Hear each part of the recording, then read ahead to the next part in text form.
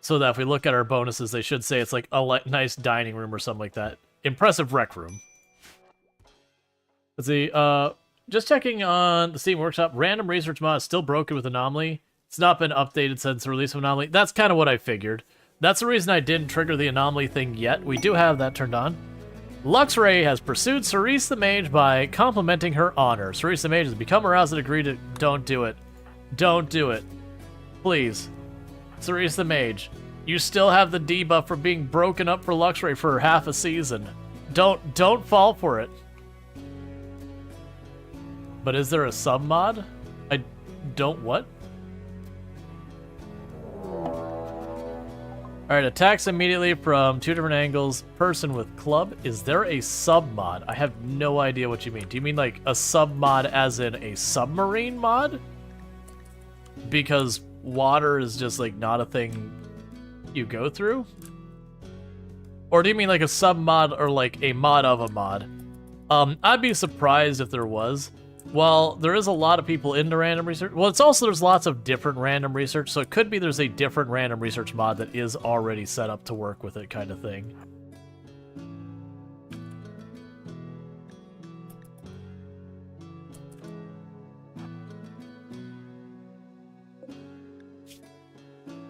Wake up addiction, 33%.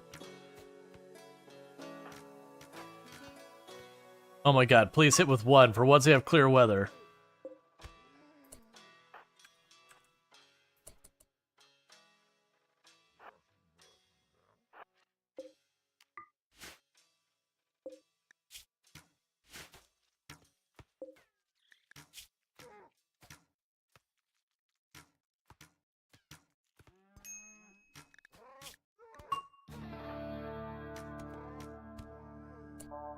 Alright.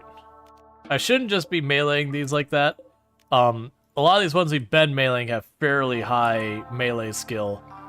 And that is playing a dangerous game of just getting a bad roll, like... Yeah, so almost took that left arm and right shoulder off in just one set of hits. So you gotta be real careful. Basically a mod that adds anomaly function to the mod. Not that I'm aware of. More than likely it'll be a completely separate mod. I haven't done the research. I also don't know with the way the API works if they've got that exposed where they can get at it to even address the anomaly stuff. It wouldn't surprise me if, you know, with all the development and all that, they just completely overlooked, you know, making that exposed where you can get at it. Alright, so we're on that point. If I'm going to accept the refugees, we're going to need to do it now. 1, 2, 3, 4, 5. Quests. Alright, refugees. Welcome. Okay, so you are all adults, so you're going to drop your weapons, because that means you can betray us.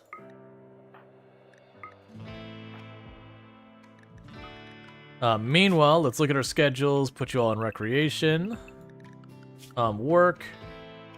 Let's just set up one of these ones for the earlier part. Let's unset everything here. It'll copy. Paste those all over and start fixing stuff.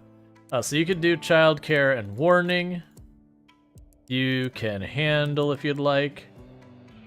Honestly, if you want to help with that, that's fine. You're not gonna hunt. We don't really need another grower. We don't need another crafting person. Feel free to just research the whole time, you two. Okay. We'll probably end up having idle ones. The Bethesda modders can do at varying levels of success in RimWorld. So that's the thing. You can tear into the code, true, but the API isn't exposed in that way. That's when you start running into all sorts of like stability and all sorts of weird stuff, is when you're going like way out into the weeds. Because if it's not something they expose to their API, then that's something that they're like, hey, we could change this endpoint without saying anything to you, because it's not deemed as something that you're supposed to mess with. I don't know how RimWorld handles that kind of thing. But it is those things. It's not that they won't do it, it's they're very much less likely to do it. Research known sterile materials. Cool. Go ahead and take all these busted up weapons. Take the wake up. Alright. And as much as I would like some of those guns, I'm not going to worry about those too much. We are going to take the medicine again. Seeing if... So the plasma sword... The plasma sword almost always ends up being more of a liability than a benefit, because it lights something on fire and then people panic and run away and all sorts of weird stuff. Yeah, so take that. Please go haul the medicine back. So we got sterile floors, which will be good for doctoring. So while not immediately useful... Or it's like, it's not something I need to grab immediately. I'm okay with it. But it does mean I need to get a hospital online. Which I'll probably... I'm trying to decide how I want to do this, because originally I was going to put the freezer here, but obviously I've made that into a different room. So we can plan for, like, the freezer to be out here somewhere, maybe. Or, this will be something I haven't done before, or we can plan the freezer to be back in this area somewhere, and the kitchen there, and then we have the dining room here. But we want to have the hospital that's easy to get out from this area, since that's, you know, we'll be fighting on the outside of this area. We want to get to the hospital as fast as possible. So potentially that could become a thing. Acidic smog has begun. That actually will hurt the growth rate of all of our plants and make our people upset if they're outside in it. But that's pretty much what we expect. What about toxic freezer? Well, that's the thing, is I am going to need a freezer that will carry both, like, the toxic and the food, because in this game, those don't cause problems to each other. So you put all your toxic waste on the floor, and then you put your food on the shelves. But I could see putting the hospital over here. And then again, putting, like, putting the freezer up here somewhere, maybe. The catch is, I need to make sure there's a spot where if we go to the overhead roof, we've got this lighter color. Because that lighter color is places I could put effectively an area to vent out. You don't get it? Okay. What part?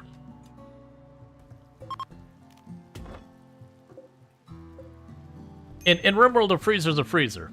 What you put inside is irrelevant. There's not like cross-contamination or anything like we have in real life. You can put bags of toxic waste directly next to your food, and RimWorld is like, yeah, that's fine. And they gave us money.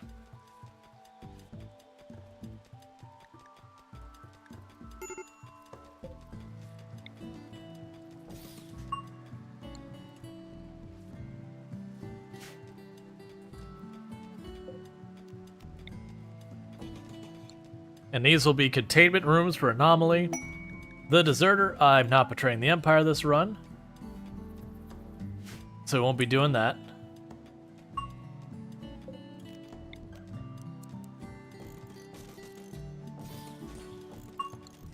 And that'll be for our other guests. Really nervous about the food situation here. Oh, don't bother. Those are all too low to do, I think. They just don't have a means of really getting more food in here. Well, congrats, Uche. Good to hear that you got a job interview. Open AI? Wait, you have a job interview with doing Open AI? That's certainly a thing that you gotta deal with. Bingo, they skied you out. Gotcha. Well, I mean, I hope, like, if it's something you want, I do hope it's an opportunity that pays well. Like, and to get all your stuff. I know there's, like, the lots of the stuff, you know, around AI and all that. But there's also a lot of stuff that, you know, when you need a job, you need a job kind of thing.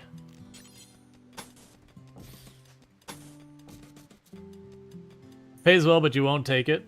You're just flattered? Gotcha. Yeah, no, I know how that goes. I've had, nothing like that in my career, but I've had a couple times I've had companies who reached out that, you know, gave me job offers. I'm like, yeah, I'm not, like, it's just, I don't want to work for you.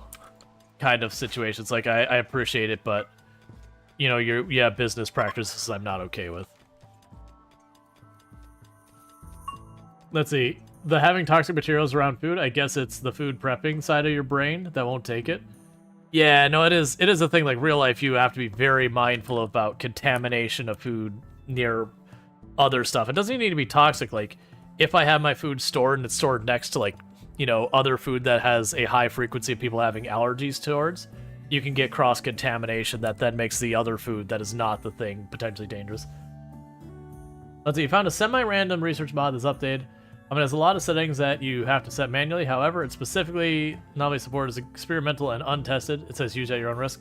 Yeah, no, my guess is they're trying to, like, bolt it on, that it was just... They didn't think about the fact that the anomaly research needed exposure, because I don't think the mod developers had access to any of that ahead of time. Like, they had access to 1.5, but all the anomaly DLC specific stuff, you know, they kind of got caught by surprise, then they've had to go in and fix it after the fact. Ancient danger. Well, we're not going that way. Alright, cancel this whole area. We found the ancient danger. It's in here with us.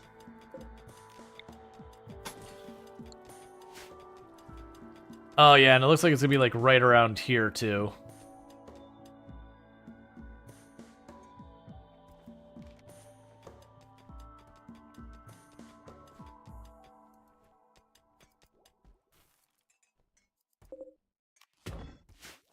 Free real estate?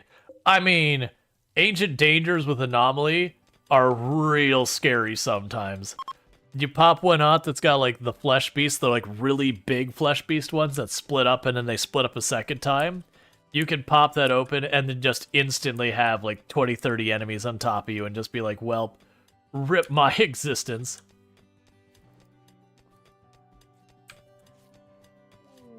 Research known batteries. Okay, well, batteries would make it so that we could potentially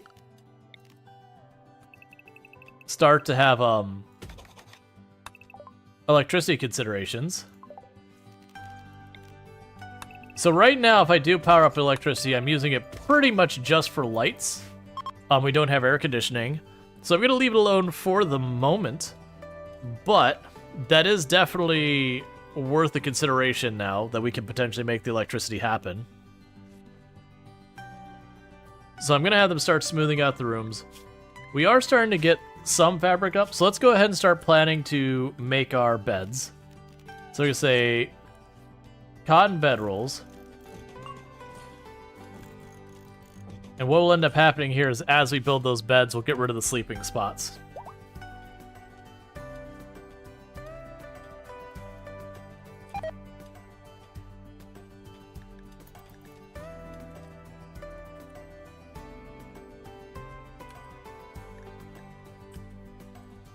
And we can't do any of the anomaly research, I think, till we do this. So, no matter what, I'm going to have to take a certain level of risk with that. I think we are going to probably pop the anomaly thing soon. Which, like I said, it is a risk.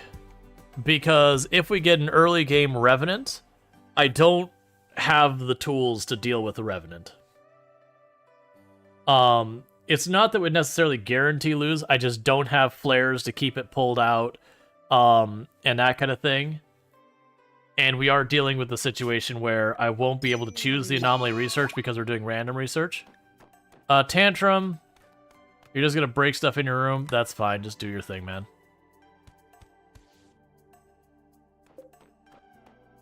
Yeah, we'll pop the anomaly here in a minute. So you still have 3.3 days. How long are the refugees staying, by the way? I didn't even look at that. Oh, 10 more days almost. That's not great. I'm here for another 8 days. And our food is basically gone. Research known, beer brewing. That's not going to help my immediate concerns right now.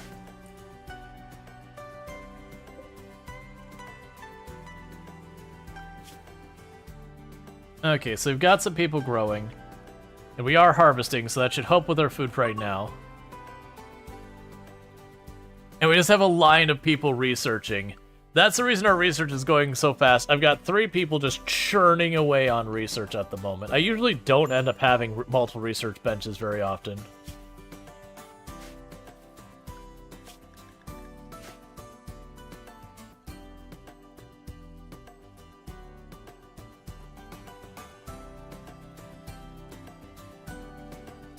And as fast as they can harvest, people are hauling it away. Okay, so that's 1 bed gone. Research known, pemmican. Cool. Line up the next one. Once that corn pops up, that's going to help us a lot with our food.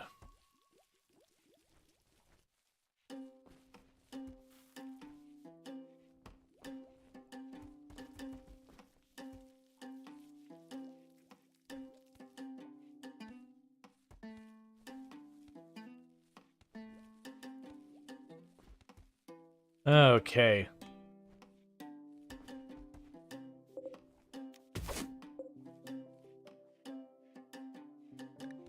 All right, I need to just get it over with. Luxray, go poke it. Make those decisions we ought not make.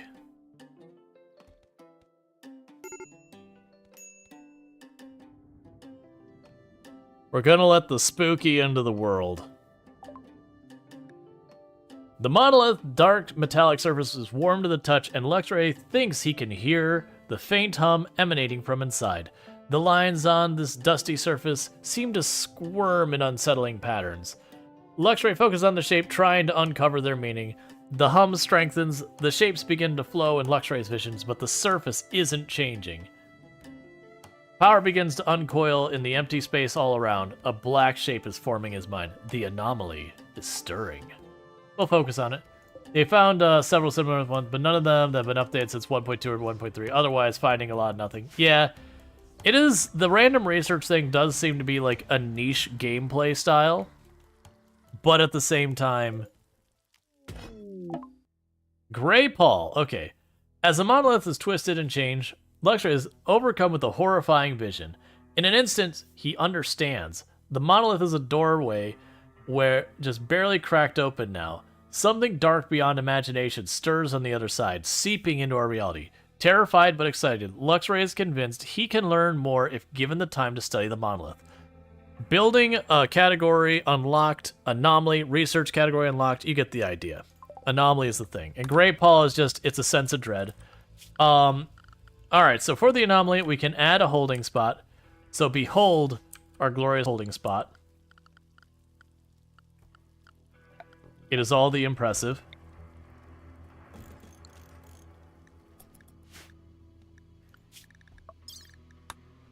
Yeah, so no project active. And when we watch, it won't actually do stuff. Oh yeah, that's fine. I was like, no, I was like, oh wait, never mind, that counts as a solid building, so it's fine.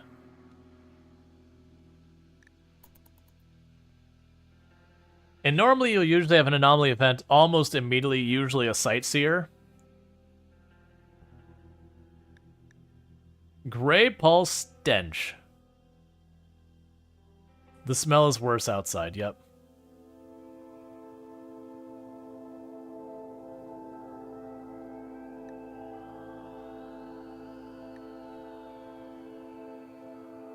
But yeah, so to learn stuff through anomaly with what we're doing, we're going to have to keep an eye when we have trade caravans roll through. What I'm going to end up needing to do is to trade for the books. The real risky part for the books, I'm seeing if anything has changed. Yeah, no, we don't say anything. Harbinger tree has sprouted. Create a corpse stockpile, paste, stop. Storage, critical clear. Entity corpses, yes. Humanoid corpses, yes. And we'll just leave it at that. And then zone, you are not a home zone. And so with that, delete that zone. So now I can chuck the bodies under there. Are we going for the anomaly ending? I don't have a specific ending in mind for this one. To me, the anomaly ending isn't an ending in the same rights as the other ones. You just kind of keep going with it. Not in a bad way, it's just kind of the way it is.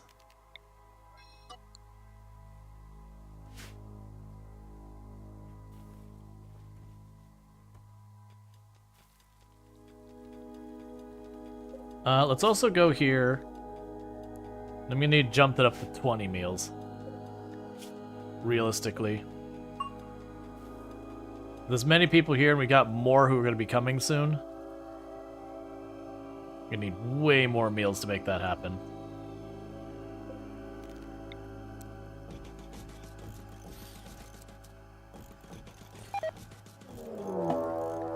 Waste pack infestation. Alright, so what do we got? Also, shrink that back down. How many waste packs are we... How many, What amount of stuff are we dealing with here? So we've got a mega spider, a mega scarab, and a, Philipede.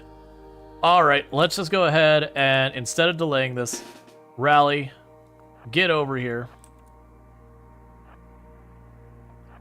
Refugees, it's time to earn your keep, friends.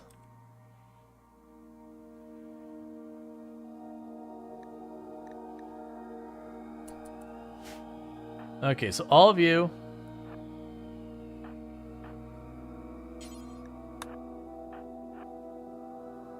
front and center. And the rest of you...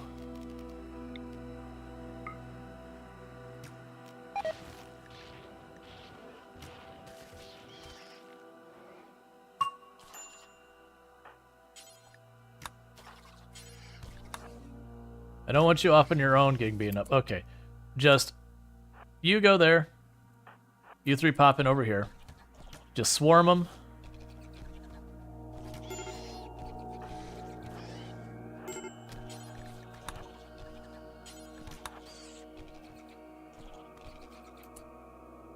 And are you going to stay down or not really? You are not going to stay down. Let's quickly take all of you. And Kalaria is set to hunt, so hunt the Mega Spider. And rescue you. How badly are you hurt? Oh, you're properly messed up. You will never do doctoring. Who is our best doctor we have right now? Luxray? Just do your best. Orders allow. Yeah, so that's going to happen a lot, is that we'll have the... Burn that thing. Yeah, and the problem is we got to protect that tree, and that tree is flammable. There is going to be a problem we're running into as we go along here, is that we'll trigger the waste pack stuff a lot, and we'll have to deal with that. Tantrum. No, Luxray, or Lardine, stop breaking our important stuff. Broke 40-something components earlier, and then broke our entire stack of medicine. Stop it.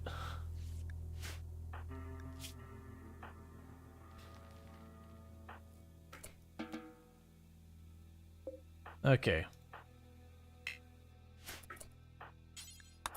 Get them out of here.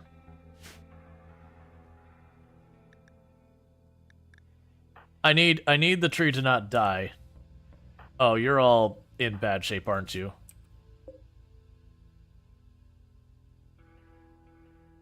That's unfortunate.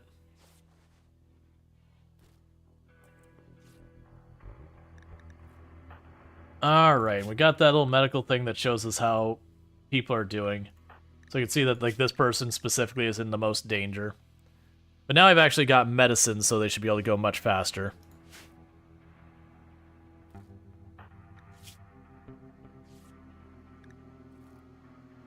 Free medical XP? Yeah, no, it's just one of those things. It's like, hey, man, if I gotta deal with these refugees showing up in large numbers when I'm not ready for them, they're going to help us with other stuff. So we still have people who need medical treatment. So you're not done for the day yet. Nope, you're not done for the day. Go tend to them.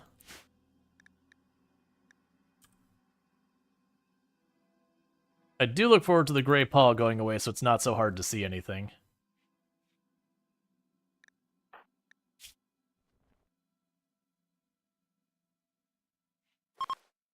Yeah, sadly, our entire stack of medicine got destroyed.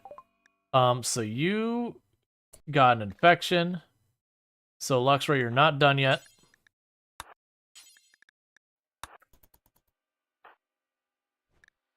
Because we gotta try and make them survive that.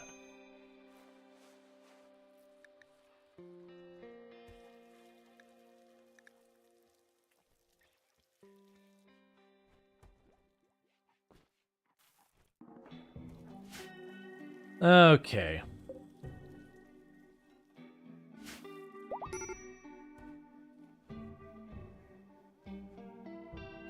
How do you crucify a mega spider? That's just nothing. Sightseer revealed out there. So grab all of you. Actually, grab this group. We don't need to bring refugees in on this one.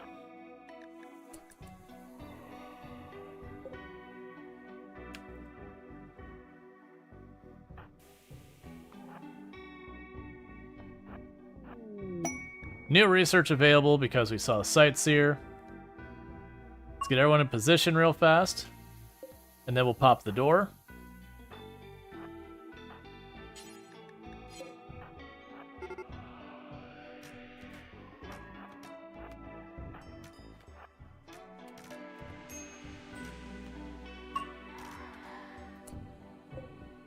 Okay, and so with this, capture the Sightseer.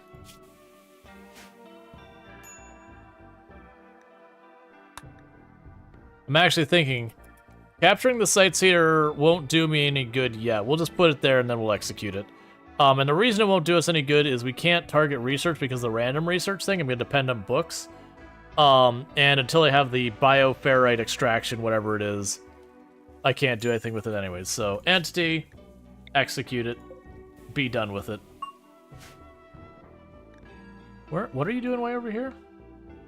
You're hauling a slate club. I didn't realize there's a slate club up there.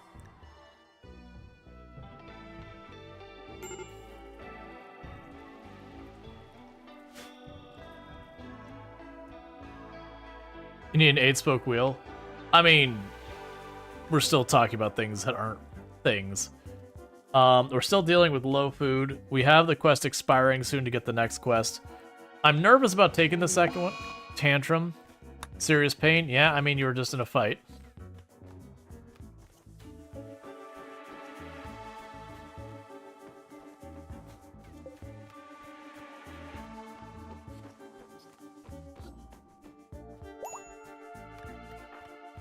Medical treatment needed on you because of all this.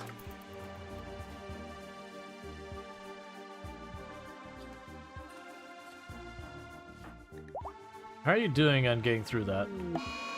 No, don't tantrum right now. Come on, man. That does me no good because he's. I mean, if he dies, he dies. Like, I'm doing what I can, but that's unfortunate timing. At least we got the bandage off, but it wasn't a particularly good one. And he's not winning by enough to matter, and he is slowly starving. So rather than dealing with his hunger, he's just punching things. There is food for him to eat. Okay, so he's gonna get up and get food. That's fine. That wasn't too bad of a tantrum. I was worried he was gonna go into starvation and start falling behind in a big way on his medical treatment. Then things would get bad. All right, Grey Paul, go away.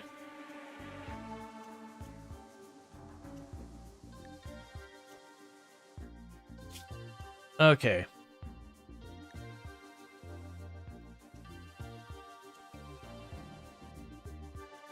We're gonna wait till it gets down to, like, the last wire, and I will be accepting those other two for the reputation.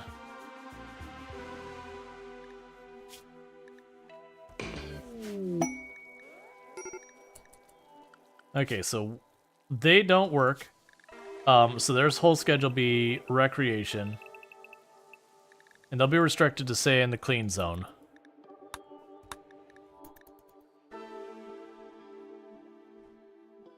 That's really going to strain our food, which is already strained. The good news is we're pretty close to getting that over. Medical emergency on you. You're going to die. Unless I get, like, a really, really good tend, you're dead.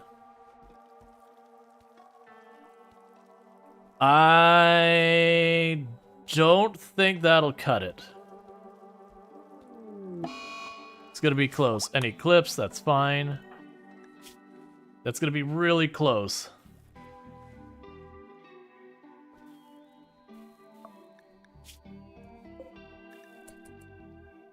Okay, so you're already feeding him. That's good. And you're not the same ideology, so I can't preach health you.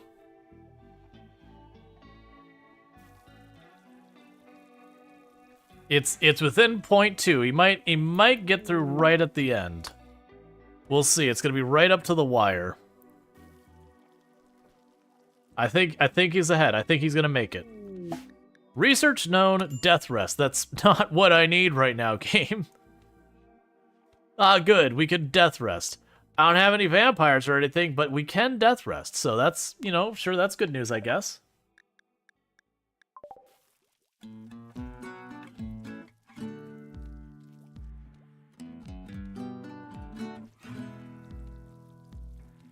Our food is holding for the moment.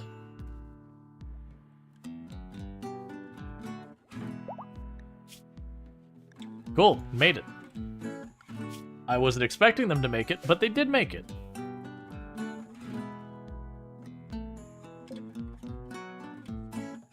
Alright, so we need to pull up some more pollution. So zone, pollution removal.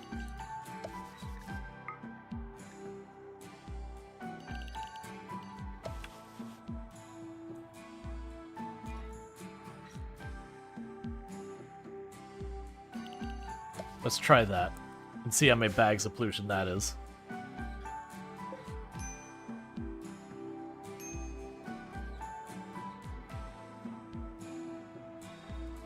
Everyone who's just like, oh god, spiders and all that. It's like, don't get me wrong, I understand spiders freak people out and all that.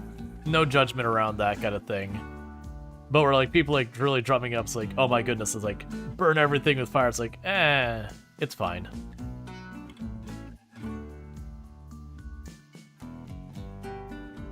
Okay, so they're all cleaning. You're still recovering from the billion injuries you took as the person who lead the charge. Hey, look, the eclipse is over, so I can finally see again. That's another thing that wasn't helping, is between the death pall and, like, the eclipse, it was, slowing down our growth because of lack of light. I need you to get over that broken up with Lux Ray from the first time, so I could just move forward with that.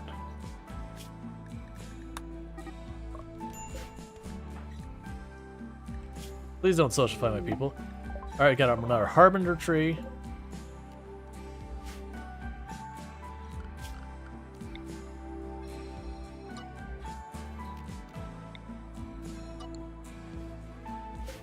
You actually said nothing about fire?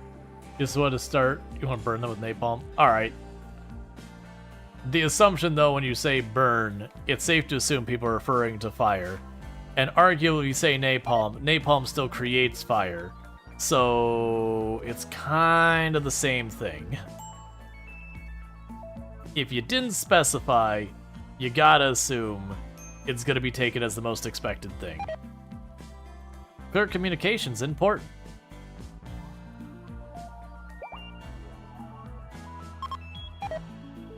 Yeah, there's a good chance that Ancient Danger might turn into our, Actually, you actually did? That's fine. But still, napalm makes fire, so saying burn to fire versus napalm is still kind of true regardless.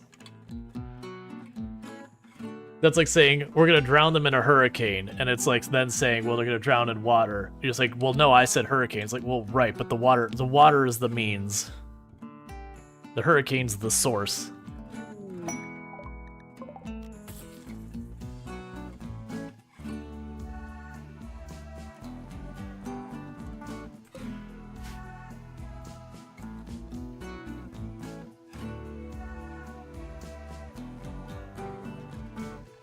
Alright, we definitely would, like, I'm hoping we get complex furniture soon.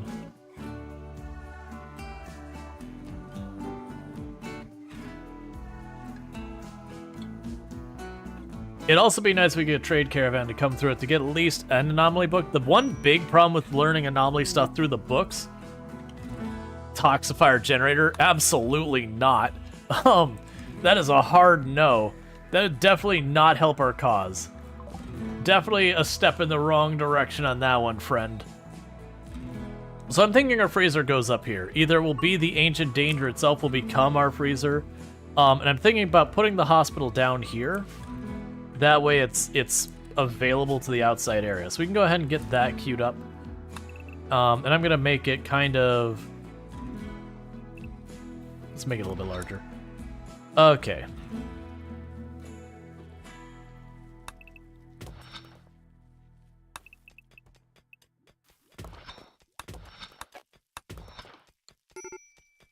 And I'm doing it that way for a reason.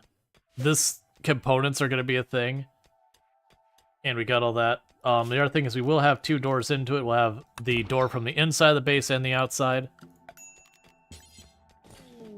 Research known, passive cooler. Well, at least in the passive cooler, if we were to run into a heat wave and go, oh crap, we're going to die, that at least gives me something I could do to try and mitigate it. Yeah, that's what I figured. There's going to be components right there. So I got that all sorted.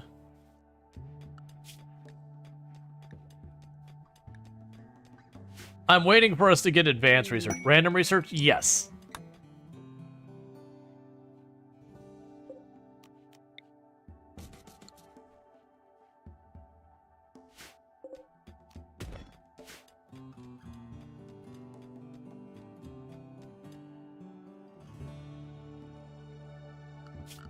And go out here and say, I would like to disassemble all that.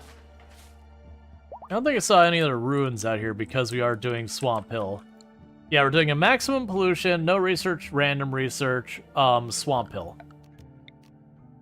So we are in a tropical swamp, which means, surprisingly, we haven't been hit with disease yet, but we are going to get hit with a lot of disease. Because we do have a 3 times disease modifier on the map. And for those who didn't catch, the Ancient Danger is right here. So, that'll be convenient when I'm ready to take on the Ancient Danger, but very inconvenient right now. We did trigger Anomaly. So far, we've only had Shamblers and a Sight Stealer. I'm very worried if we get a Revenant. Like, if we get a Revenant, it's basically me hoping I could tie up the Revenant on the refugees as much as possible, while I try to research it and chip it down at least enough that we can chase it. Because I have had it where if I can get to the point where it reveals when it's nearby, you can just sit there and rotate people out and just harass it until it's dead. It's not easy to do because unless you got a lot of people to rotate in and out, they end up just dealing with breaks on it. Why do you have so many colonists? We have 5 refugees and we have 2 visitors. So these 7 colonists aren't mine. It's only these 6.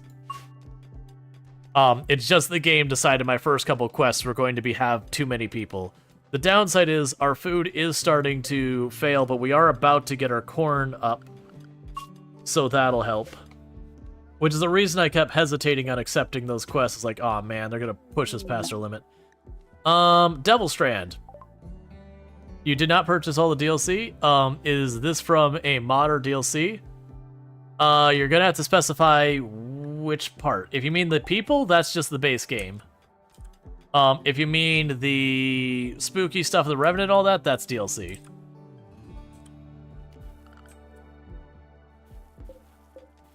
Alright, so we can go over here.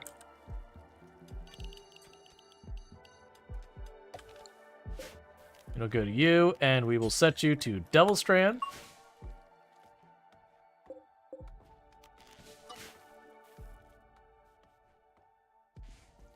Alright. And this is going to be our hospital over here we're working on now. We got our bags of pollution there. Yeah, so I pulled up too much pollution. That's going to hurt us again. So you can make a second tile over there.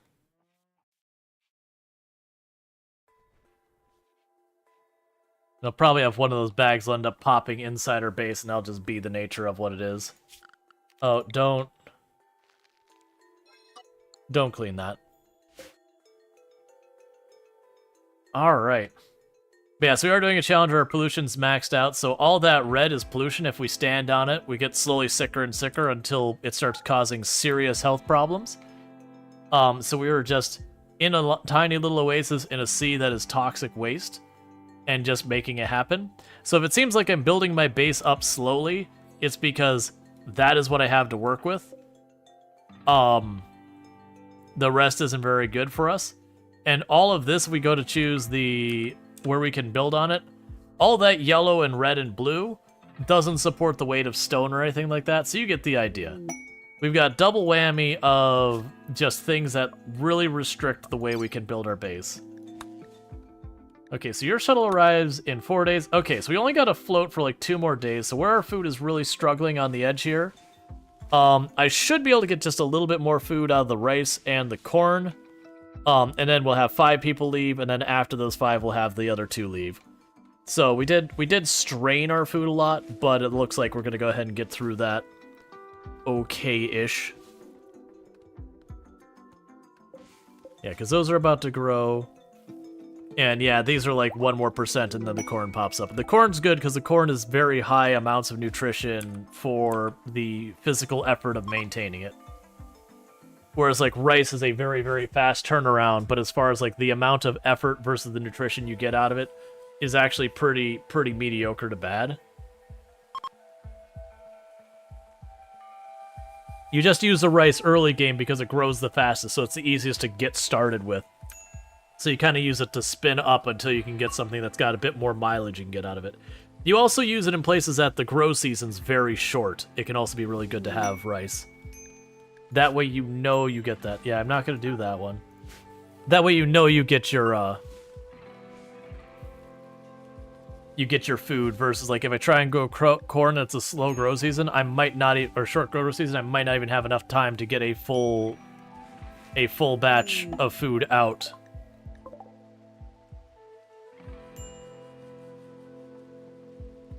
All right, chat. Here's hoping that they have a tome for us. They probably won't. But if we get the tome, we could do anomaly research.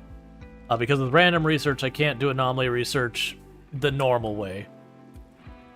So if I keep anything back here, it's because I'm trying to pull bioferrite out of its body, not because I actually am trying to research it. We still will have to do research for like the different events, but it'll be for the event themselves. Okay, so we got a worn out mask. We got some weapons we won't use. We do have a tome. It's for both bioferrite extraction and void provocation. Yeah, give tome now.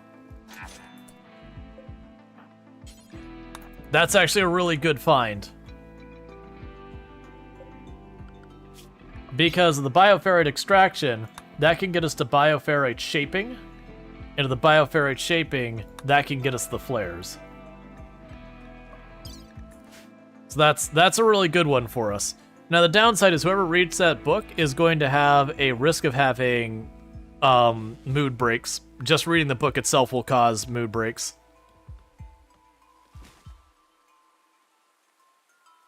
But that's just the way we're going to be living our lives.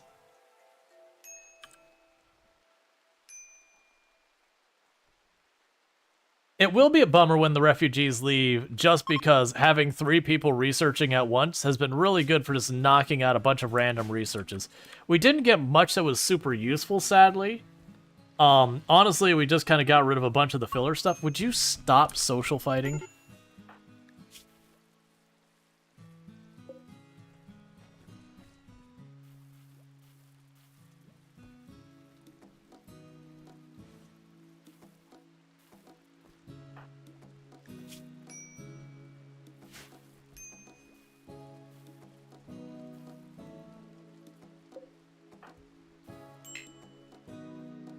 That's fine.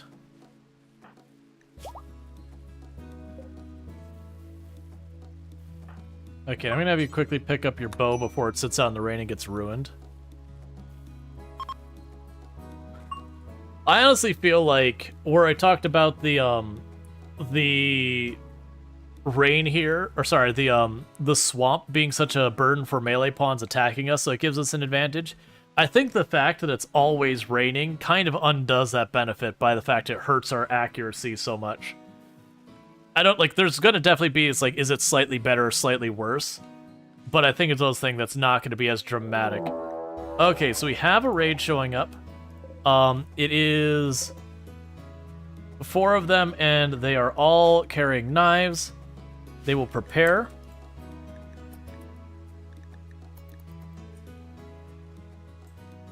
How much longer are you here for? Are you here for any amount of time? 16 hours. I do feel like we push.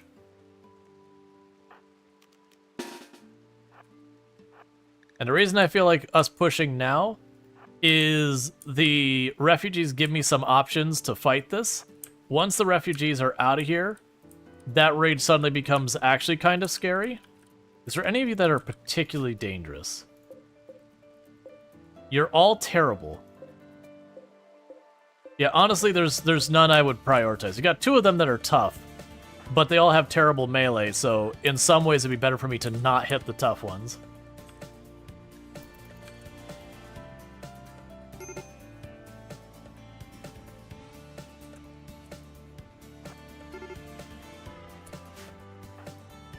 Okay, return back here.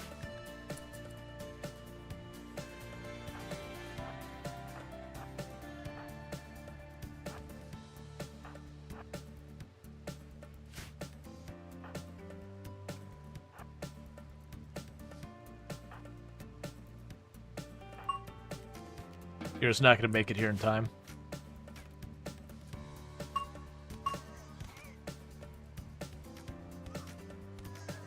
May have forced him to walk around as far as I could.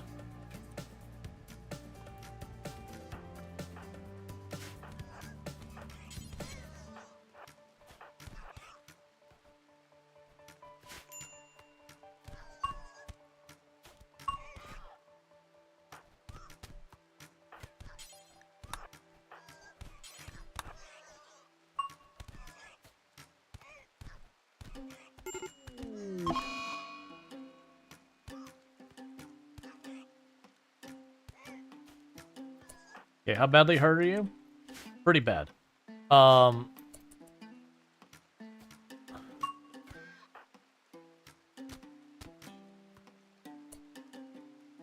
what I could do here is you carry them back.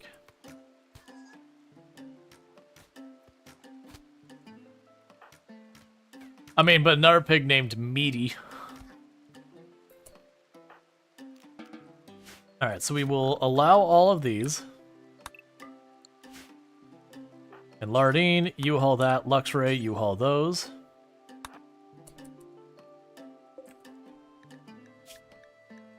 Oh, actually, strip you. Hey, do that now, because they got a flak vest that I would like to keep.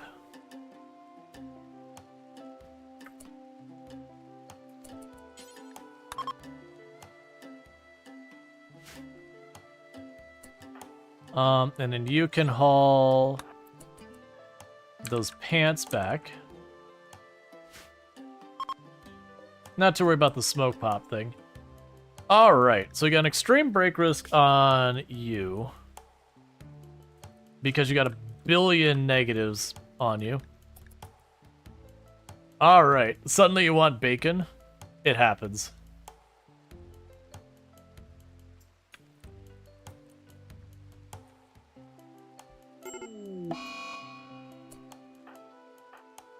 Well, that's not helpful. Who's the next closest person to you? Hey, Lardine, what are you doing? You're hauling medicine. I'm gonna need you to go rescue them right now. Aw, man.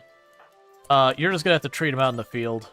I was trying to have them run them back real fast, but if we can get that head injury dealt with, it'll buy them more time.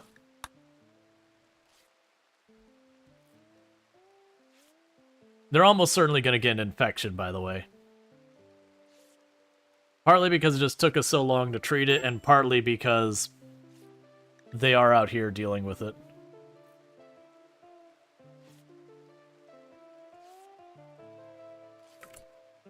Alright, that's good enough right now.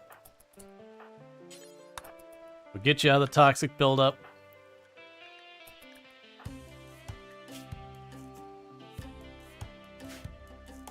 Luxury, what are you doing? Tend and tend.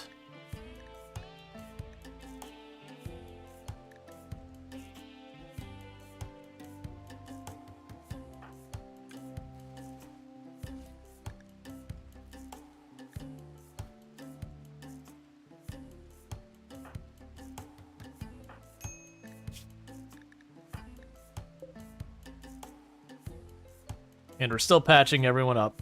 That's the other reason I want to get the hospital up here, is because then just, as we deal with stuff, they don't have to run all over the world just to deal with it.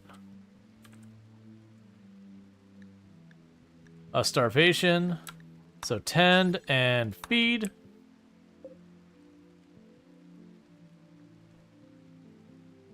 Okay.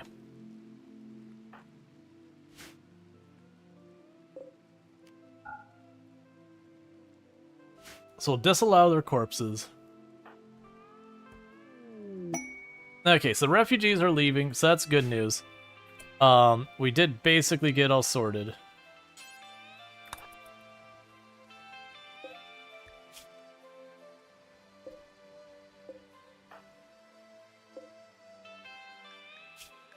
Oh, you haven't eaten yet. I need you to feed that person. Okay, so refugees are leaving. We could probably keep proles saved, and once they do that, I'm kind of glad none of them joined. There was plenty of decent ones in there, but right now we're not in a position to really expand. Well, at least they targeted the guests primarily with the gutworms. Disease infection on prole. That's not surprising. Don't go to sleep yet. You've got more work to do, Luxray. The other good news is this is an arm, so worst case we can lob off their arm if it comes down to it.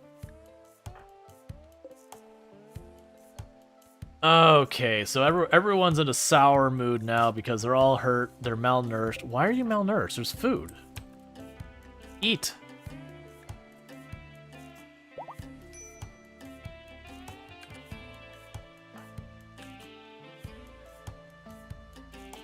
We'll end up having more mood breaks because of the gutworms. One of the downsides of gutworms is they just cause lots of pain, which leads to a lot of breaks.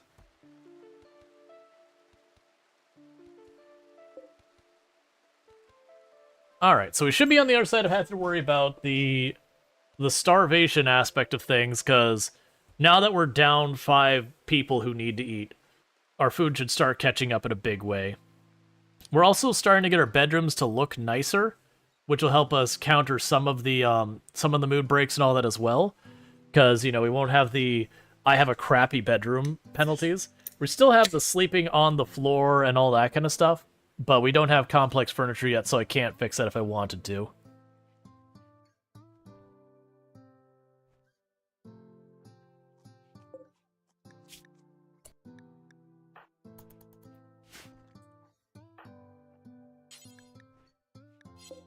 Okay.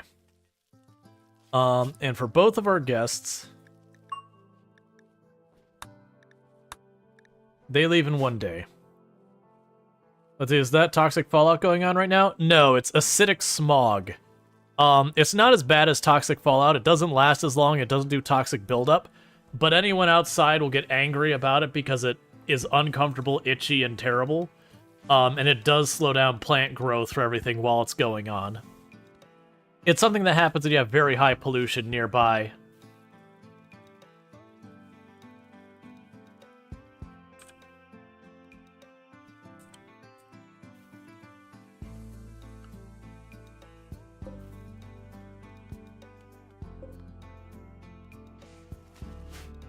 Oh, good. The small child is reading the super cursed tome of cursed stuff. Perfect.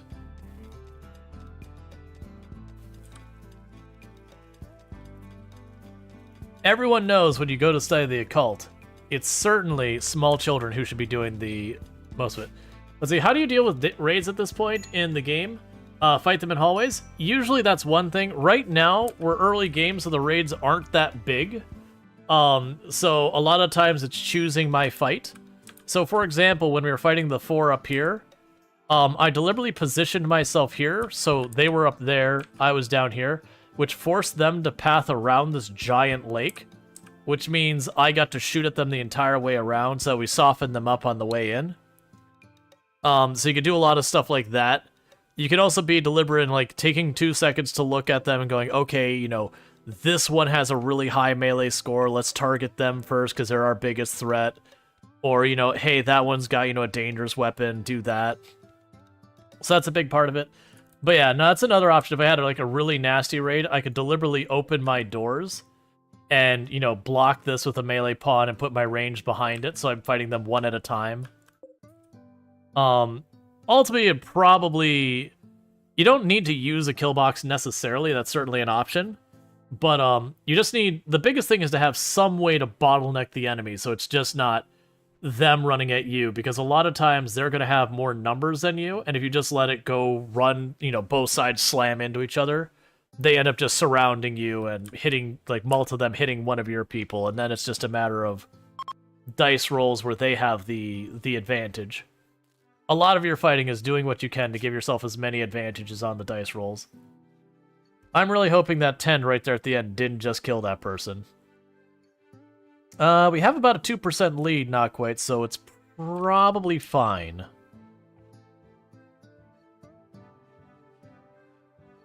I'd be real salty if we lose it at the last second. I think we'll be okay. We still have a full percent. There's only like 2% left. And... Huh. That, if you notice the infection, it did say 100% for a second there, because the UI rounds up and down and all that. It did show them it is 100% for just a second there, but they did survive. Pollux tree sprouted. Heck yeah. Give us a second Pollux tree. So we're going to copy the settings there. And we're going to go zone, dumping stockpile, paste. And with that, that lets me take out a little bit more pollution. So let's go here to... Oh, I need to send you out of here. Cool. And that lets me go to remove pollution. Let's clean that area up. Not even close. Yeah, no, we had it. But that does mean they should get out of here, because you notice I haven't won the sad Nomads quest yet. Even though the other 4 left, because he's still here, I have not gotten credit for doing anything on it yet. And that door will lock open. Oh, you're full, aren't you?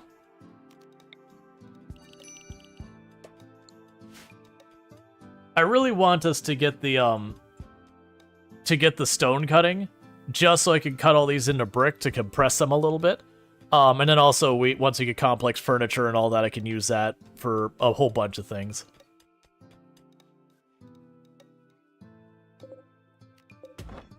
Alright, let's go ahead and say, mine the compact steel.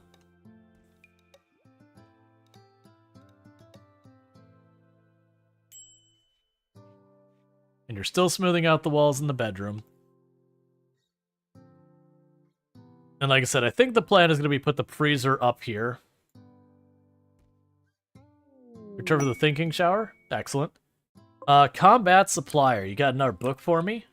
I like books. Books are swell.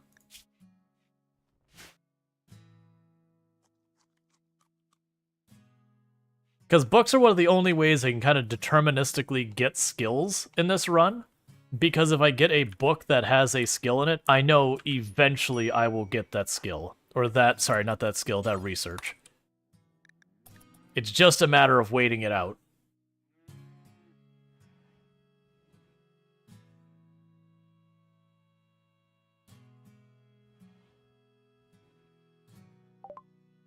Alright, so take those knives.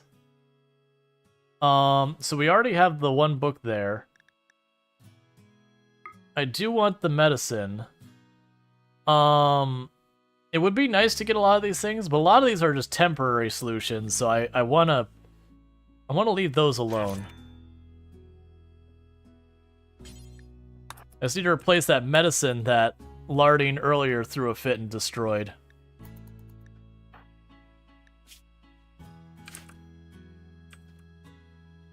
All of our food is gone. I blinked and it's all gone. The good news is those are all right around time to be ready to harvest. Yeah, there's got to be stuff that's right about to harvest.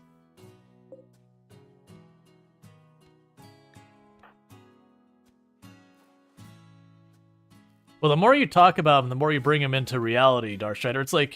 It's like orcs in Warhammer 40k. The more they believe, the more they actually exist. So you know, you probably want to not think about them if you can help it. Where are you going? Oh, the shirt that we dropped off.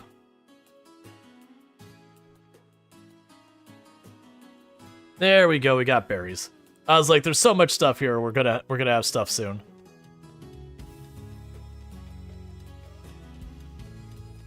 I do. Monolith study progress.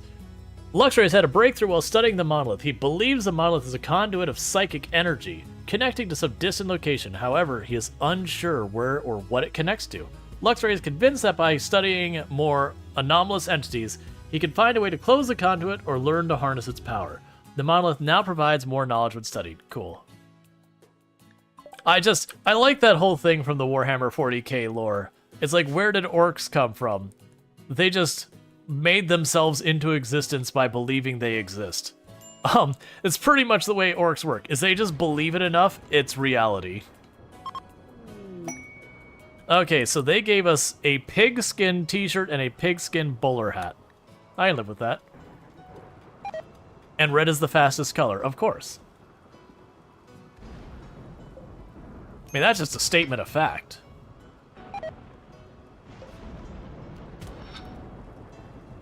There's no reason to not particularly do this. Okay.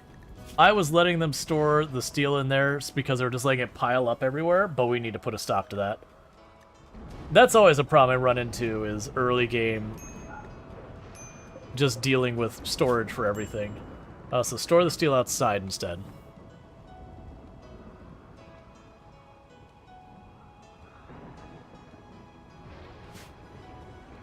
Is that Sauron Farms? That's not Warhammer 40k.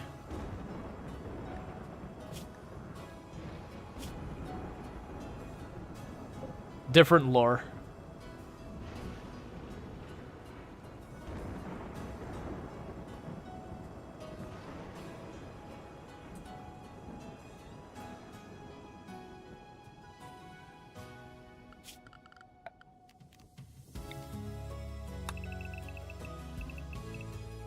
Okay, I'm going to start by telling them to mine that area. And I will intend that to be the entrance. We'll cancel that spot. Because this is where I'm thinking about being a freezer. I'm hoping it was somewhere up here that we have an area that's not under mountain. If we go up here and it doesn't work out, then we'll just make the room a little bit larger and we'll make it into some other purpose. Like, we'll probably just make it into a just general storage room or whatever, if that is the case. Because I definitely don't want the freezer exposed to the outside. Because if I do that, they'll just smash my ACs again and again. I'll have to deal with ways of walling it off to try and get them to not do that. Alright, so we're getting a bunch of food in here, so that's good news. And now we're back down to one person researching, so that's all slowed down a lot. Yeah, I wouldn't want that person to stay anyways. I was checking to be like, is this somebody who wants like T-Taller who's gourmand? Nah, I'm good. Gourmand's annoying because they can be as happy as can be and they'll just randomly have a break where they want to eat a bunch of food. And my luck is it always happens right when a nasty fight's about to start and you're like, well, fine, get out of here. It's like, we didn't want your help anyways, man.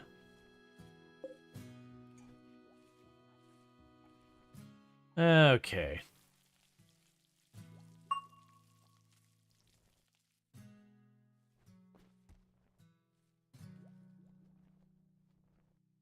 Yeah, so what do we got so far as people saying? Low expectations, attendant power, somewhat impressive dining room and rec room. Distress signal, we're not worrying about that. Because this would run, we're not going to be doing much caravanning. If you look at all of that being near max pollution, just me walking through the swamp over there and back, we're probably talking moderate to high toxic buildup. And that's enough to have like a very significant risk of getting stuff like dementia and that kind of thing. Alright, so you're fully healed. Got some pretty decent movement penalties from those leg injuries. But that's okay. May you get out of this tile successfully, Prol. That way I may, you know, get the eventual maybe reward that you might give me. Yeah, so if you're wondering why it's like, are you not going to take any of these caravanning quests? Yeah, now this one, with gas masks, I can get away with a little bit. But until we get to gas masks, it's going to be only if I'm forced will I usually make the move. And it's just real dicey. And I know some part of this corner is going to be cut off by the stuff there.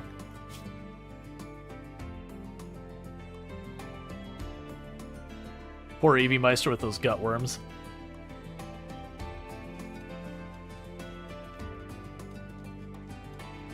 The good news, we're actually got some decent medicine and we're getting some decent 10s, so hopefully that'll get sorted out pretty okay.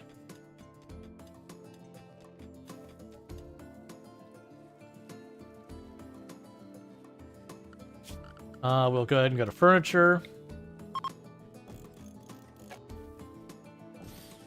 Add some lights there. And then the plan will be this will become a hospital.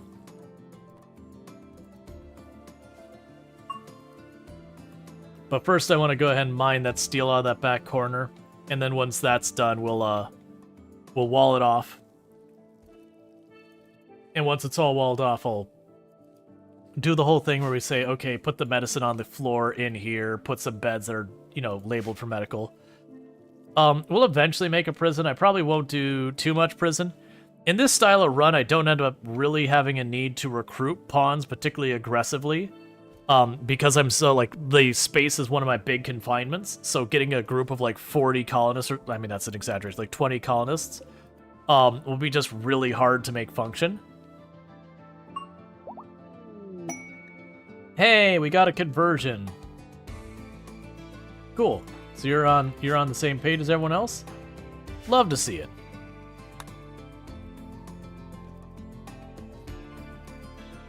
And that's why I like prolicizers. I don't have to sit there and like manually be like, let's do a conversion ritual and do all that. We can just let them slowly chip away until eventually that person believes in the same as everyone else.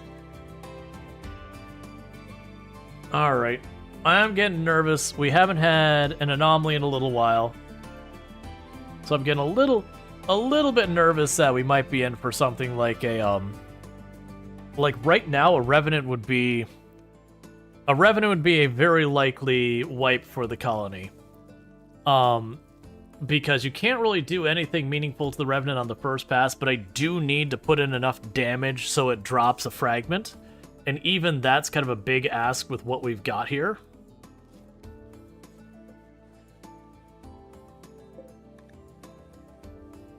But we could see what we could figure out if that does come to pass.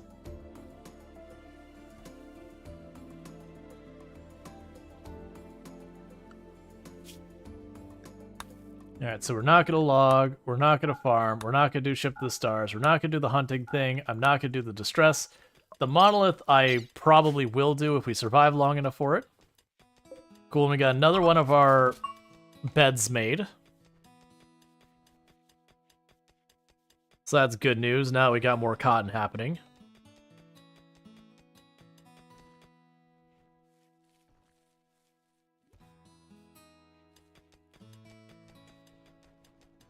The other thing that's going to be weird is we have all this mining we've been doing here, and then the moment we finish with this rock, we're not going to do any mining for a very long time. Not until we get a deep drill, which with random research may or may not ever happen. Hey, Gilnox, how's it going?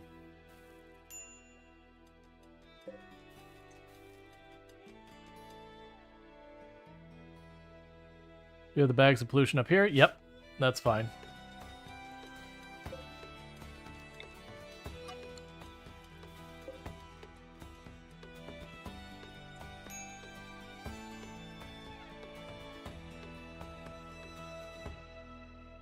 Alright, so our food is in really good shape now. Our medical is in really good shape now.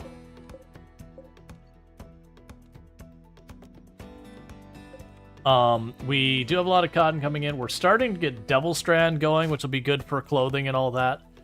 I don't think I intend to making the beer. I've had lots of bad luck with that. It's also really, really hard to do beer without air conditioning and heating. Just keeping it in its desired range is very hard. And if it falls out, then it just goes bad. It ends up being a lot of work and then not getting anything out of it. So there's all that kind of stuff we're dealing with.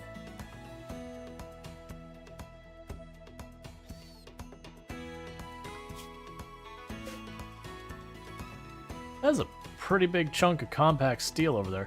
Though that is one thing that I have as a bit of a negative right now, is I do have literally thousands of steel laying around, and I just can't really put it to much use. Not yet, at least. But we're gonna get kind of like all of our steel front-loaded, that we grab all our steel and components and everything right here at the beginning. And that'll be what it is.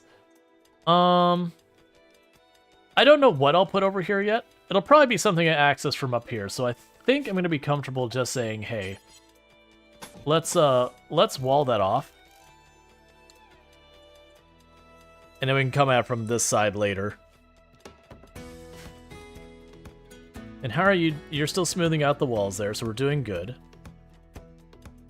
Because then I gotta smooth out the floor, and then after I smooth out the floor, I will need to, I'll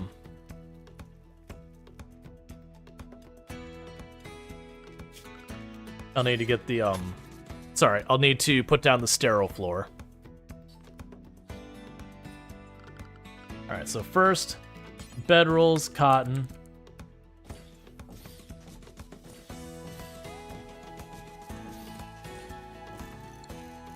That's gonna be massively overkill. Zone, stockpile.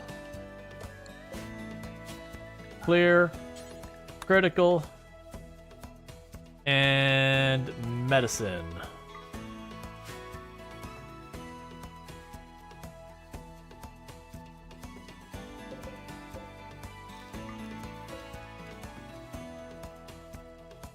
And that'll do for now, because that's way, way more than we can put to use right now.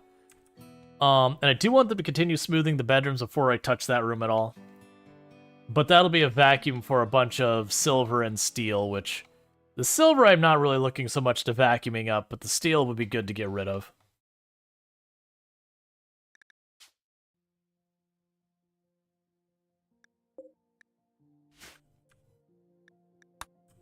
Well, that'll be a troublesome Pollux tree. We have nomads, so we got 6 refugees who want to stop by. Okay. No kids this time. So let's go ahead and tell them to drop their weapons. Because apparently this run they said, you know what you need in your life? Refugees. Nothing but refugees. So let's go schedule. Do this again. We can go to work. Reset them all down to just some like base stuff. Surprisingly, a lot of them who are really good at social. Like all of them are basically really good at social except Tiny. So let them do all that. They're all really good with animals. I'm down to let you two help cook. You're not gonna hunt. You can help grow things.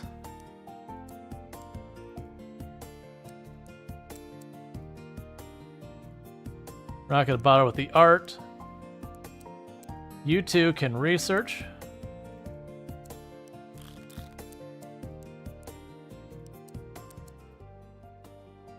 That'll work.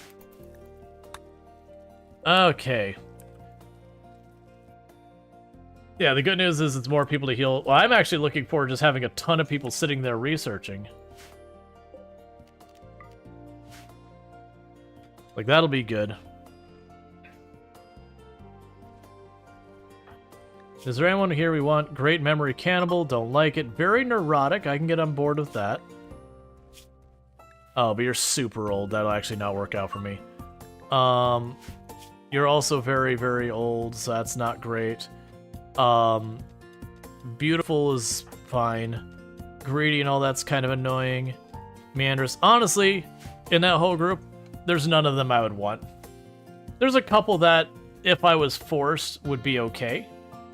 But none that I'd be like, ah, yeah, that's the one, we gotta get them. Like, none who hit that range.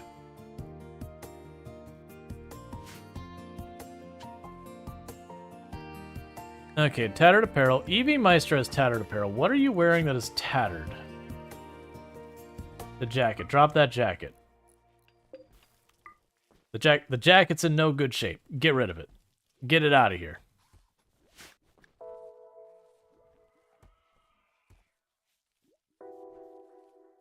And now we're back to having 3 people researching at almost all times. Delicate Wimp and Meandrist. Uh-huh. Yeah, there was a couple of them that would be manageable if it came down to it. Those are all going to be hospitals. Royal Tribute Collector won't have anything for us. Sight Stealer revealed.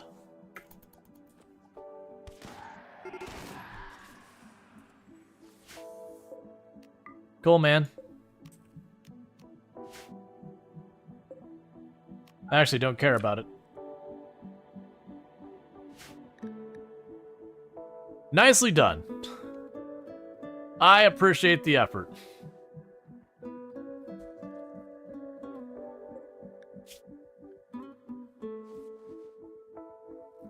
Well, that's interesting. I didn't expect that the anomalies would have problems with toxic buildup.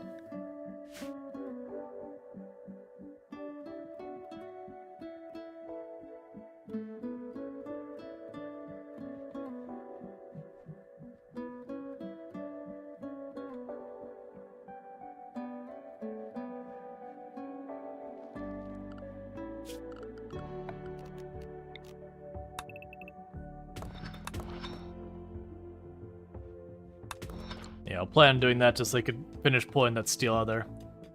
Is there an ancient danger on the map? Yep, right here. It's like right there. I went to actually put 3 of these rooms up here, and it's like ancient dangers. Like, well, never mind. So realistically, this corner of that's going to be cut off, but I don't really know the exact dimensions. It could literally be just like that.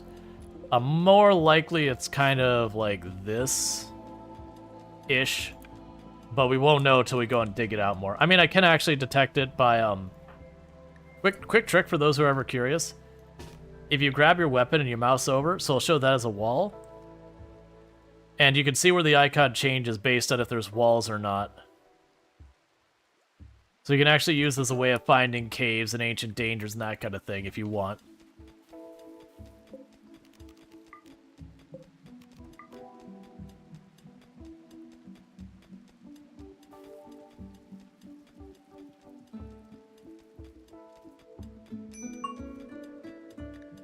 Medical treatment required for your gut worms. Okay, this will probably be the last tend unless it's a truly awful tend.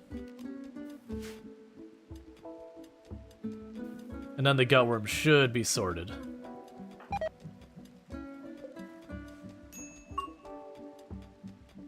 Nice, that should be it. Evie Meister should no longer have gut worms. Cool.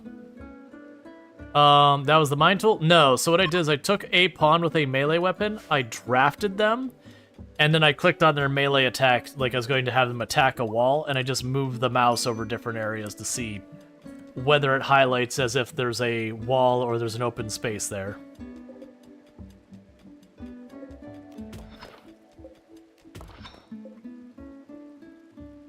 It's been a trick you've been able to do in the game for a very long time.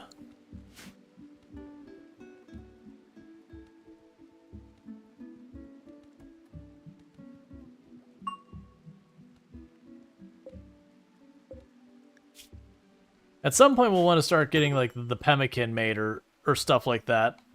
I've been holding off on it because pemmican really reduce the amount of nutrition you get out of your food, like, for what you're putting in kind of thing.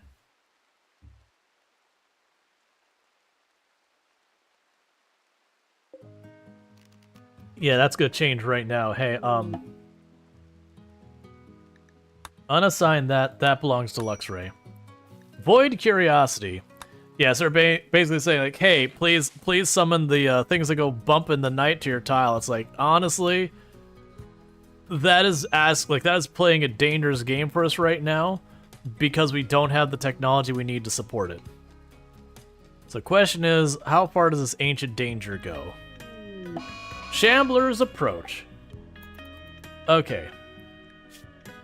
So they're all 16, 17 hours, and that's approach, not assault. Which is good, because that means they're just going to wander around. I don't really have a big reason to target the Shamblers. They could drop shards and bioferrite, which I can't really put either of those to use yet. So it's taking on a risk that has little to no benefit right now. That said, if they do attack us, we will defend ourselves. Yeah, that's what I thought, so it's way over here. Pretty much not quite exactly the saying. I said something like that, and it looks like it's going to be just a little bit farther.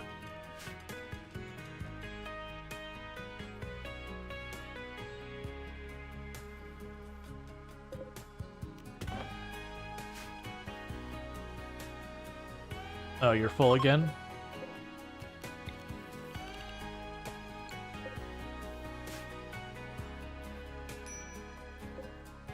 Yeah, so it won't last very long, and then they'll collapse, and we won't have to worry about it. The big danger is going to be when we have a Revenant show up. Shamblers I feel pretty comfortable with. Sight Stealers I feel pretty comfortable with. The Harbinger trees don't even hurt you. There's a couple other ones that you run into early on, but like the Revenant is genuinely dangerous. Research known, geothermal power. Do I even have?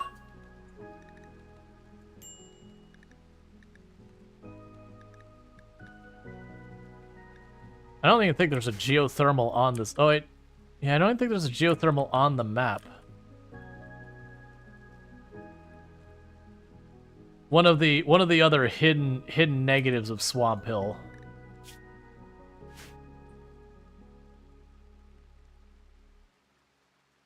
Is that geothermal just isn't here. It can technically appear in the little island that you start with in the middle of it. I had it happen like once though. So where normally I'm excited to see geothermal, in this one particular case, it is actually useless to me.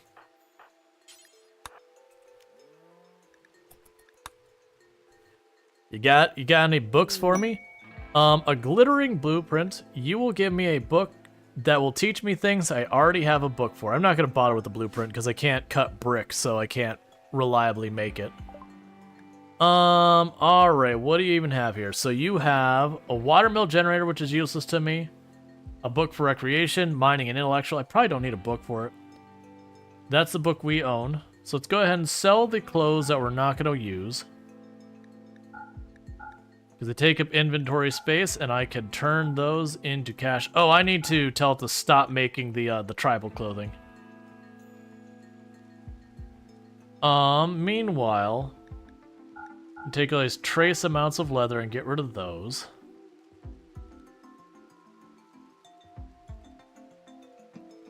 So I think we'll stop there, and before anyone can, we need to go to this spot here. And just, honestly, just get rid of it. I guess you need power from the anomaly stuff? Oh no, for electricity I've got options. The anomaly electricity could be an absolutely viable thing. Like, I actually have what I need to set up electricity now, I just don't have what I need to put that electricity to proper use. About the only thing I could use it for is heaters and lights. And on a tropical swamp, we don't really need heaters. Whereas the lights would be nice. But I don't think it's worth getting into the point of burning components and steel to have light bulbs. Especially since we don't have the outdoor floodlights yet. If I got the advanced lights, I would take the time to do it. Because the floodlights are wonderful.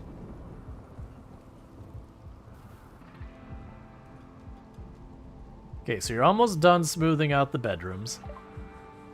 There's geothermal. which for the first time I don't have use for.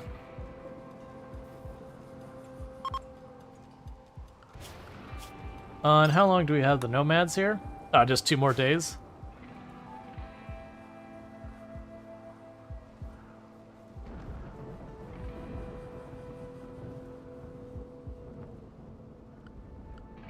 Yes, the good news, we do have them all stacked researching, so that's helping a lot.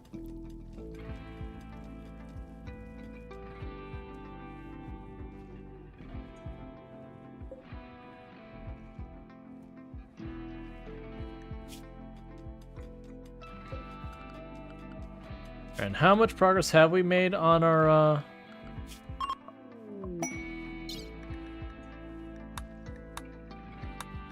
Have we just not been reading that? Gift from them? A revolver? Okay, who is our best shot? 5, 4, 9, 10.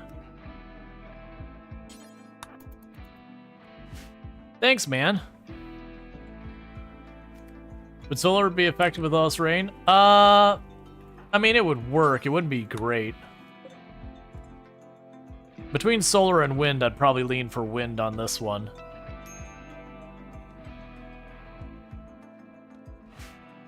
I didn't check you.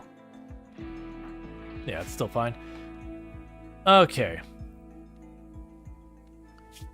So are you not reading the book? Did they change anything? Let's check, assign, reading, so it's anything. Okay, that's fine. So they should be reading that book from time to time, so we should be getting research from it. We've done partial research on these. Like, it might just be hiding it.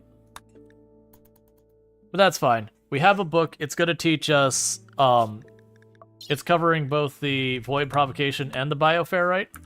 That's the reason I ignored the other one. And being at very limited recreation options, they should read because, I mean, it's what they've got to work with.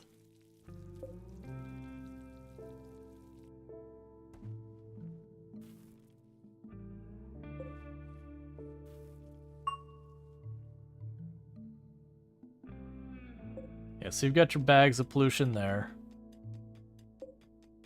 And you're full up there, so it means I got a couple bags just laying around waiting their turn kind of thing. We can worry about that when we get there. Meanwhile, let's go zone. Pollution removal zone.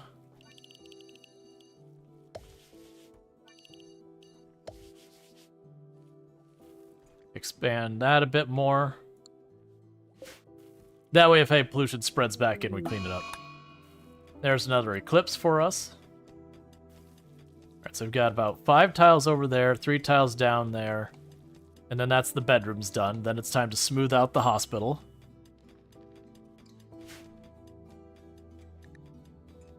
Tattered apparel on Evie Meisterkin. Did you put your jacket back on? You did. It's fine. We'll get that sorted soon enough.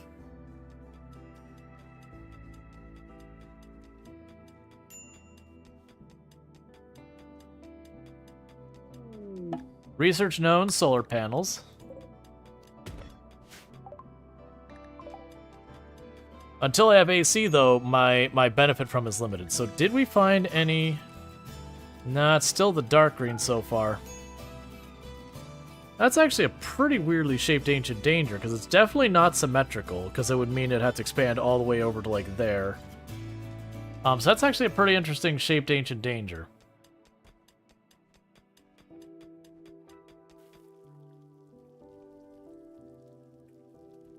We'll figure that out.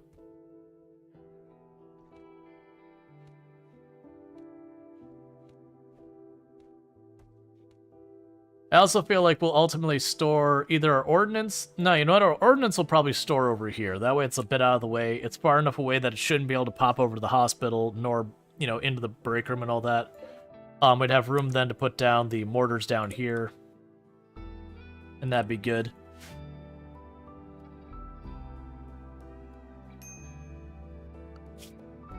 Whatever they're researching now is going fast. So here's hoping for something like complex furniture or stone cutting. Okay, so refugees are leaving. So that's good news for us again. That is going to cut down on the speed we can research again, but that's... We're just going to do that back and forth a lot.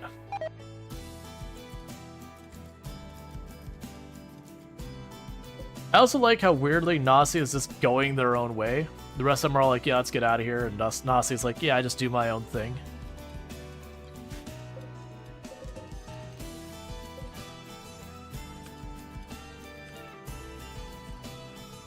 There is so much. So many stone chunks down here.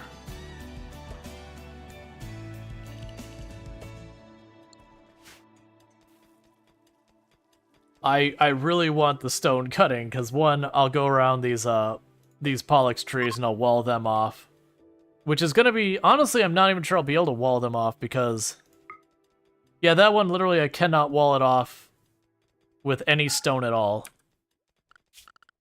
So I don't even know why I'm waiting.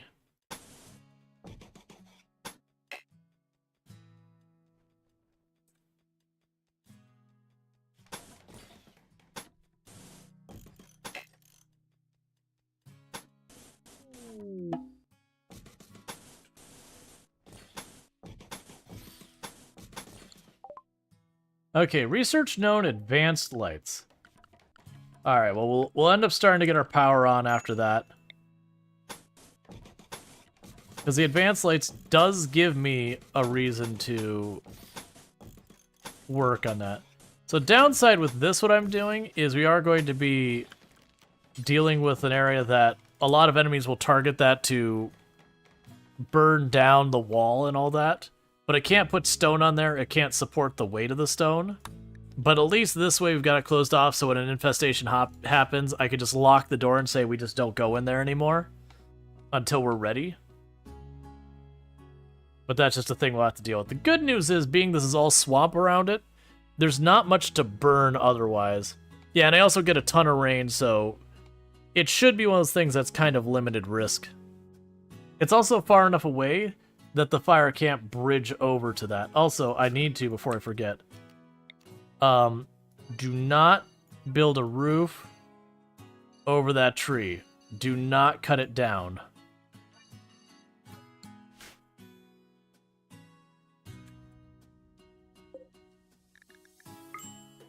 Yeah, there's literally not a single tile on this one at all that can support even wood walls without bridges.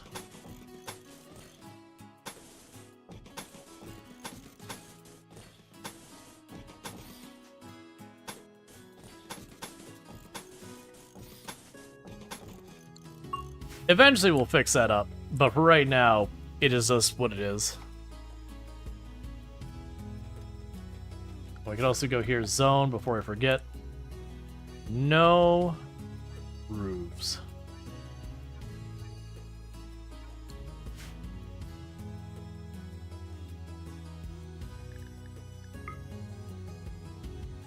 Not quite.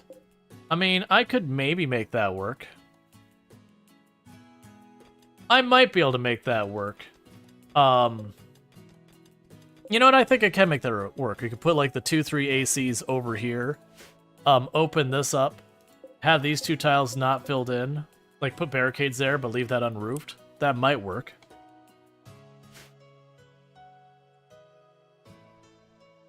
Yeah, it might work. I'm not super convinced by it. I'm gonna wait to see where... Oh man, that is a giant ancient danger. That Joker's all the way up here. Yeah, we'll probably pop that ancient danger, see what the heck we've got going on before we push that too far.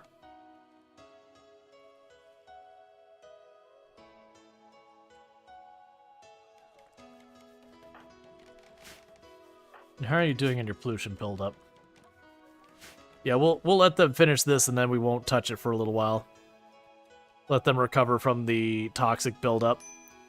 Then we'll go back into building the walls. Because there's nothing there that's particularly urgent.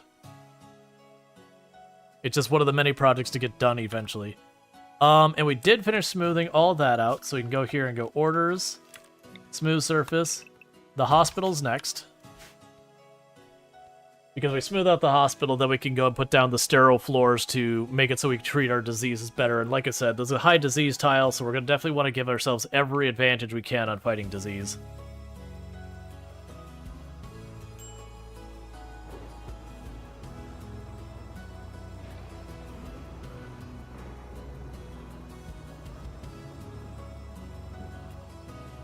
Honestly, I'm spreading way more in this tile than I probably should have at this phase, but that's what it is.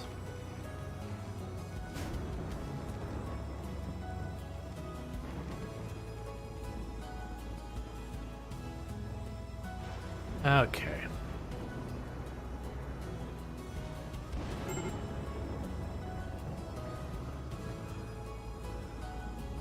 I'll also eventually make paths to reach out to these that don't require me to walk outside my defense. Like make like a tunnel that goes over. That way you can run the pollution over and just be safe the whole time. Well, as safe as you can be in RimWorld. Shouldn't say safe. Not in immediate danger. The marriage is on. Luxray has proposed lifelong commit to Cerise the Mage. Cerise the Mage has agreed and the two are now engaged. Alright, this is time number 2 that they've been engaged. The last time, shortly after engagement, they broke it off. So here's hoping they're a little bit more comfortable with the commitment this time around than last time.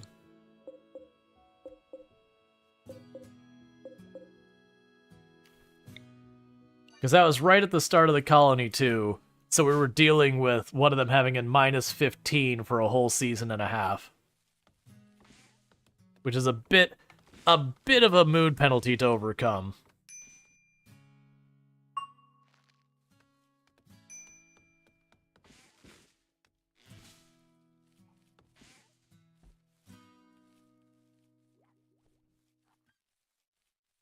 Oh, I didn't see. What did we just research? I wasn't even paying that close attention. Oh yeah, we got advanced lights. That's right. Alright, if we have advanced lights. Are they set to the separate beds? So it's not that it went out of the way. The ideology, I didn't change what their stances are about sleeping together and all that before marriage and all that. So they did do the default thing where they are not down with it. So I have to wait till they're married before they'll share a bed. If you try to, it just says ideology forbids.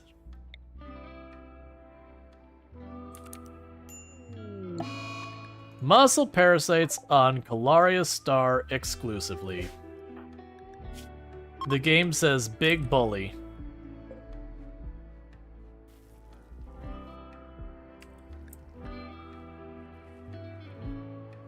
Yeah, so I could put the, why did you drop medicine outside? What was the reason for that? But, so I can put the 2 turbines, like, around here-ish. Yeah. I put them down here where we have both the turbines there. And then pop that in there and put some batteries inside here. And, you know, get our lights going. That wouldn't be the worst. My only hesitation is a lot of batteries gets real dangerous. The more batteries you have... Well, actually, monolith study progress. Made progress studying the monolith. The structure connects to a normal space... to the void, the dimension hidden in the substructure of space-time. Some powerful mind in the void is leaking its influence into our reality. Wants to far to learn more. Cool. And I could do that to switch us over to using electric lights as opposed to that. I was gonna say it makes the bzzzt event worse, but I forgot. With the underground power cables, you could basically completely negate the bzzzt event. Or, as a contrary, you can also deliberately target it. Which, there's not much of a reason to target it, but yeah.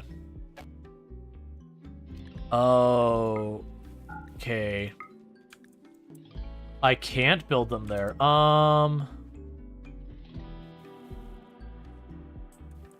Man, that is gonna be hard to use. So, all that orange out there cannot support the weight of the turbines, which is really restricting where I can put them. Like, I definitely put them down. It's just normally you like to make them face each other so you don't lose out on a bunch of space. But that's not looking like that's going to be an option this time. I'll just have to put them, like, side by side and make it work. That's going to be rough. Without the geothermal, man, electricity's going to be hard on this one. Oh, wait, what's your problem? Why are you? Oh, you're at minor buildup? Who's our next highest social person? Oh, yeah, you.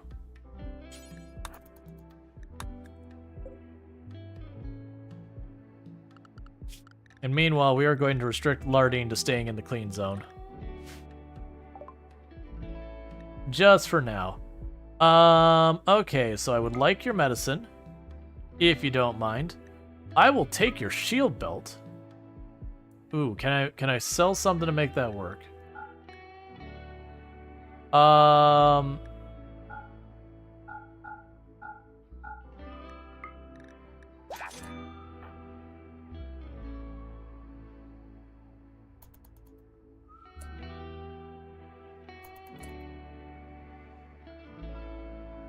Okay, you get the shield belt. You go haul that medicine back. What about tox generators then? I can't realistically do that. Those will reduce toxic waste, and these Pollux trees can get rid of it.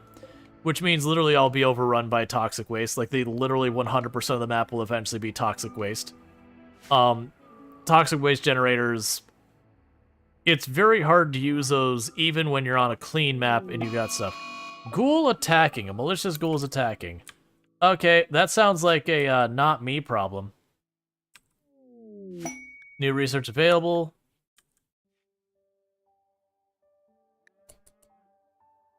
You should probably not rush the ghoul with your revolver.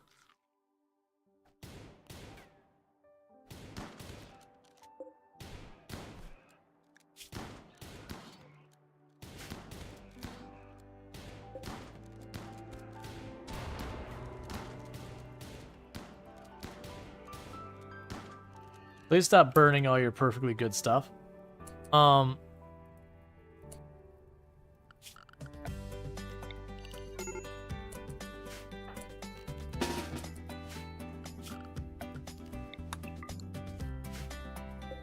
think it'll be too little too late to get that revolver, but... Pods and bugs.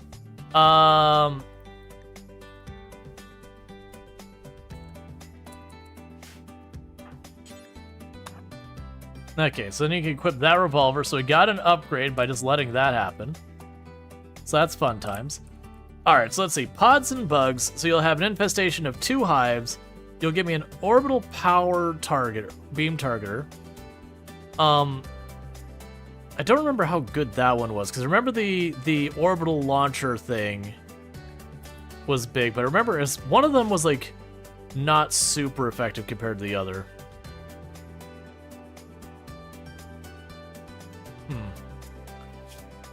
The 2 hives isn't that big a deal, but it is a thing that I gotta keep in mind. I'm using bows and revolvers, and I don't have numbers. So I might pass on that one for right now. Just because I'm not like, particularly well equipped to deal with any of this.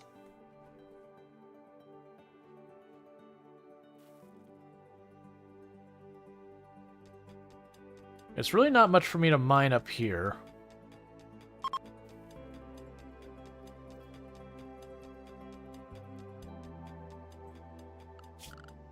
Just to be careful. I just don't want... I'm really wishing you'd start from the other side, please. I'm getting really kind of scared you're going to collapse the roof on yourself.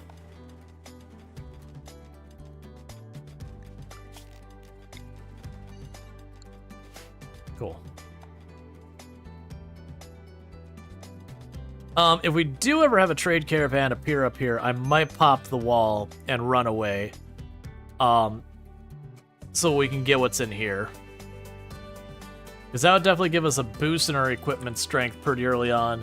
We could get potentially get some fancy stuff out of it. But for the time being, we are kind of just dragging along as our research takes a little while. Right now, Luxray is on a break because they're trapped indoors and drowsy. Because they also have a bunch of scars.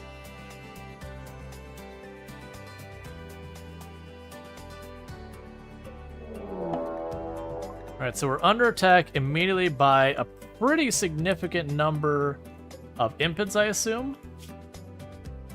Yeah, so we got a pretty large number of impids attacking us. And they all are using ranged.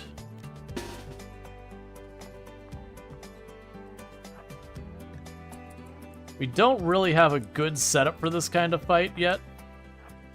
We're just going to try and give ourselves cover and deny them as much cover as we can.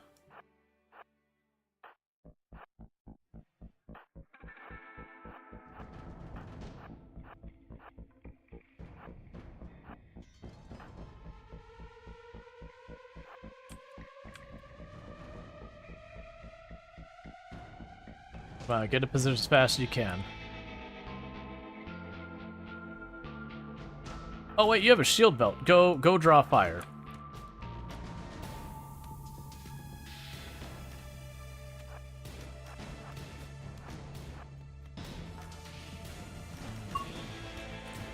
Yeah, so go after the ones who went to the trees. Let's go for you in the back. Yep, that's pretty much expected.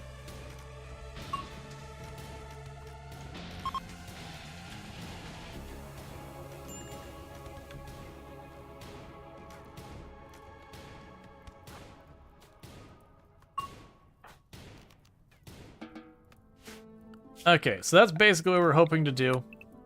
We were just trying to force them to fight where we had the cover advantage and they did not.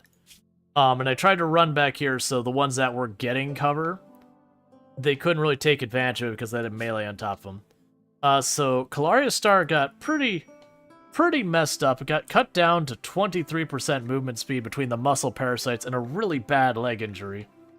So they're getting to the hospital. We're going to get patched up. But there is that. And Cerise the Mage did get some burns. Are you already treating them? Good.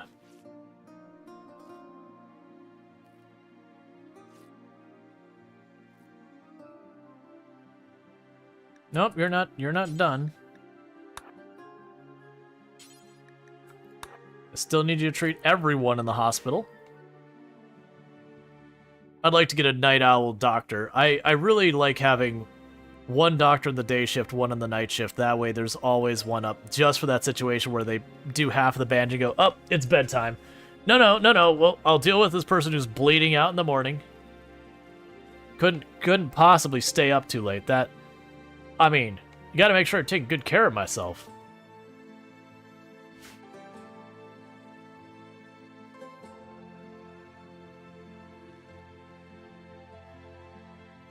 Okay, so we still got the 2 beds. Those will get done pretty soon. We're going to start getting that cotton up.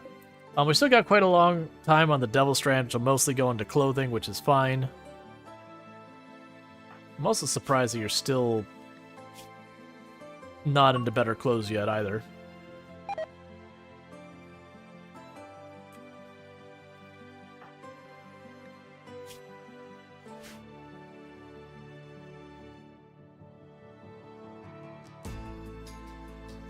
Alright. And our food is really solid now. That's good news.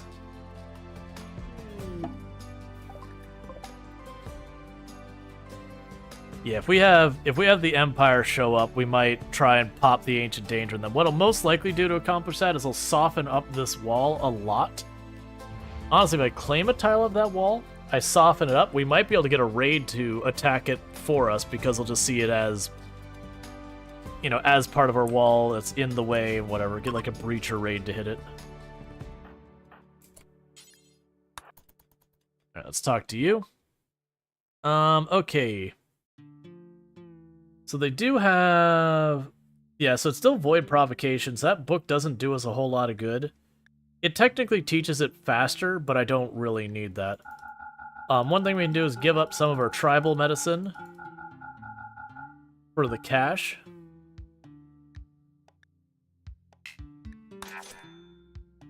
Here, let's take this a step farther. I do want you to show up more often and give me more things. So I'm going to go ahead and hit this and say, how would you like more medicine? So we're just going to try and boost our relations a little bit at a time to see if we can't win them over.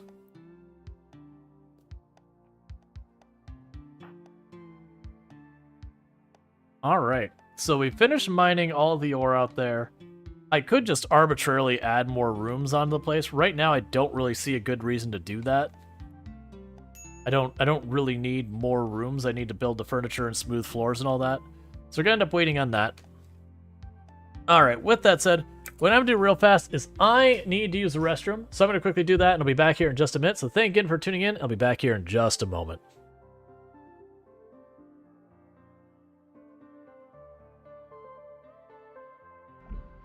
And since there's two sides of that airlock, this shouldn't be really that bad.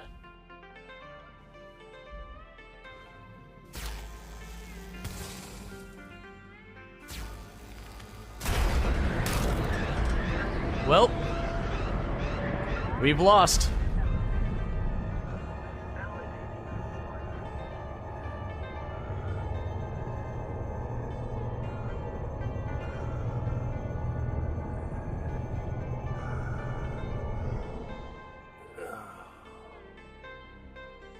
I thought we had depressurized it. So that's the thing that confused me, is we depressurized it, was exposed to the entire opening.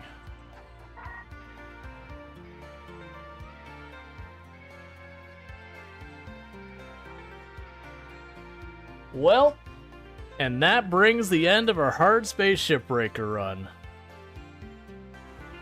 Hang on. What? What is that nightmare?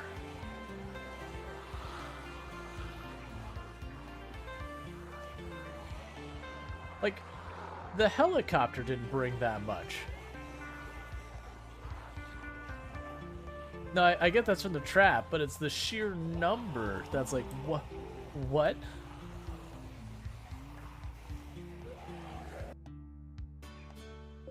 You know what we should do that our characters haven't done? Let's have a lantern. A sky lantern thing. We've done this, I think, 3 or 4 times in this run, and we have had not a single one that has been a positive experience. So, we'll see if this one's better. It's the first time we've had one with clear skies.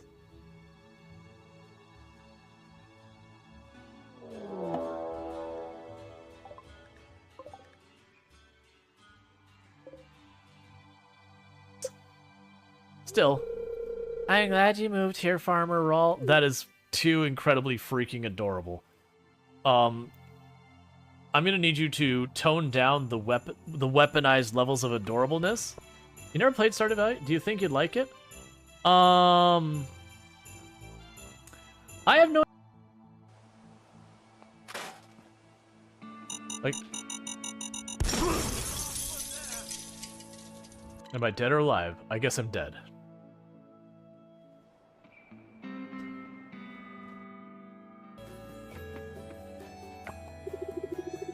Mr. Theo is good at singing. I want to be like him when I grow up. What do you want to be when you grow up?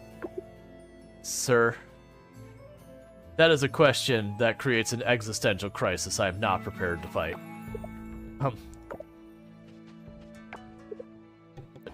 Oh, right, and I am back. I do love me some Stardew Valley and all that. Cannot wait for the 1.1 update to drop. I'm definitely sitting there, they announced the beta, it's like, yes, we're doing it. And they're like, please don't stream the beta. I'm like, no. Why do you have to be such a wholesome group that I want to be, like, respectful of what you've asked of me? You know, if you're one of these companies, like GTA, like the Rockstar, who nickel and dimes and does all sorts of stuff, and they're like, please don't stream this. It's like, do I have an obligation not to stream it? No? Well, I'm definitely streaming it.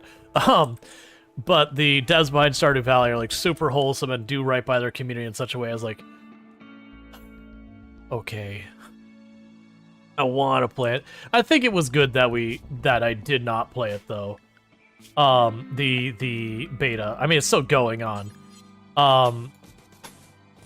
because it was like it wasn't a beta as in like, you know, a public beta, that kind of thing. You could get access to it, like you just gotta go to their Discord. They've got like the code for you. But it's a playtest beta that they're trying to like do all the bugs to the new content. And so it feels like it would spoil a lot of stuff, and then you'd be dealing with the rough edges, because it's had a lot of bugs. Almost all of them minor ones, stuff like, oh, there's a dialogue missing here, there's a texture there that's missing. Oh, in here, instead of having a character name, it says like #ref, which is just like a generic, hey, it's missing a reference. But they have lots of that kind of stuff. People finding places they could break out of bounds, that kind of thing. So nothing terrible, but I do think with the number that there were, it would potentially be a not so great experience. But it had been something that set aside, being like, all right, we got like a week and a half, we could just slam this new update, it'll be great, all excited for it, and then just have to completely derail the schedule, and just was like, crap. Okay, so what I'm gonna have you do is we're gonna have you run up here real fast, and I want you to poke that wall until it's mostly destroyed. I don't want you to actually destroy it, just to be clear. I want you to just give it a little pokey poke until we're down to like 20-30 health. That way, if I have a really big scary raid rolls in, or a really big caravan that I'm willing to put to use,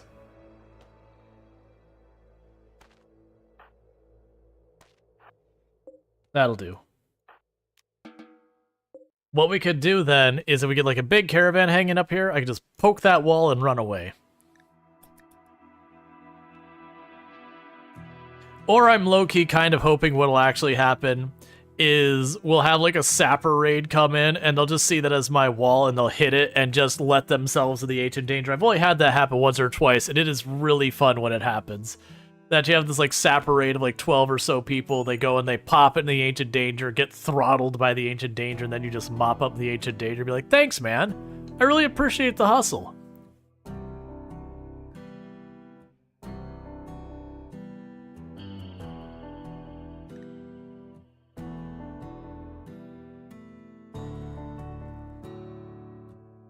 Two problem solved with WhatsApp. Oh, those are always my favorite. Is when you can orchestrate that situation where you have one major threat and another major threat takes it out. Those I like a lot. I really appreciate those ones.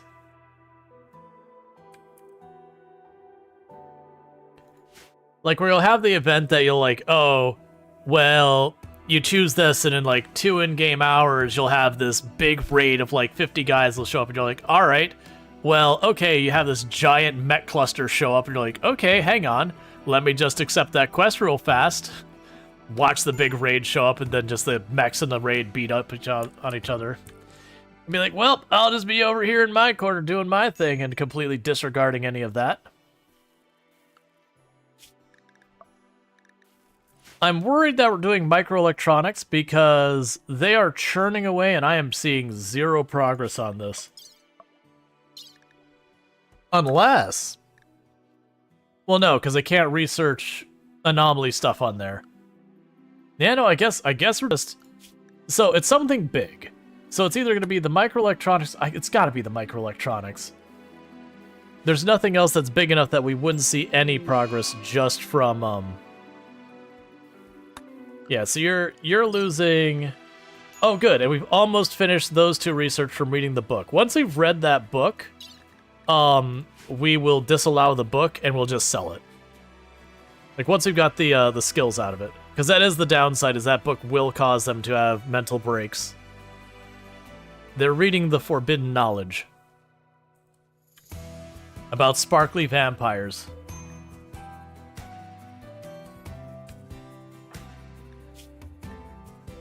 A thing the world is not prepared for.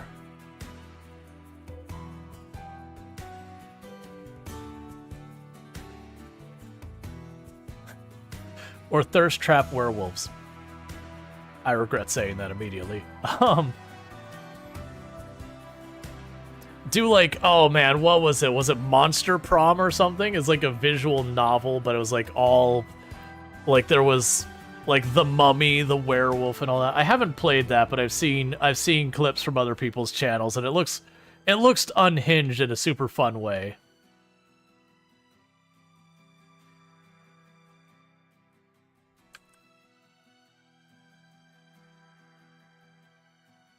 I would like to go over to the tree and maybe get psychic powers from that. But that'll be another one that I'm gonna have to dig out space for it. We'll have to like go and like carve out a space in the middle of the pollution to put the meditation spots.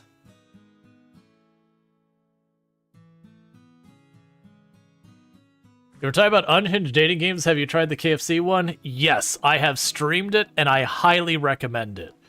For those who have not heard of the wonderful artistic masterpiece that is I Love You, Colonel Sanders, a finger-licking good dating simulator, I cannot express enough. It is a game worth playing. It is free. It is made by Kentucky Fried Chicken themselves. It is very heavy product placement. It is one of the most unhinged things, and I can assure you, no matter how completely ridiculous you think that game is, I can assure you you are underestimating it. It is, oh my god, amazing levels of just absolute ridiculousness. Thank you for the follow. Welcome to the stream. Is it worth multiple playthroughs? Not really. It is one of those ones you play it once and you kind of get a feel for it. There's like 2 or 3 endings or whatever, but it's just like swapping dialogue. How in the world did that happen? Some employees or game devs? No, like they hired people and everything. KFC over the years has had some real wild ideas. A delicate pessimist with a prosthetic heart, and I mean they got good medical, but that's all I got going for it. Avoid provocation, nice. I must keep their mood above 30%. I'm gonna try. I'm not super confident on that, but we're gonna try. So schedule, recreation, forever, put you in the clean area. But yeah, that's, oh man, there's very little chance to keep this person happy. You're greedy for an impressive bedroom. Please don't do that. Don't be that person. All right. So you are going to be their room now. Okay. At least your Zeus hammer makes you a little bit happy. Do we have anything else we need to worry about? Like, you are super upset about drug use? Yeah, so you do not want to use any drugs ever. So let's go to your assignments. And no drugs.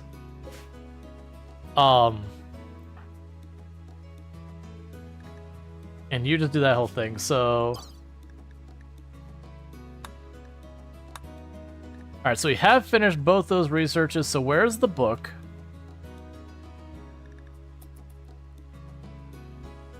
This book is off limits now. Hey, Snoot! How's it going? Catching over on the YouTube side. Good to see you. But yeah, that's, very genuinely, like, that's... There's been a couple of, like, the different chains that have been unhinged and stuff, like Wendy's. Wendy's has a reputation of just trolling people on social media here and there. You had... KFC has had all sorts of, like, weird stuff, like, you know, cartoon shorts they've made, games they've made. And that's the kind of marketing I actually appreciate when companies do, as opposed to stuff where it's just, like, they put, like, the regular old ads out there that harass you endlessly and, you know, all sorts of gimmicks like that. Or, like, the ones that really anger me is the ones where you'll have, like, the ones they'll pop in, they'll drop some bits on a channel to put, like, a giant promotion for their product. I think, was that Pepsi who did that? It was either them or an energy drink. It was some beverage that they were going around Twitch and they were, like, dropping bits or whatever to put out these big things saying, like, try or whatever drink, you know, whatever. And they were trying to defend it saying, well, it's paid promotion. And it's like, that's not how that works. If you're doing a paid promotion on the channel, we have to negotiate what the rates are and all that. I want to say the accounts they were using got suspended on Twitch after they did that. Because Twitch was like, that is absolutely unacceptable. But you know, at that point they had already done it.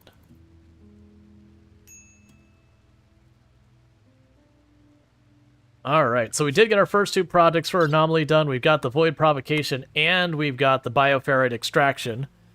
So now we actually do have a purpose for doing this. So we could take that out. Oh, wait, never mind, we can't take that one out yet. So we also have the Psychic Ritual we can do. Remember Cinnamon Toast Crunch you got as a kid that was basically doom-skinned over the Cinnamon Toast Crunch themes? Oh, yeah. That's the reason why you hate Pepsi. I can't remember if it was Pepsi. I know it was a beverage thing, and my mind wants to say Pepsi, but I'm not confident that it was Pepsi. It was either them or an energy drink, and not like what initially. It was a major brand, whoever it was. And it's going back, I don't know, it's been like 2, 3, 4 maybe years? It's been a little while. But yeah, it was a big debacle. And they're not the only ones who did that stunt, where they basically were using people's donation links and bit links and all that to do their self-promotion. It'd be the same thing, like if someone popped in and they dropped 100 bits or whatever, it did the TTS being like, check out my stream at whatever, I'm banning that account from the channel, and I'm basically going to take that person's name and add them to automod. Because, you know, outside of like if it was a friend of the channel, we're doing it as like a, you know, tongue-in-cheek gimmick. But like if some random person I don't know, just randomly dropped it in, I'm like, yeah, I'm banning every mention of you from this channel. Because that would be super not okay. I'd also report you to Twitch, because that kind of self-promotion is against TOS. There's an entire thing about stream etiquette and everything, and it's a very direct violation of that. Like, I don't think they would suspend you for that, but I do think you get a nasty email from Twitch being like, hey, don't do that ever again or else. And then they'd probably make some, like, they'd probably update the terms of service, be like, hey, this type of self-promotion isn't allowed. And then something like, what about this niche thing? And everyone would get all up in arms. They say, wait, and they're going to reverse the policy for that niche thing, and it'd be a whole debacle. Which has just been the norm for Twitch in every change they make, even when the change they're making is a good thing. That there'll be some edge case that wasn't accounted for, that genuinely is a problem. And then they'll back out the whole thing. It's like, okay, you could just update it to handle the edge case. Incremental change, that's how it works. You do it incrementally. Alright, so our cotton is going to be done here in a moment. And that should get the last of those beds up. We should probably be able to get most of these up, get our clothes updated.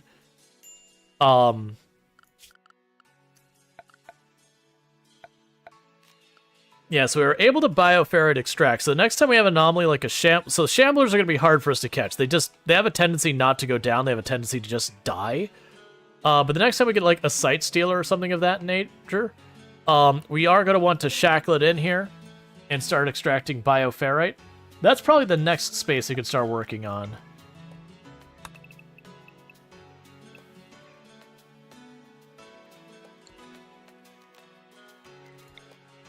Let's see here.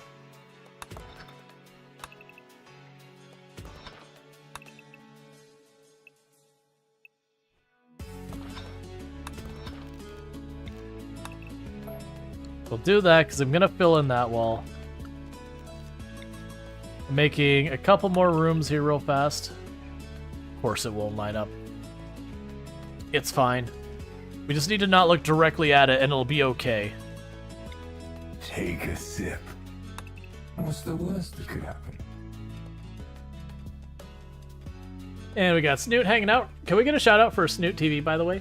And Aisel Adams, how's it going? Catnapping through the night is so much fun. What's up? Yeah. Let's see, if you did so you did it, and it doesn't matter how you went, the result is the same, you would get banned from the channel and get reported. Yeah, that's the whole thing. Self-promotion you always gotta watch. For those who don't know, Snoot TV, absolutely a fantastic content creator, plays a whole lot of RimWorld, someone I definitely recommend checking out. Good times over there. I do go over there, and well, most of the time while I'm over there lurking, sometimes I pop out and have a little cheeky chat. But definitely good times over there. I definitely recommend them. Okay, so we can do that one, and then this one will have open up this way. That's what we'll do. I already put the door on that side for that one, so that's fine.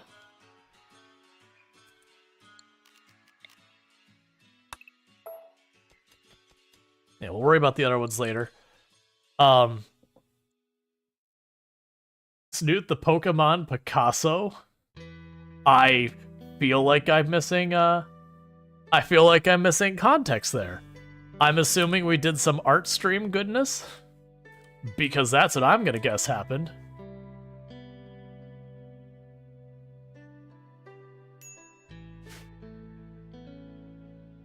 Alright, so make it a couple places we can throw stuff in there. Every hour an art break is redeemable. Gotcha. I know I've seen you do some drawings before. I didn't remember what they were. I usually do that with charity stream and subathons. They'll usually have it for every time we hit a certain amount of money. I'll draw a crab. Lately you've been drawing Pokemon from memory. No, you don't know Pokemon. That is perfect.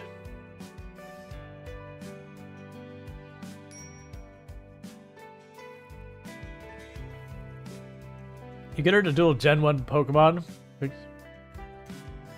You were holding back on crab art? Oh, man. Let's see. Not those ones. That's secrets. I can't show you those ones.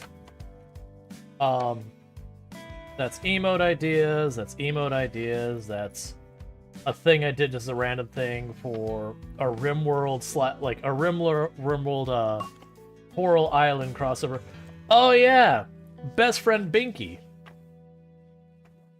Yeah, so these are like really quick sketches and all that. I don't even remember what that was. So yeah, like these are just like low effort things. Oh, you're not gonna be able to see that too well. So it's like a crab with a coral crown and a coral, like it's got like brain coral scepter and all that. But we do that during there where I normally have like a much better setup and all that. For the record, for anyone looking for like, they're like, oh man, I'd love to actually see what those look like. We actually put those in the Discord. Sometimes they end up in like the subathon channel, sometimes they end up in the art channel. But usually after the subathons and all that, I will take the time to, whatever art comes out of it, we'll do that. So that's always a fun place, and we've done that a number of times. It's always fairly cursed. Which is exactly how it's supposed to be. Okay, so you finally had the toxic buildup knocked down, so you can go ahead and be unrestricted now. You want a meditation spot, and I don't actually have one that's acceptable for you, but we'll put one right there anyways. They have so much personality. Yeah, it's so much fun. The only reason I don't do it as a normal thing is, ooh, you know what? That actually will work. Misk. So, the pigs are actually one of the best animals. I think they might actually be the best animal in the game for, time and effort for meat you get out of them. They're up there. If they're not the best, they're in, like, the top 5 or whatever. The downside of them is that, you know, I will have to feed them and all that. So let's go ahead and get Lardine to build the pen marker so we can bring the pigs in. Because with that, we can start working on our animal handling, and then that opens up the possibility for maybe getting ourselves some, like, thrombos or something later. The pigs are only good for food, though. They're absolutely useless for all other purposes. And we have someone with high handling? Yeah, so Claristar should grab the pigs. So, auto slaughter. We will say a max number of 2 adult males and a max of 6 adult females, and we'll start with that. Which will most likely mean I need to convert a lot of, like, we'll probably have to make a separate section, like, bisect this, for example, and then just make all that, like, hay grass or something down there, just because the trees will keep trying to grow in, and those will prevent us from having food, and I don't want them eating up, like, my double strand and all that. But first let's just get them in here. So let's reinstall that down into this corner. And I am willing to just do this now, which is to go here, go wood fence, and bisect this as best we can. Put a wood fence there. And we'll need to add a little bit of bridge right here. And then this is going to be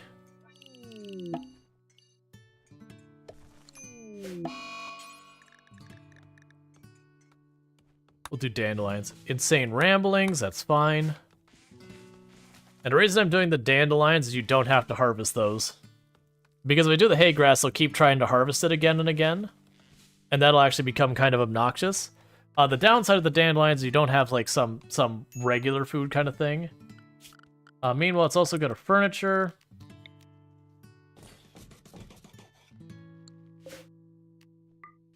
Got a couple sleeping spots set to medical. Yeah, that way you can get them away from our actual fields.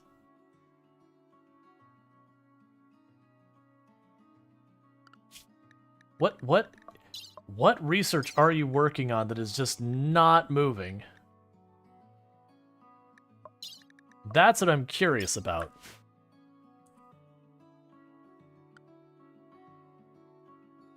Because it's researching something, we're just not seeing the progression.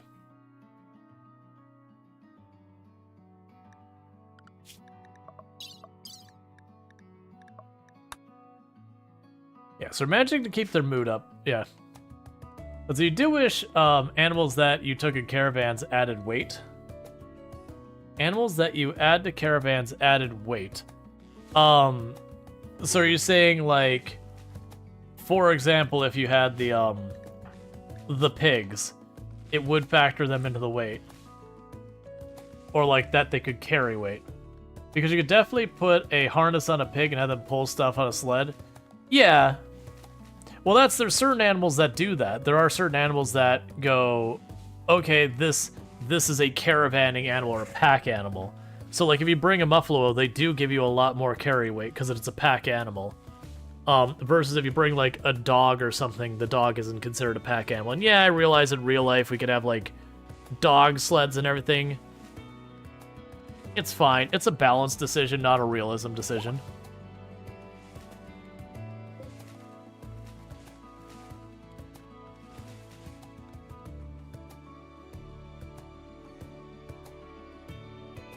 Or a tunneler mech, it's a great haul bot.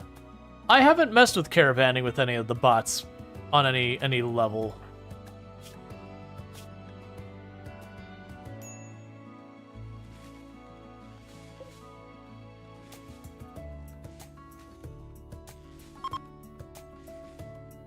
Okay, so we still got... Alright, so we don't have much in the way of stuff under there.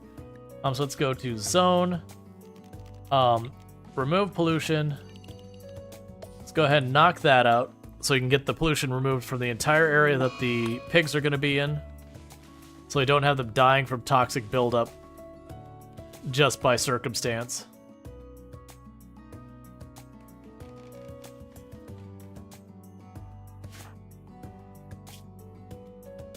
You're already built up that much. It's going to take us a while to actually get that area down, like this up area here, because they keep building up that pollution so fast. And that's with the mask on, too.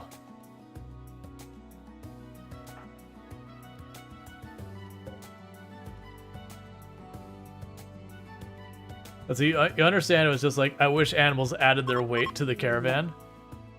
Yup.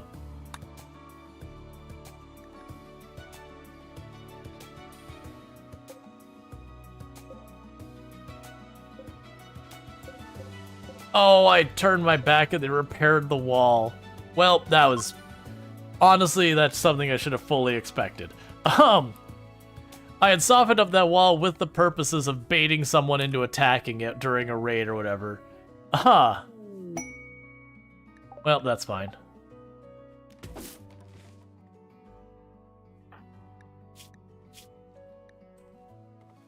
We'll just leave that alone for now. It's fine.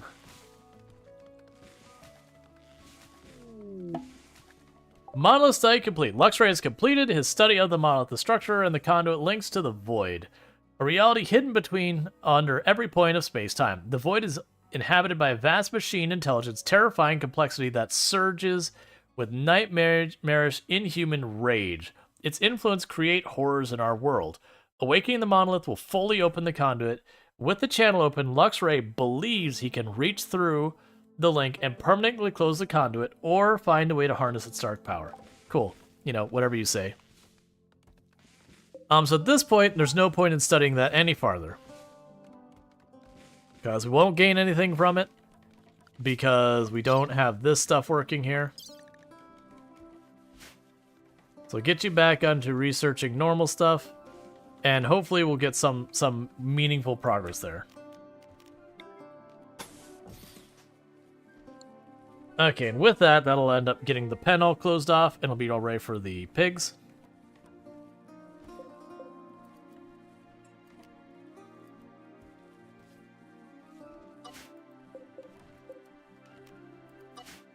Okay. Well, we'll just leave all that alone for right now.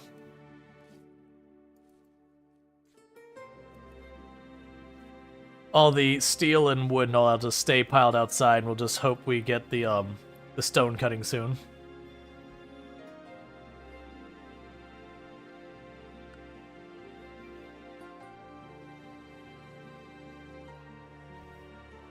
I'm wondering if it's a UI bug, and it's just not showing me my my progression of the research, or if maybe they adjusted it so it could pick anomaly stuff, but now we're not seeing it, and it's just bugged because I'm researching in the wrong table or something.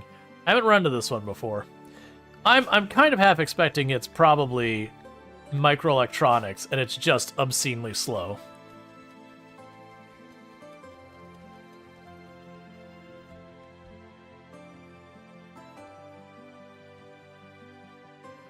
Like, if necessary, if it does bug out, we can always turn to the books, which is not efficient, but it's an interesting way of doing a run where you depend on the books for all of it. The good news is the hospital's basically just about done here. Muscle pair on 4 of you? Come on. Oh, and it's on the guest you have to keep happy.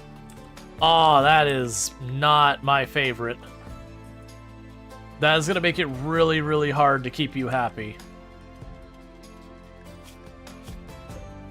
Well,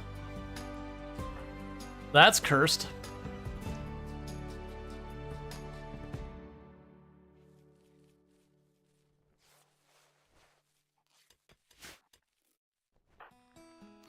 You wouldn't have to convert really easily, would you? No. You discovered that sickly pawns now suffer organ failure. Oh, they get the decaying organ thing. Yeah, I thought you could just get decaying organ from certain things, like toxic buildup, and that could do it now. You're also cursed? It happens.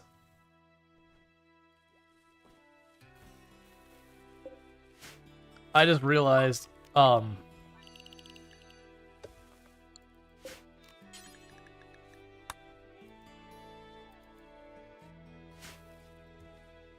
that's fine.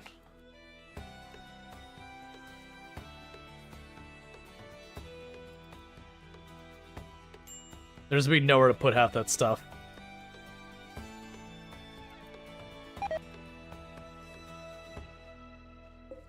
So we're getting the fabric now, they just need to actually make the beds.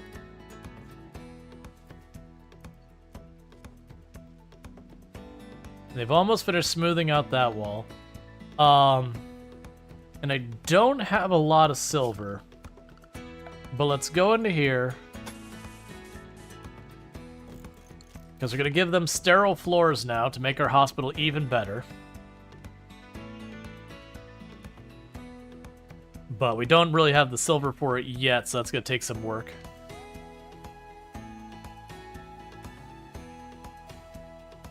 And eventually we'll clean up where this is just kind of random, like all over the place. We'll clean up like this spot, which is kind of a mess, and square it up a little bit. Would you accept your course? Curse would roll around in your spurs. Okay.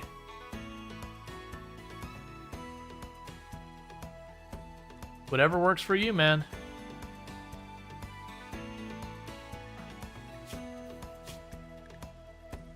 Yeah, so awful barracks. We'll have to smooth that out as well.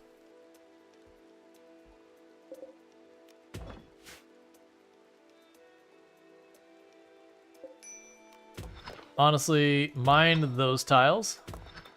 So that way it's consistent here.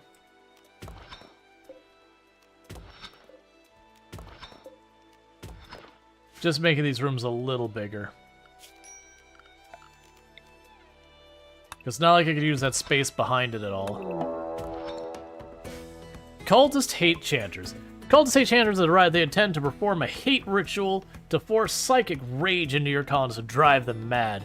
The chant will grow louder and louder until they are stopped. Okay, so they're all melee.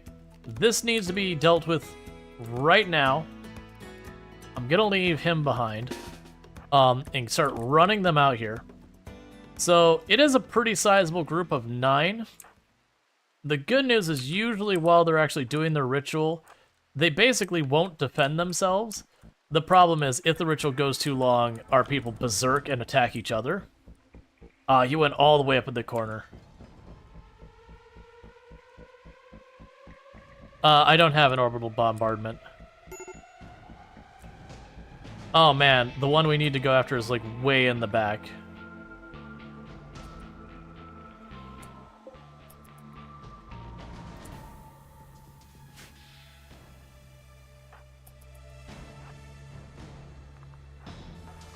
Oh, the band hammer. I see what you're saying.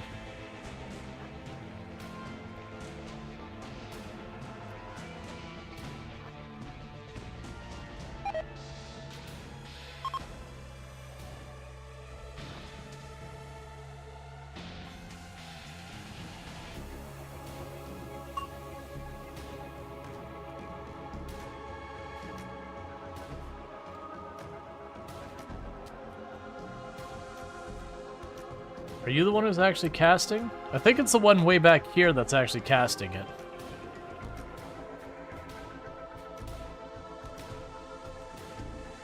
Come on, start dropping them. Please start dropping them.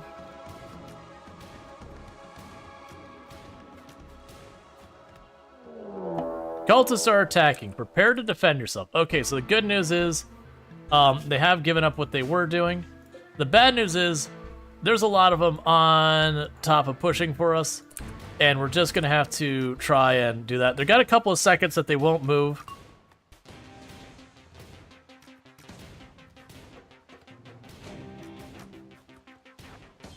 I can't be in both places at once. Murderous Rage Lardine. Due to intense pain. Did it say who you're murderous raging against? Hopefully they just keep you busy. Oh, don't just run away. Come on, man. We're gonna die to the cultists because they're actually pretty effective melee pawns.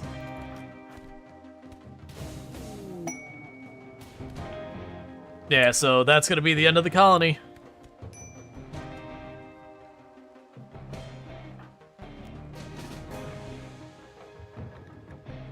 Because Lardine's the only one standing of our actual colonists and is about to get overrun.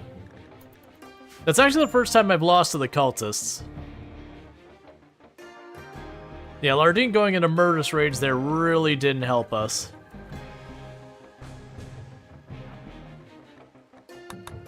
Yeah, but honestly that one, like, is real bad timing with the Murderous Rage.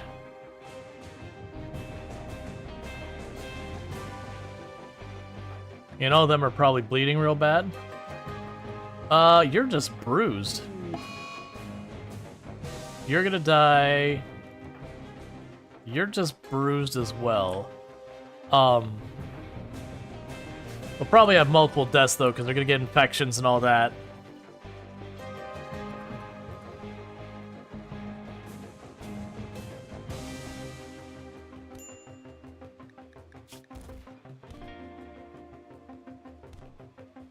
You've got one melee. You should not win this. Okay, so that is everyone down. Man in Black. Man in Black are banished. We don't Man in Black here.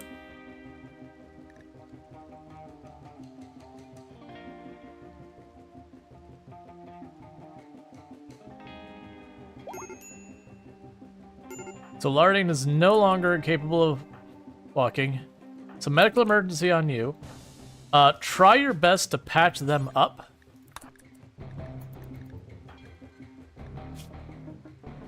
Oh, there's no way you're out. We could patch it up in time, but that speed there is not going to cut it. Lardine is manipulating at 15%, so Lardine is saving nobody. And has not picked up their weapons, so... Hey, buddy Lardine. I need you to equip that revolver as fast as you can get to it. How did this happen? Hey, Chanter.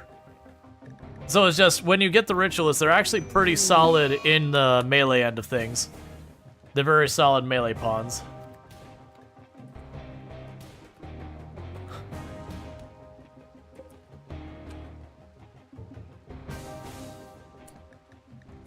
Guest is unhappy. I am gonna be honest, I don't really care. Alright, so try to tend to them.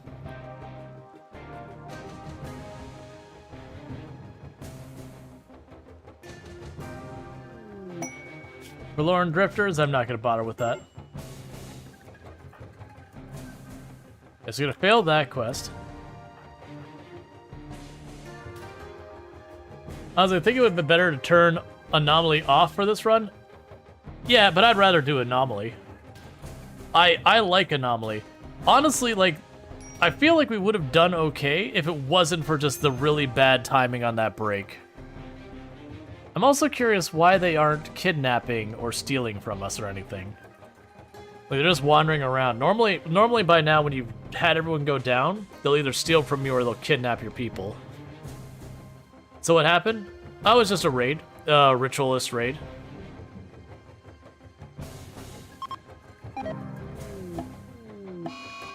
Disease infection.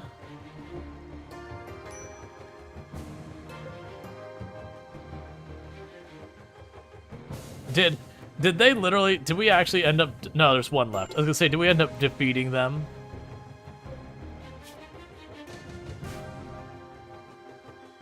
It's just weird that they're not kidnapping or whatever.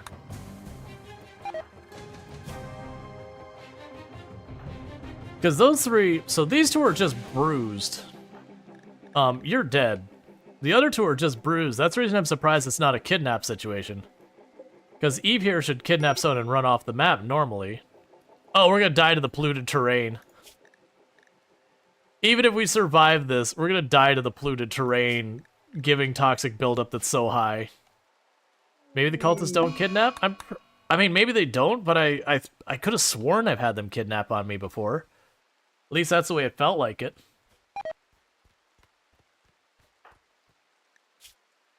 Yeah, so the one thing that I was running into is where this has been rainy forever. So that foggy rain hurt us a lot. It just kills your accuracy. Is Kalaria Star gonna actually slowly drag their whole way back to their bed and survive? Probably not. More than likely they'll collapse from starvation before they get there. I'm just curious what's going on with you. Like, why they're just destroying walls at random.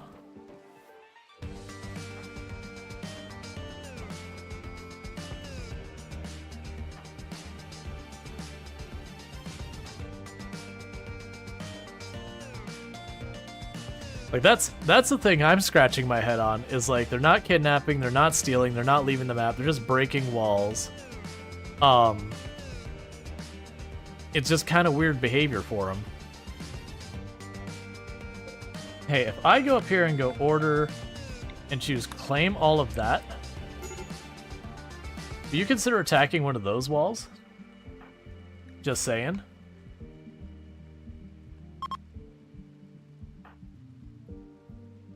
I'm just kind of waiting to either die or see what Eve does here, because Eve isn't going to bleed out. They might die of malnutrition and toxic buildup, which is interesting that they are running around literally to the point of starvation and continuing to fight.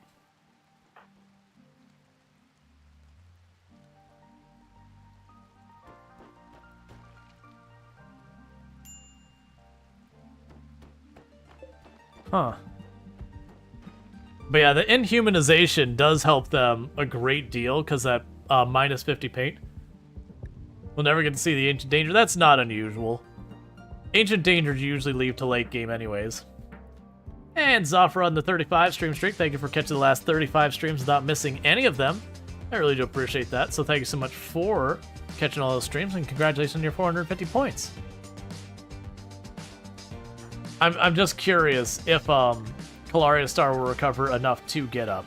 I'm pretty sure Lardine is dead because a toxic buildup is going to wipe them out just laying out there.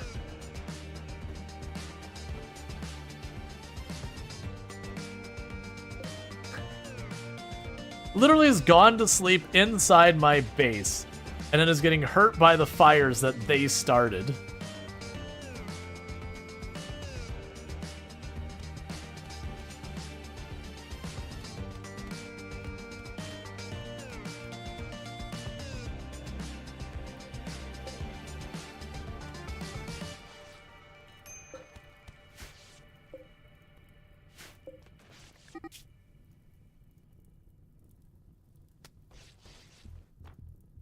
It's so weird.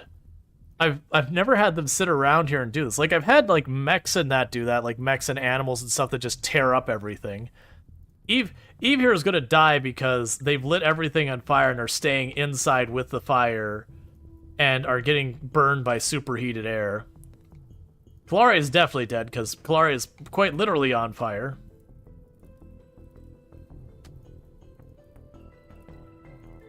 Kenshi never changed? This isn't Kenshi, this is RimWorld.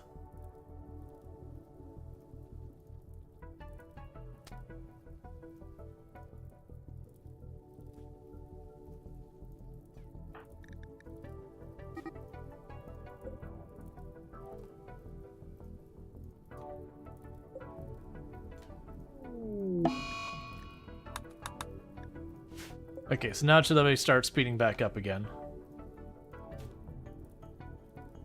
Come on. So do we switch games or restart the run? Part of the reason I'm letting this play out is I'm debating that. Because the big question about if I were to switch games, like what do I want to switch to? Because I don't really want to switch to The Sims 4 right now. I played a lot of it. Oh, good. Oh, good. Those refugees we helped sent us a cataphract helmet. You're a little late on that one. I appreciate the hustle, but also, you're a little late on that one. I guess he's just gonna run around and destroy stuff. I'm wondering if he will literally collapse, like just die from starvation on our map.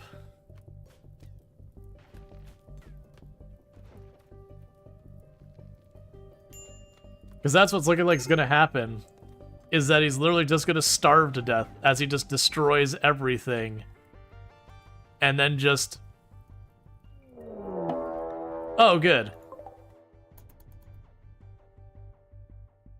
Watch, that one's going to actually kidnap us. Or they're going to fight the cultists.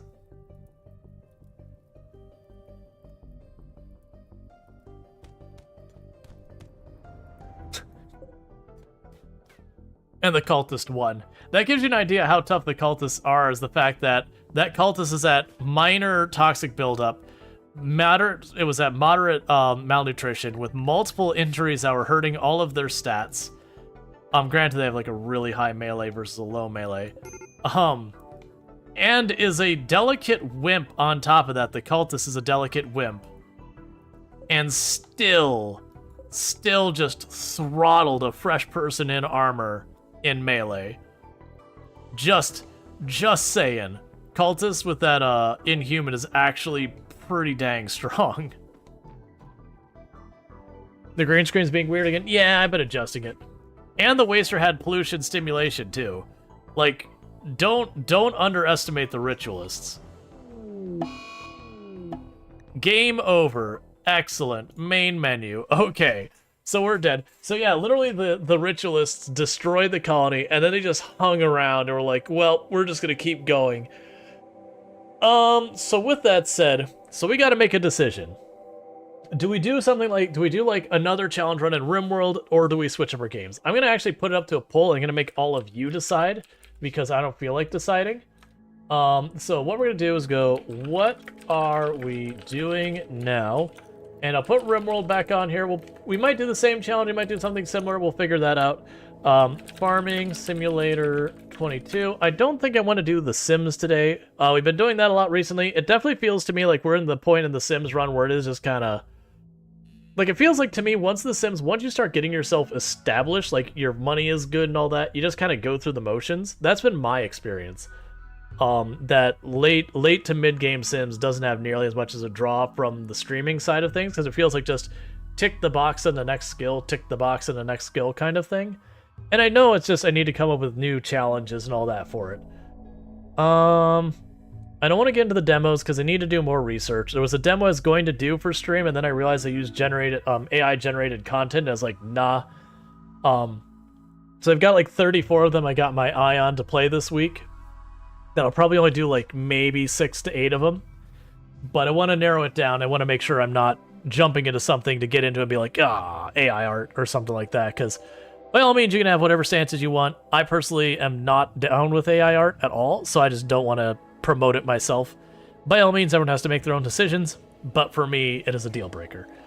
We can put Planet Coaster on there, where we can continue the park we had before. I might narrow it down to just kind of this handful and leave it at that. Yeah, we'll just go with that. That'll be fine. So there's only 3 things on the poll this time. Noita. I'm not going to do Noita on the channel. I have done Noita many times on the channel, and it is done badly pretty much every single time. So we'll figure out what we're doing with the challenge stuff. So what we've got on the list is RimWorld. If RimWorld wins, we will just start another colony. We'll figure out what we're doing. If it's the same challenge or a different challenge, we'll figure that all out.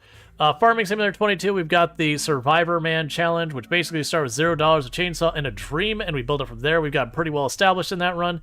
And then Planet Coaster, which is kind of a roller coaster tycoon spiritual successor.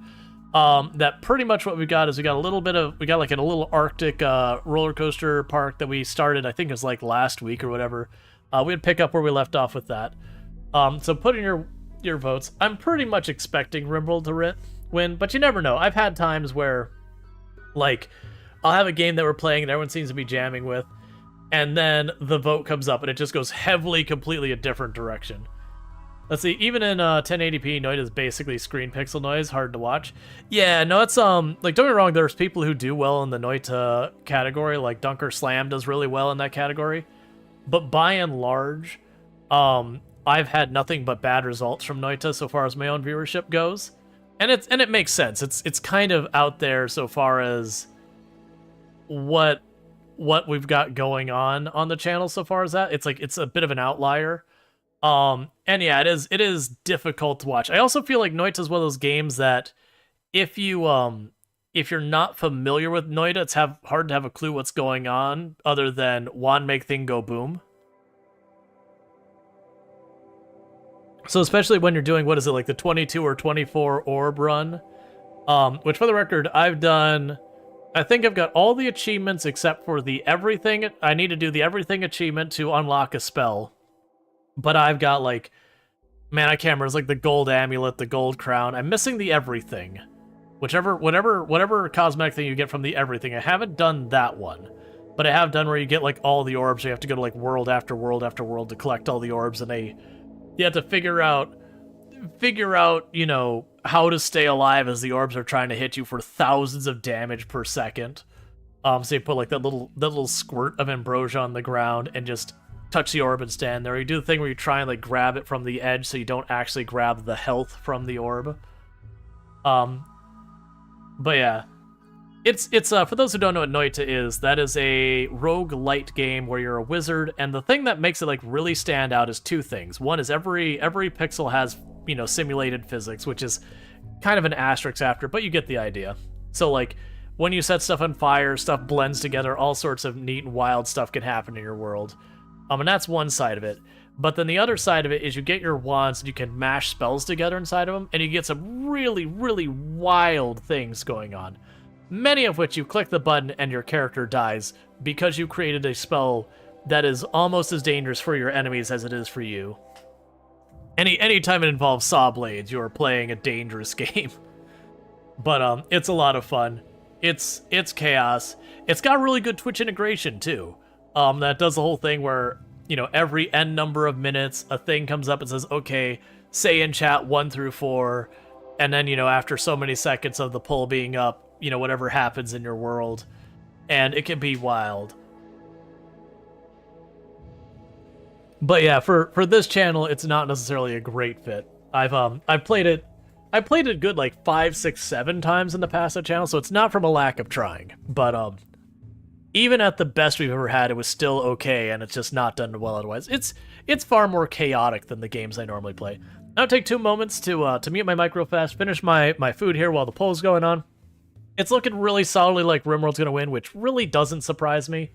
But I did figure I would put it up because, like I said, I've had times where we'll be playing something like Project Zomboid or RimWorld, and it'll be like, okay, you know, there's 100+ people here watching the game. Clearly that's going to win. And then the vote happens, and it goes solidly to a different game. You're like, all right, people just want the other game.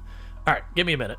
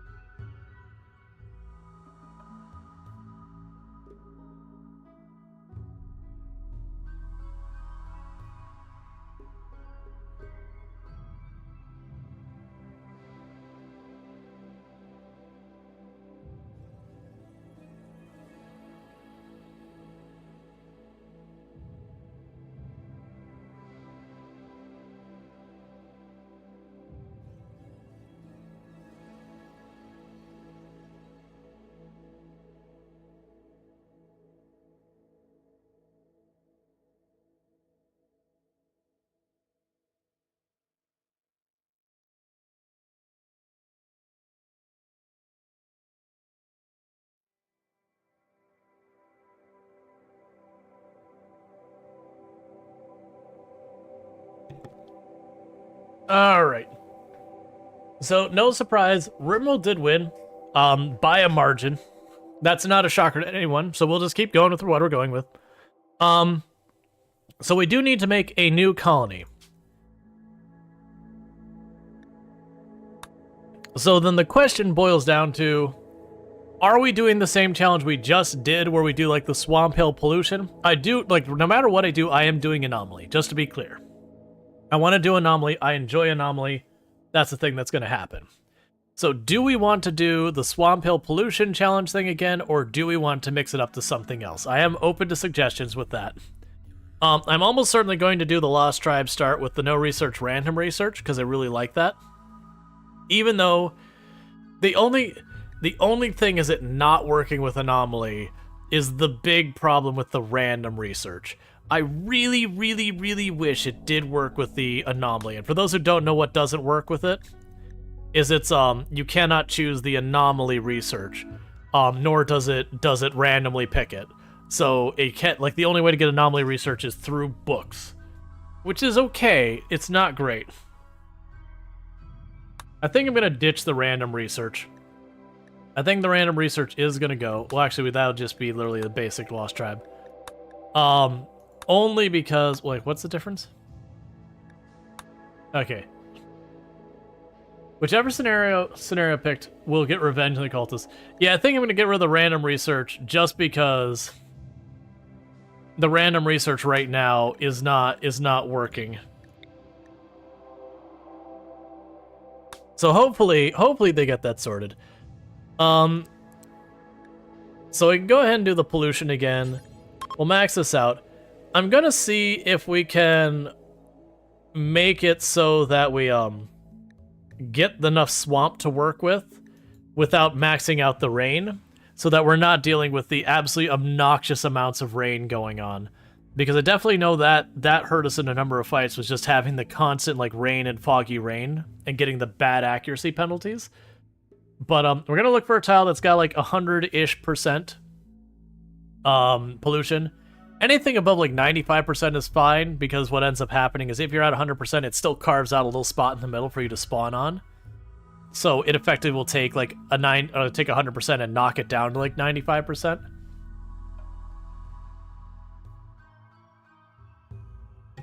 Sorry, that's just the way the game works. Because RimWorld does do a couple little things to fudge the game to try to make sure you don't have a non-viable start.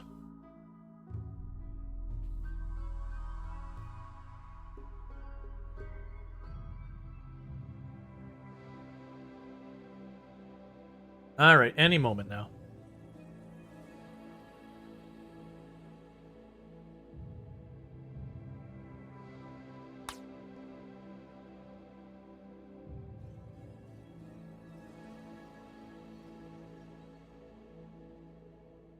So, do we go for Swamp Hill again, or do we want to do a different geological formation kind of thing? For those who missed, why is it... There's clearly a bug with this where it's occasionally letting me get Swamp Hill in the desert, which shouldn't be a thing. 65% is not quite high enough.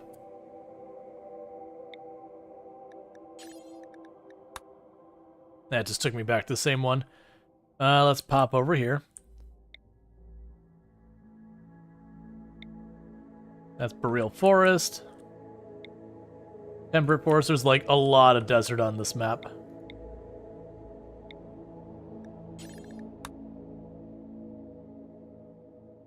Okay, none of those have particularly high pollution either.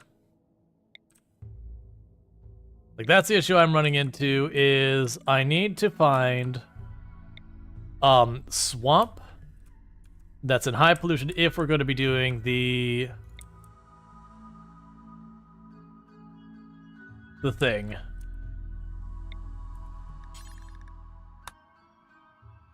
Yeah, because that's only 39%. 39% isn't meaningful enough. We want proper amounts of pollution. We want tiles like these ones here where it's like 93, 96.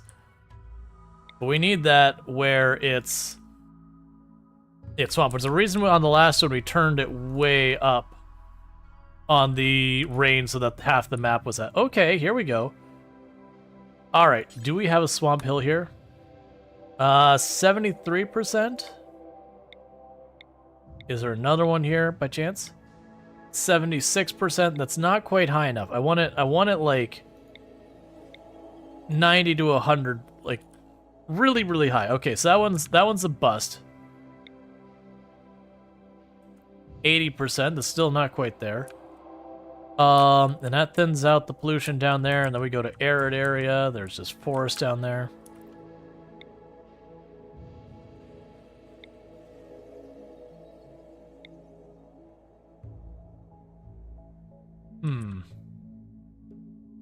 Or is there another biome that we're willing to consider? Only because, okay, so that is a Swamp Hill, but that's only 77%. That's not quite high enough. Like, I want it at least in like the 90%. Once it's over that, it doesn't really matter.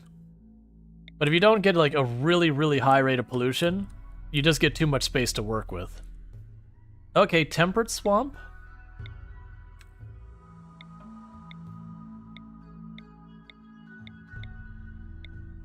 I almost wish there was like, can I have a higher than 100% pollution rate? Can we have more pollution? 100% just isn't quite what I'm looking for. I need a little bit more.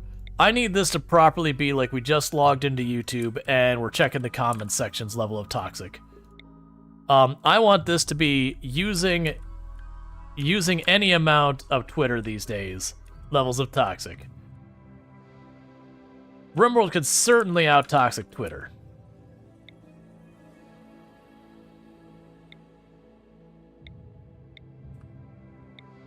Whoa. What is that considered? What is that considered where we have the giant... Oh, Lone Mountain. I was about to say, like, dang, that's a big chunk of rock for the middle of a swamp. Alright, so we might just do a different biome because I do not feel like regenerating the map again and again and again trying to look for one. Because I'm also worried if we turn up the rain again to make it... Oh, come on. Give me one. Boo. And that thins out again.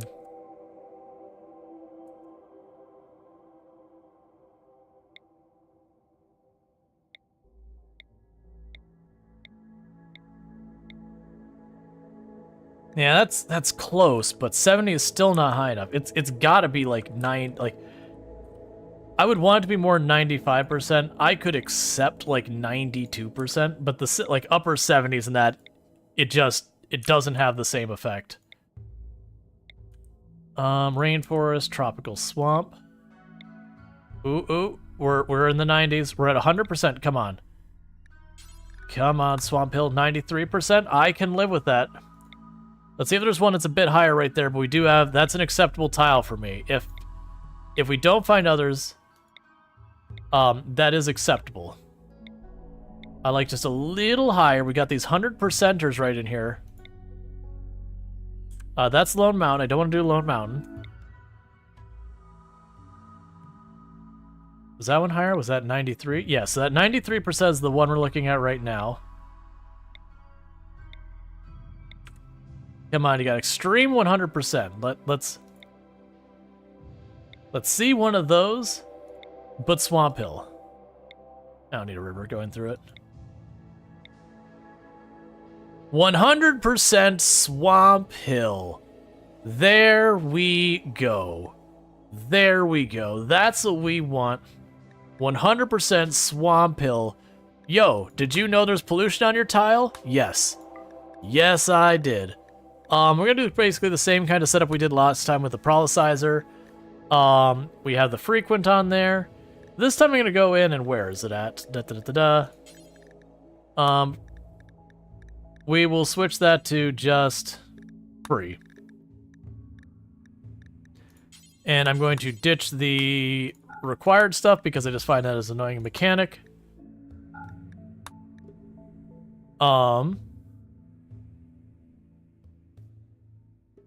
Okay, so we have relics.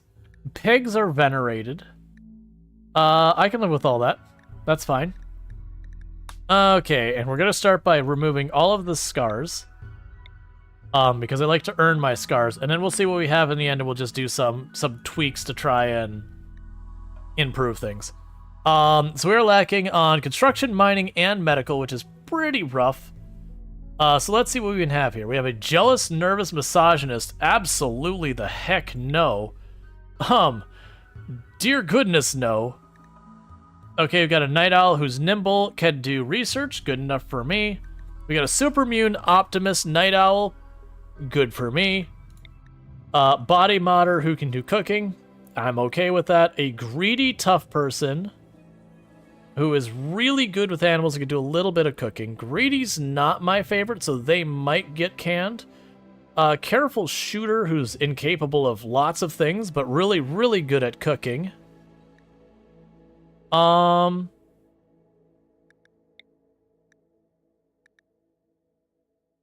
think I'll get rid of that. I like tough, but greedy's very annoying. And I would like to get someone with medical in here. So I either get like really... Okay, so you got medical, T-taller. I can potentially live with T-taller. Crafting, let's roll more. Not sickly, not on swamp. I'm looking for medical. We are in a tropical swamp. If we do not get medical, we have a dead colony. Okay. You are an undergrounder, body modder. You do have asthma, but you also have really good medical. That just gives me something we can work on improving down the road. You're also a really good cook, which helps out a great deal as well. Didn't we already have like a really good cook in here? We have a couple people who could do really good cook. So yeah, we're gonna ditch you now since we've got, just double checking all that. Yeah, we're gonna ditch you because they already have a good cook. Oh, that is perfect. We literally have everything. I don't know the last time I had one where I had everyone had a passion in everything. Cool, good enough for me. That's actually a really good start so far as that. But yeah, normally I'll ditch stuff like meanderist, misogynist, volatile, that kind of stuff. Because I get tired of the endless social fights. That, like, you literally will have everything under control. So let's see where our pollution is this time. Oh! Oh, that is cursed. Well.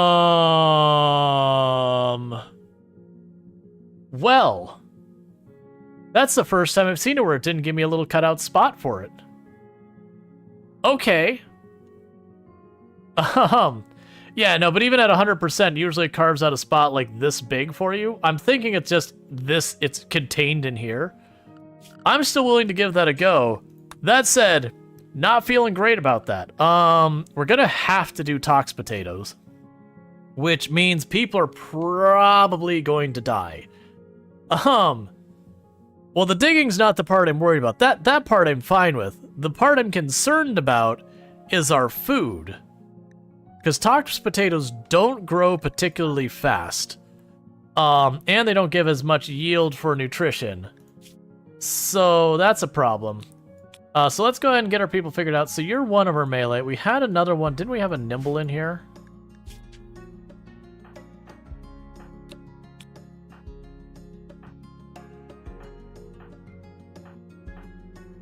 That's fine. Okay, so grab the bow. Grab the bow. Grab the pila. Grab... Where's the knife? Well, you can grab the equa. Grab the knife. Average Baldur's Gate 3 playthrough, 65 hours, me, 43. Is hunting not viable? No, because what happens is, like, at the beginning it's okay, but very quickly what'll ultimately happen is you'll end up having the animals will get toxic buildup, and that means when you hunt them and kill them, they will rot instantly. Hey, Warren, thank you so much for the raid. I do hope you had yourself a good stream. We got a totally cursed start. We're just beginning right now, so you're getting in here right after we had our last colony die. Thank you for the follow. Welcome to the stream. We just had our last colony die to a ritual group that we killed them, and then, you know, they dropped into melee. We had a murderous rage in the middle of the fight, and that was just what turned the tide on us.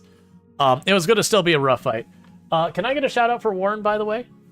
But yeah, so we're doing a maximum pollution challenge, Swamp Hill, and I've had something that's a new experience that I've done this challenge, not the Swamp Hill part, but I've done this challenge for a long time. That the new thing is, normally when you do 100% pollution, RimWorld will actually cut out a place about this big in the pollution to give you someplace not polluted to start. RimWorld said, screw you today, and we literally have none. So I'm gonna have to try and grow tox potatoes in toxic waste when we're not immune to it. So, I don't know if it's viable, but we're sure gonna try. But for those who don't know, Warren plays RimWorld, absolutely fantastic creator. You should go check him out.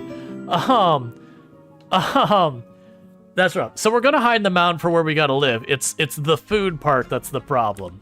That was the reason why it's taken us a moment to get started. Is I'm going, what the crap do I do with this? So meanwhile, we're just going to quickly get all of our permissions set up and everything. And if you would like to have a character named after you, do !join. And we'll get that going. But it'll take just a minute. For right now, I'm just going to get a permission set up. So what I think is going to have to happen is I'm going to have to grow tox potatoes. And the problem with that is we're not immune to the toxic stuff. And so very genuinely, we're looking at having to just accept toxic buildup. So thanks you for the follow. Welcome to how rigged is it? Oh, it is super rigged. It is super duper rigged. It's not actually rigged, but it definitely feels like it's rigged sometimes. Okay, so you're gonna be our cook. You're gonna grow stuff. You're gonna be a construction mining person. You will be our crafter. We have no artists. You're our researcher, and the rest will figure that out. So, what we're going to need to do, no idea how to grow food here. So you can grow food in pollution. For those who don't know, I can go right here and say, boom, tox potatoes. Tox potatoes suck. They work. If you're desperate, they work. And if you're wasters, they're pretty much your only option until you get hydroponics. So they're not the worst. The problem is they take a while to grow. They don't give you particularly good nutrition. And you're standing in toxic waste while you're doing it. But consider my options are that or starve. That's what's going to have to happen. We are going to mark everything as hunt. So if anyone has any availability, they're going to do it. And then the first thing we're going to also do is we need to make ourselves a place we can hide in the mountain. That's not the shape I want to make that. We could do... We'll just make it a pretty big room this time. Because I actually have plenty of space to big in there. The pets are 100% snacks. Oh yeah, we are absolutely eating those pets. We're gonna wait just a little bit after they get through the beginning part. But yeah, those pets, they're already dead. I just want to get a butcher table up first. Are you going straight to hunting? Oh yeah, I set you too high in the hunting. There we go.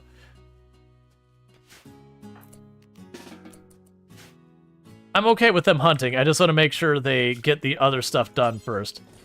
Alright, but yeah, so the big thing we're going to run into with the pollution is with my 100% pollution challenge, the rules we have for it is I may not package up the pollution and walk it off the map. I may not drop pod it off the map. The pollution stays on the map. Which does mean my ways of dealing with the pollution is primarily the Pollux trees. Now, one thing I've noticed with the Swamp Hill is normally when you do this, you start with 3 pollution on the, you start with 3 of the Pollux trees on your map. I found with the Swamp Hill or whatever it is, it doesn't do that. You just don't get it. It's just not a thing you get the whole bit. So we're going to be really, really struggling at the beginning here. Is there pollution under the mountain too? No. So that's your one saving grace. That's one of the reasons why with these runs, normally I don't have this. We've only been doing the Swamp Hill for this. Normally these runs, I'll choose like a regular, not very mountainous tile. Because the mountain does give you some respite from the pollution. But yeah. So we're going to go ahead and do this. Let's go ahead and choose Misk, Caravanning Point. But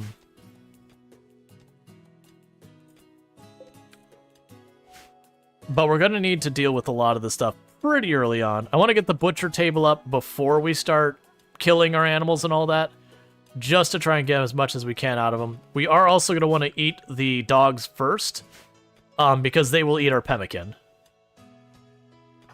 Yeah, so poor Worm here is already getting a bunch of build-up and all that. It seems like a really interesting, though. You do need to get some rest, though. All right, no problem, Warren. Thank you so much for the raid and everything, and you get some good sleep and all that good stuff. Okay, so we've got our initial stuff going on here. So some important pieces we have is I'm going to try and get some beds down as early as possible. What? Oh, we have night owls. That's right. Who all were our night owls? So you're a night owl, and it was what, 11 to 1800? Yeah, 11 to 1800. So schedule, sleep, 11 to 1800. Put your recreation there.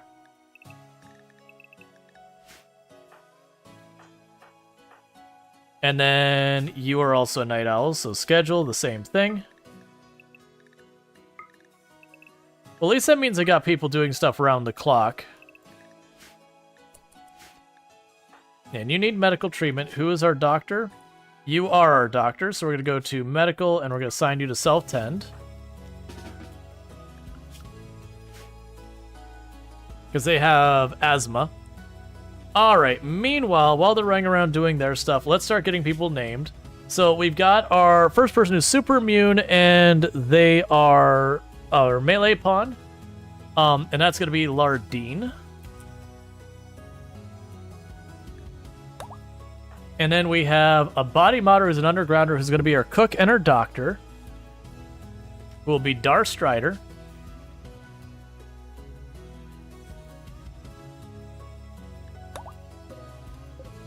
And then we'll have next our undergrounder who is our construction pawn. Who will be Soul Adams.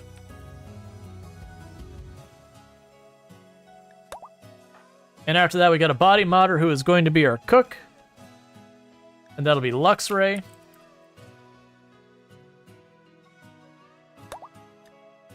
And then finally, we have our Night Owl Nimble, who is our researcher and social person and all that. Will be Silvaxery. And that'll be our initial people. As we get more people, we will do more of those. Okay, so you've got that area over there. So let's go to production. So first, we'll put up the butcher table. I have no wood.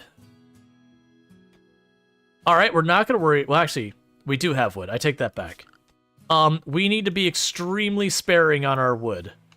I don't have trees on this map. Any of them. All right. It's basically like playing the worst style of Ice Sheet. Trade out the cold and instead make it toxic waste. But basically Ice Sheet. Bills, butcher creature, animals. Before we get very far, butcher the dogs, because they will eat our pemmican, so we cannot keep them around. So sorry, dogs. It's just the way it has to be.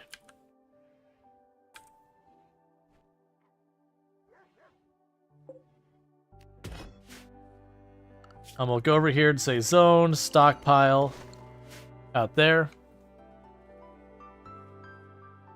And how bad is Larding getting the build-up? Man, this is going to be rough. Why are you still at malnutrition? Both bonded to one person too? Yep. It's not going to be a good time.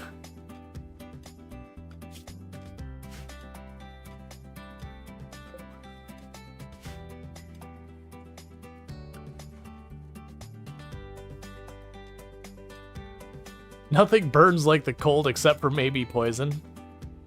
Yeah, this is... We'll see how viable this run is. This is going to be really a rough run.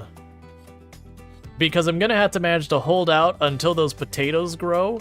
And then even then, I'm going to have to keep taking my pawns from working on it to not working on it again and again. To prevent the toxic buildup from getting too bad. Because if we do let the toxic buildup get up to be too much, we risk stuff like cancer and dementia and all sorts of things. So certainly we gotta keep that as best we can under control. And we can baggy it up, but it can just spread back out. We're probably gonna have to do that. Is there really not a single tree? Let's see. Tree. I take that back. My apologies. We've got the anima tree, and then we have 3 rat palm trees way down here on the edge of the map. There are technically 4 trees on the map. And I didn't cut any down. There's just only 3, like only the 4 trees on the map. Where is our psychic tree? The psychic tree's useless way over there. Also, the psychic tree is dying because it's in the pollution. It dies very slowly, luckily.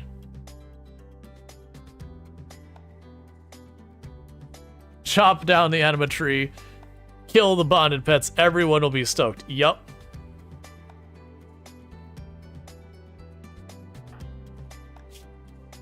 Oh, man. Okay, so... Zones. Expanded area 1. Okay.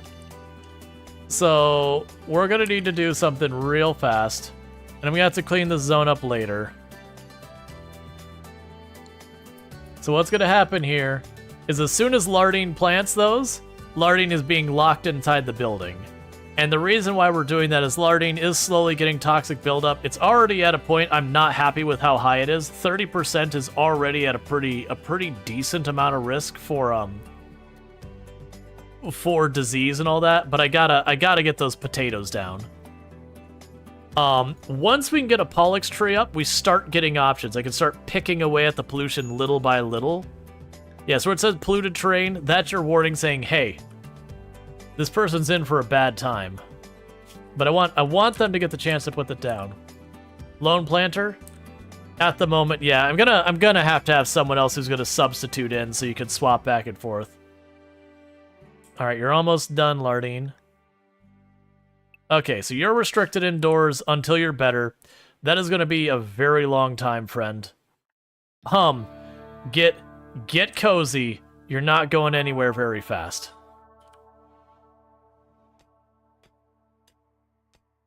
Alright, meanwhile, Lardine is idle, so we're going to go ahead and put mining on you for a super low priority. And then same with research for everyone.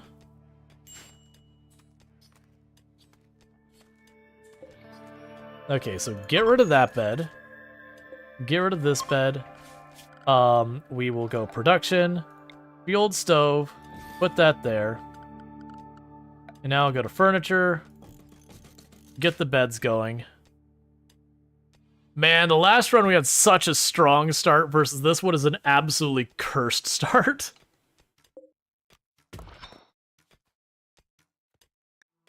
Polluted terrain. Okay, so you are now under restriction. Savrexi, you are now going to be locked inside the building. Congratulations. Welcome to your new home. You're going to be here a long time before you're allowed out again. It takes a long time for toxic buildup to clear up. Meanwhile, what I'm going to go ahead and do is expand the area here. I'm just trying to get it so any place that'll be safe from the pollution is free to go into as we expand the area. Alright. Now we have Luxray is also overwhelmed by pollution. So this is not boding well. They are all hitting at the same time, which is not surprising.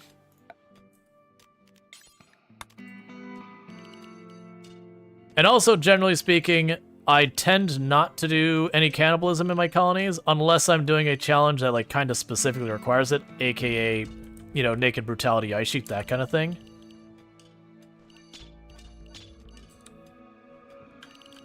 This is a really wild mountain.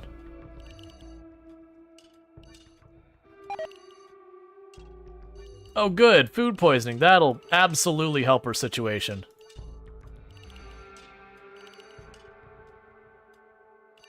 Interesting, there's a door over here.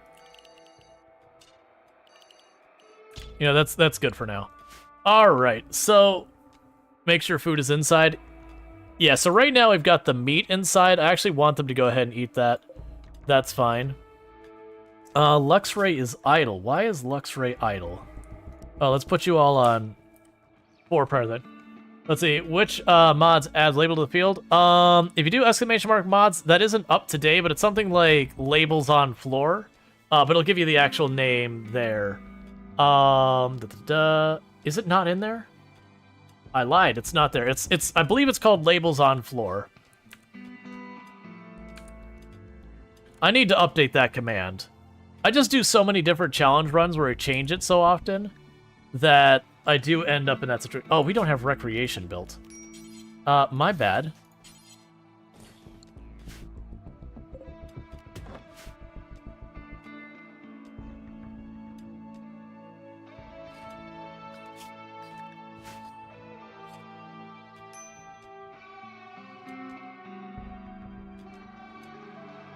So polluted terrain on Strider, so congratulations, Strider. You are now under restriction. You're not allowed to go outside. Thanks, found it. Gotcha. Yeah, and I need to update that command. I just changed, like, every like, other time I play it, I change a mod or two. Cooking's gonna be fun without wood? Yeah, that was the reason, like, oh, crap. Because that's all the wood we've got. We also cannot make any kind of fabric.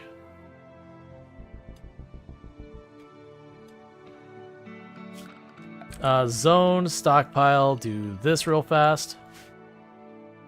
So that way we start bringing the food in here. Mushrooms, I believe you need the undergrounder thing to grow mushrooms. I mean, I believe you can actually put a thing out here to grow the mushrooms, like cover up the roof. But to make the ground in here into the mushroom soil, I believe you need to, yeah. To make it the mushroom soil, you gotta be undergrounder. Are we still on random research? Because you feel like that's gonna kill us? We are not on random research, because it does not work with, it does not work with, what's the word I'm looking for? It does not work with anomaly. So complex clothing is going to be our first play, and the reason for that is that'll let me get the face masks, and if I get the face masks, that gives me a 50% protection against toxic buildup, which will make it take a lot longer for the toxic buildup to become dangerous.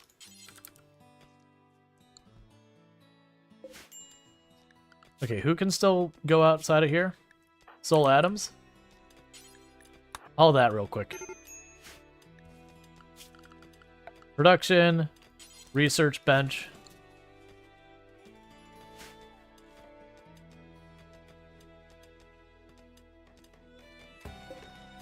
Bills, cook meals until you have 10.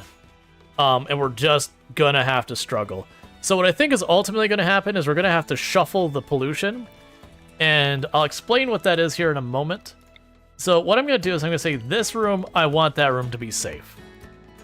So that's that. No matter what happens, if pollution gets in this room, we pick it up, we bag it, we get rid of it. But what I'm thinking we'll do is we will also take the time to try and open up patches of like no pollution here and there to start trying to grow stuff like medicine and that kind of stuff, because we are still in a tropical swamp, which means the rate of disease is going to be horrendously high. So let's go here and say pollution removal, and we're going to add this area in over here. I'm also going to tell them to mine this out, because we're going to try and clear up a little slice right here that we can start moving around here, and we're going to just slowly pick away at this thing.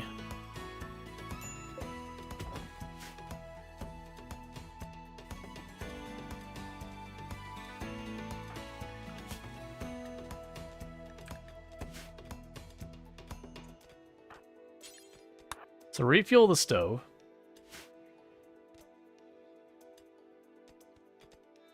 Can't remember the last time you started with someone who goes, I may or may not have someone who can even grow meds right now. But yeah, so what's going to happen is we're going to clean up these bags of pollution.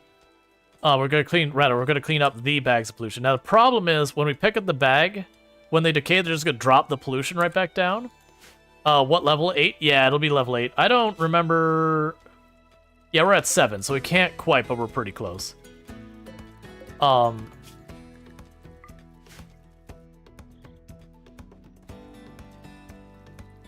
So we are starting to get some meals made. But what I'm hoping to do... Ancient Danger. Alright, so the Ancient Danger is right there at her front door. I'm honestly not upset about that. I can honestly live with that, because that means that we have like a really nasty raid or a trade caravan pop in. I can pop the Ancient Danger and run away and use it as like a countermeasure. Alright, so medical, does it show the toxic buildup? Yeah. That's gonna be very handy for this one to be able to see who is ready to go back to helping out on other things or not. Because we should have, yeah, about 4 days worth of food from those meals we made. And with Trader, you get a bunch of free stuff? Yeah. Alright, so we had someone who's really good at social. I think it was, so Vrexy, was it? So you're 5. And you're 6. Thank you for the follow. Welcome to the stream. We're also going to get, like, really bad trades because we're going to be perpetually sick. So take the club. I don't want it. Give me your pemmican. I am going to need all of it. Trust me. No. Don't. Hey, Soul Atoms. Haul that now. Don't let all these critters get to it. Don't stop. Soul, I need you to... Okay, well, that's a problem. Haul the pemmican before more animals go for it. Oh, come on. Of course, the animals get priority over it versus me. That's fine. We still got 43 of it. That's a meal. So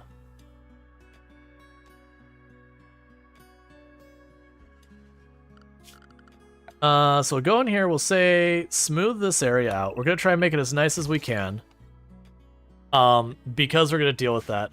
I'm not going to worry about expanding this too much. I want our people to hit the point that they have the capacity to clean the ground. And we're going to say Area 1. This is all open to Area 1 now. Because I want to clean up the bags of pollution here.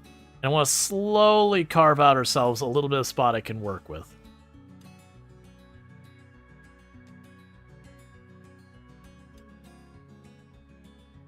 But my hope is as we pick up the bags of pollution, they drop back down. We're going to try and get it so the pollution that's here gets into spots like this crack we put in the wall here. So if we pick up 10 tiles here, it should be roughly 10 tiles over there. It does a little rounding, which can make it bad for you, can give them extra tiles. But that'll open up a little bit of space so you can move around outside. Potentially put down like a couple of heal root, a couple of like fiber corn or whatever. But that's gonna take some work.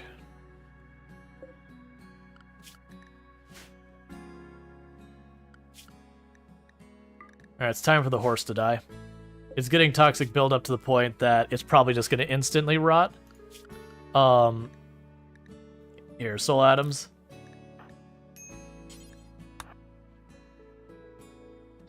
Instant rotted. Oh well. If you put a bag of pollution in a 1 square cell and wall it off, will it spread through the walls? Yes. Pollution does go through walls. For the record. So zone. Right now, you are going to be rice. Just because I need food as fast as we can get to happen.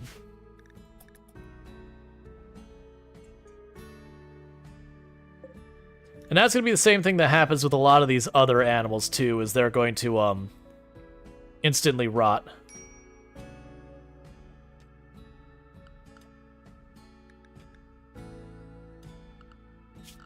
Okay. They patched all the pollution deleting exploits in 1.5? Did they? I mean, I wouldn't use them anyways, because to me that kind of goes against the spirit of the challenge. If you just do a thing to make the, pollution just go away. Yeah, I'll make that choke point.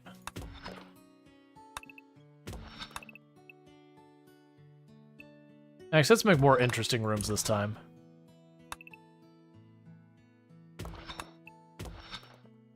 Yeah, let's do it that way.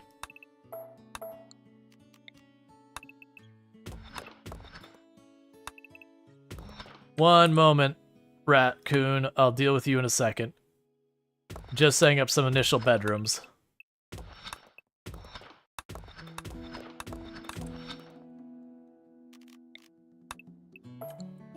Alright, and we've got the raccoon over here.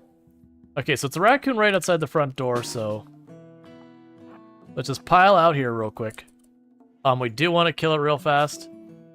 It's got trivial toxic buildup, so there's a good chance it won't rot.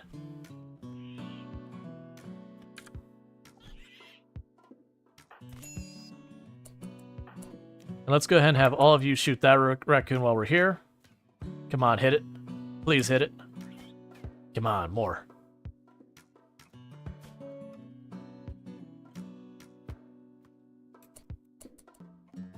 Alright, good enough. So you took a little nibble. So get you patched up. And we do have that right outside the door. Who is our cook? Strider? So soul atoms. I'm gonna go ahead and say storage. Do not allow rotten, and we will allow animal corpses in the building. Just that way I can tell soul atoms to haul that in there so that Strider can butcher it, since Striders are our cook. Hey, Urban Hermitas, how's it going? Alright, we're starting to run out of our food. And that's still taking its sweet time. And we did already expand the area 1. Yes, we did. Let's also make sure, do not build a roof over that. Yeah, okay.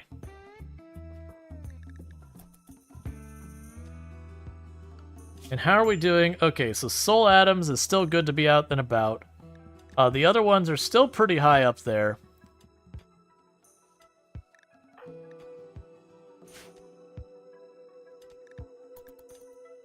So just need them to keep working on it for the time being. New lovers. Soul Atoms courted Strider by joking about friendly archers. Strider is attracted as now Soul Atoms' lover. Aw. Love on the rim. So cursed. So doomed. Normally, I would put doors in all these intersections. This time, because of our incredible lack of wood we're going to have access to, I'm just going to leave them open until we get to, like, bedrooms and stuff that there's really a good reason for me to put a door on there. I do see that we got a bunch of random ores in there. I'm not going to go out of my way to do that right now. But yeah, so we're in a bad way on this map. We have hunted almost everything out of here. But as you can see how long it takes for that toxic buildup to go away.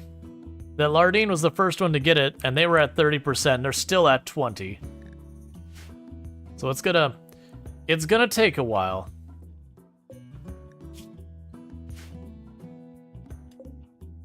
And these will decay and drop their pollution right back on the ground.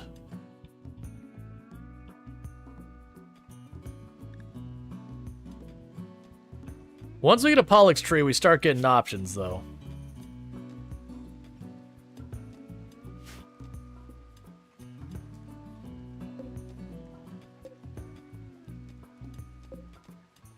We just gotta survive that long, which is not gonna be particularly great. Alright, Soul Atoms, start hauling that raccoon in before other raccoons eat it.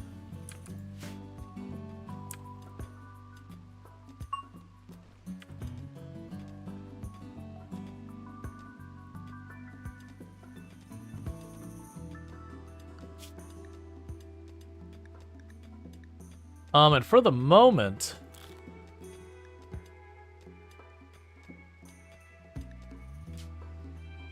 Okay, so we need the name of the settlement and, the name of the settlement and the name of the faction. I usually don't worry about it too much because a lot of times it takes entirely too long to name it. I forget what we called the other one earlier, but it was something like making fun of things or whatever. Tallahassee?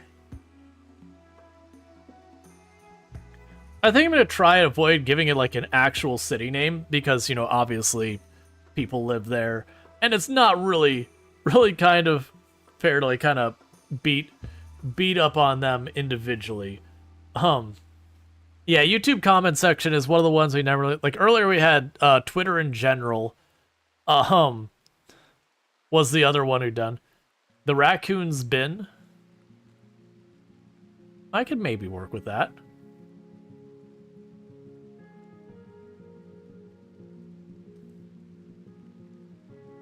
Yeah, no, usually Bikini Bottom. Hopefully no one doing the... I realize it's a SpongeBob reference. But hopefully no one is bikiniing in this type of climate. Just swamp and poison. Yeah, the YouTube comment section is usually my go-to for my toxic runs because it's very suiting. Modern Twitter. Okay. And then for the faction. The Colony by Britney Spears, who did Toxic. Manosphere. Forsaken Star. Is that a reference I'm missing? Oh, that's what you said. Because Bikini Bomb, where the nuclear test site. Oh, Bikini Islands? Swamp and Poison. What is this, Dark Souls? Oh yeah, no, that's that one area in every Souls game. That's what we're doing. Because every Souls game has at least one toxic or poisonous swamp. Every one of them. Some of them have two. And then for the faction, it's like, why? No, just thought it was because of the toxic swamp. The swamp. For the faction name, it'll just be like... So people just like... Why is existence pain? Or, I don't feel so good. Perpetually sick.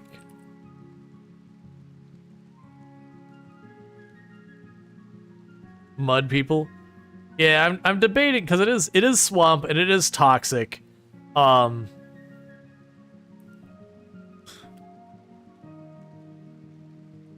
Chronic catastrophe. I can go with that.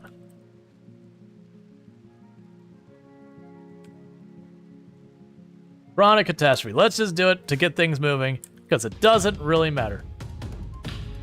Hey, Berserker Kamikaze, thank you so much for the raid. I really do appreciate that. I do hope you had yourself a good stream. We've apparently struck money. Yay, money. But welcome in, Raiders. I do hope you had yourself a good stream. What were you streaming tonight? Can we also get a raid on? It's not a raid, a shout out on over to Berserker Kamikaze, and all that good stuff. But what were we playing tonight? How did the stream go? Looks like some Crusaders King 3, if Twitch is to be trusted, which is really kind of a mixed one. And glowing mud people. We're playing Crusader King 3 with chat integration. So the RimWorld integration fell fitting. Oh yeah, we're not doing Twitch integration. We are. When I say toxic, I'm not talking Twitch. If I click this little button here, that is what is currently covered in pollution. Anything that is red is toxic. So you know, it's a wonderful place. That's a 100% pollution going on. All that. But we are slowly working on getting a run started. We had a run going earlier. It did die. And we discovered, too much to our chagrin, if we look at the trees on the map, we've got the psychic tree, and then we got 3 trees down here on the corner, and that is literally the entirety trees in the map. Oh, good, food poisoning. And we have like no meaningful amount of food on our map, and we're desperately trying to not die. And why is Luxray unhappy? Ugly environment, come on. So it's bleak. It's real bleak. But yeah, so welcome in, Raiders. For those who don't know, I am Rual Storge. I do play a variety of games here on Twitch. I'm most known for my exploits in Project Zomboid, where I used to hold a world record for the highest kill count run ever streamed, 135,121 zombies killed in one character in one life on harder than apocalypse settings with no mods to change itemization or vehicles. That said, that record has been beaten. But I am a variety streamer. I do play a whole bunch of games, including a whole bunch of RimWorld, as well as other things. But yeah, so we've got that going on. We've got this new run started, and we'll just get that going. Let's see. Oh, you just saw the queue join. You're not doing a total bot integration, as it doesn't exist, or you're just a combination of your own bot. Gotcha. Insulting spree, that is not going to help our cause. I'm really hoping you social fight immediately and get it over with. Because insulting spree almost always cascades into a whole bunch of people being upset, and it just gets worse and worse. Alright. Do we take our chances trying to kill a Toxalope? Or we can just deal with this for a moment. Okay, so what do we got? You are a terrible combat person. Thank you for the follow. Welcome to stream.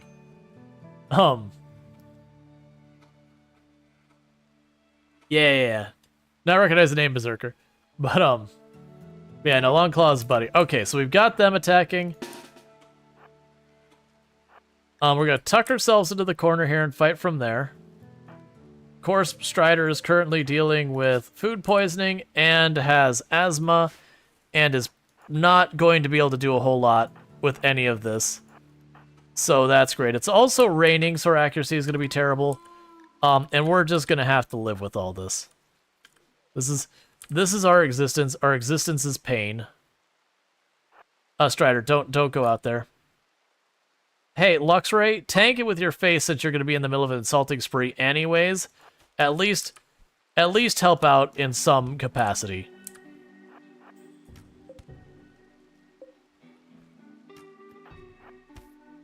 Nicely done.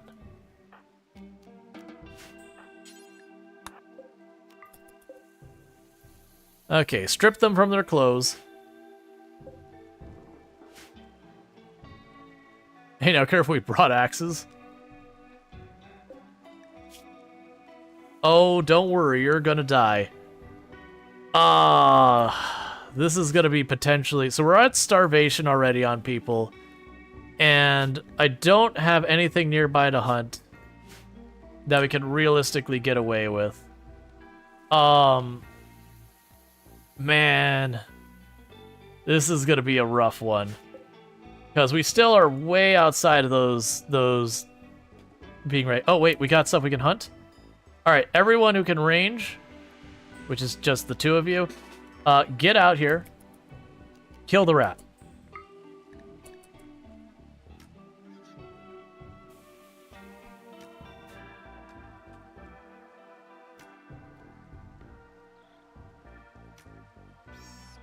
Nicely done.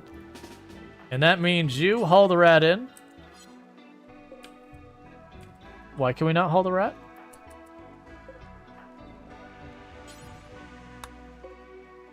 Oh, you're still... My bad.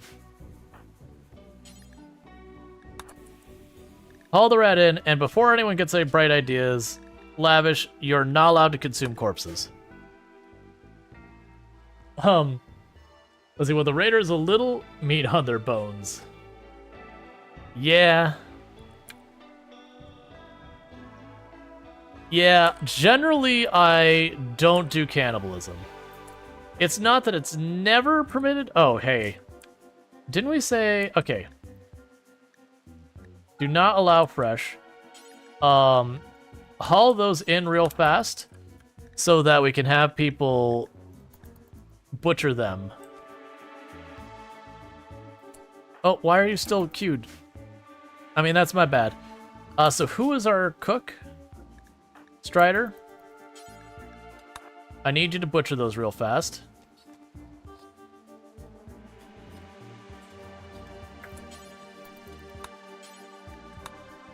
That's a little bit of extra food to stave off starvation for a little bit longer.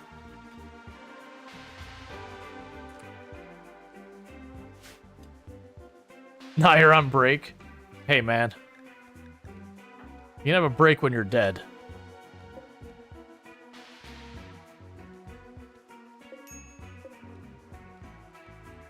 They ate the raw meat. There wasn't going to be enough to make the meal there. Unfortunately. You coming for my food? Oh, good. They're all going to eat the corpse? This actually works out. Which is a weird thing for me to say that, oh, good, they're going to eat the corpse. But what that does for us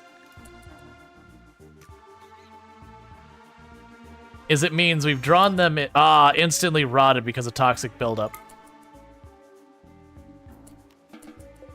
Okay, let's see medical. All right. So everyone can be off of restrictions now. Everyone's allowed to be back off restrictions. So unfortunately, instantly rotted. Also, the good news is we've got another animal running in to eat. So let's get everyone back out here real fast. Because we'll kill that rat.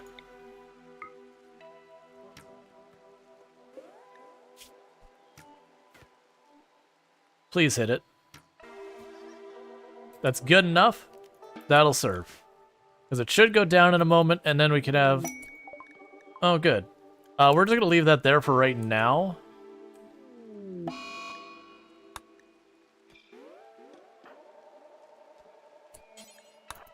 Because then we can hunt it.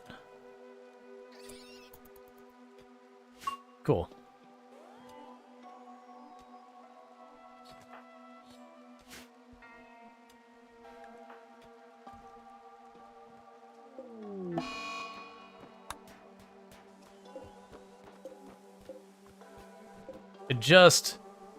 I just need a little more time. And unfortunately, Toxloop are together. So Lardine is the only one starving right now.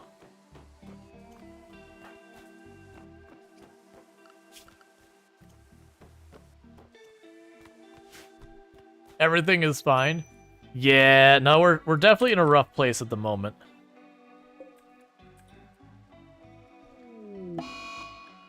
What are you doing, by the way? Oh, you're hauling the chunks of stone out of the building. That's actually fair. In fact, though, Strider, let's have you. Never mind, you don't have a long range weapon.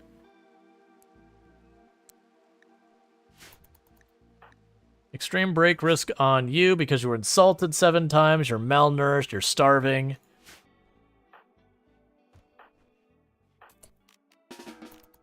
I need you to go out and hunt, please.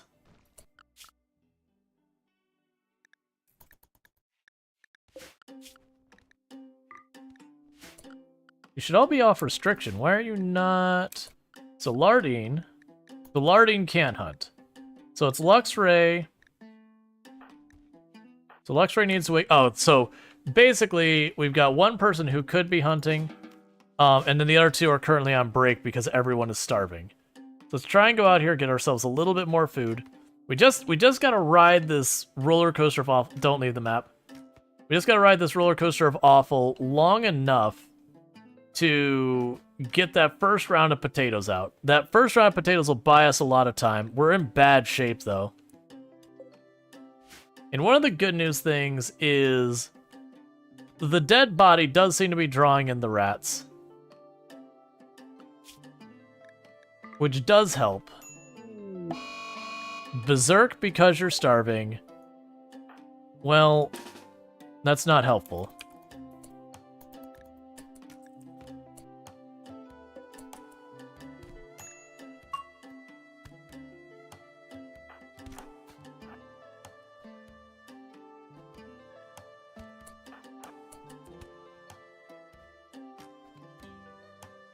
Yeah, this start with like literally no usable tiles is pretty bad. There's a good chance we accidentally kill you. But right now, we're just dealing with what we got. So who is our doctor? Strider is. And how badly are you hurt?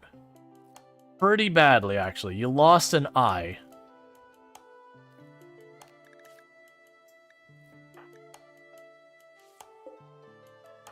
And you go back to hunting, because we're not going to get any progress without food.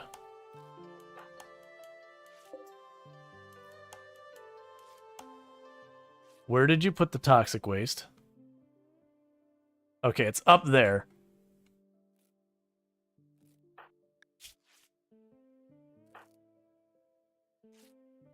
This is going to be a problem, so...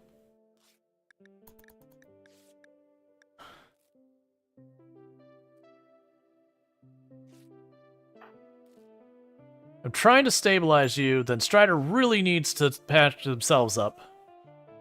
Okay, that's probably as close enough for Strider. Patch yourself up, because if you go down, that makes our situation even worse.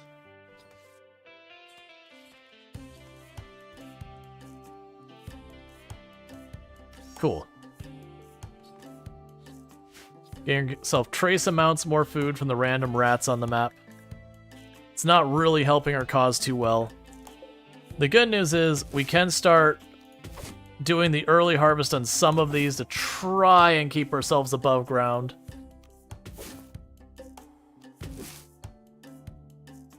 And who is our... So Lardine is our person who grows. Of course they are.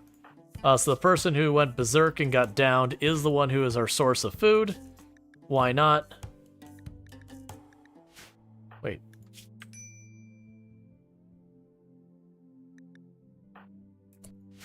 Please treat them before they have more problems. The rats just eating my crops again and again are gonna make my life even worse. I know, extreme break risk.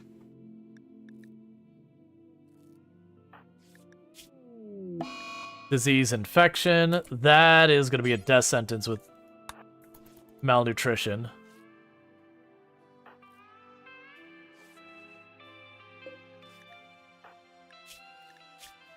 The extreme malnutrition, you're all the way dead. Who can even remotely do... Literally, that's our only growing person. Thank you for the follow. Welcome to the stream. Yeah, so this is going to be no good. We have 1, we have 2, we have 1, and we have 2.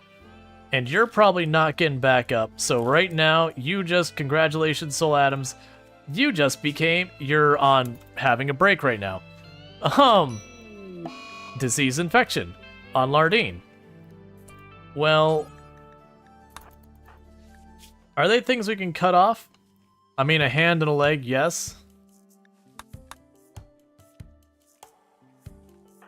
I need one of you to be back up so we can do that. Yeah, so the moment we went to a map that literally had no food on it to start with, that was getting our toxic potatoes up to begin. You're already at extreme malnutrition. Oh yeah, you're dead. I don't even think I can get you back up in time. So Soul Adams, try harvesting the potatoes. You botched it.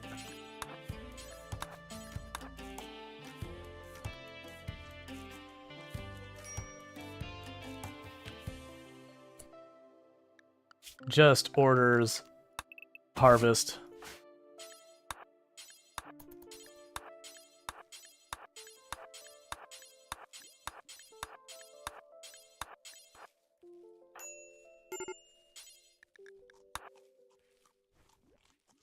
Feed Lardine, hurry. Okay, so your immunity is not even close on your right hand. You are actually winning on the other one.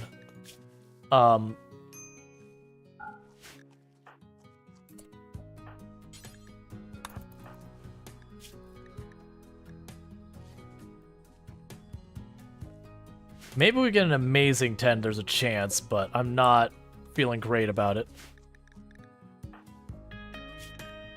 Because we gotta get that malnutrition off of there. More than likely we're cutting off Lardine's hand.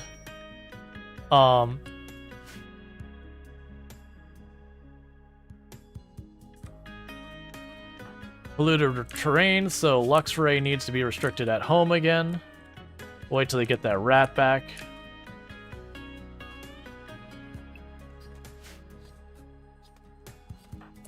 You need treatment yet again.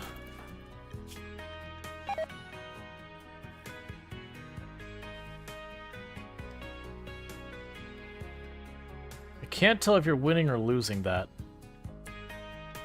Whoa, whoa, whoa, whoa, whoa. Get that dead body out of here. People are gonna get lung rot. You clearly fed someone a raw human corpse, which is definitely not gonna help them. Alright, so I'm gonna go with that hand is not getting done in time, so... we have no herbal medicine, so it doesn't matter. I cannot amputate the limb. So either they make it or they don't, and there's nothing more I can do to help. And they're starving, so they're definitely not gonna make it.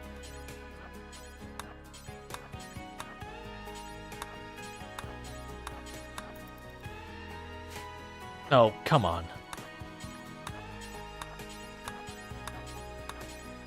Because the worst thing is that's our growing person. If Lardine dies, this run is over.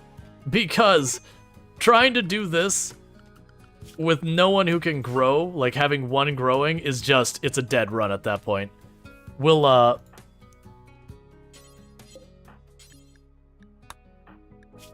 okay. Rual, me and Pops have a sewing kit. Do you think I should put it in a first aid kit? No. Why would you put that in a first aid kit?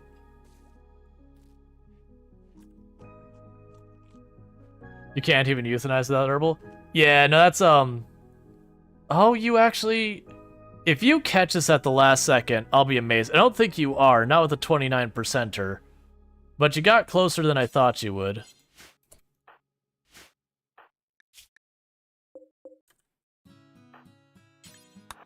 I do hate that I have to keep queuing these up manually. And then we're going to be in trouble again because I'm queuing these up and no one else is popping in to help.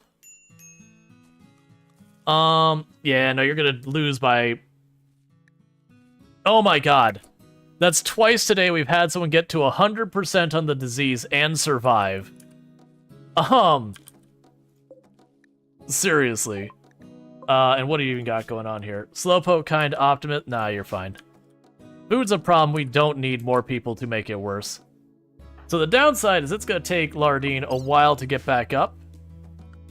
And so Soul Adams is going to just have to try and moonlight as the grower in the meantime. Oh, here. What we can do in the meantime to help this out, and I should have done this to begin with. So you're one of the highest social? We're gonna go with it. So we're gonna give you the title of Moral Guide. Because if we do that really fast, we could preach health Lardine, which is what I should have done earlier, because we would have had, like, nowhere near as close with that. But that'll help Lardine get back up on their feet to get them back to getting stuff growing so that we're not on this fence of almost dead at all times.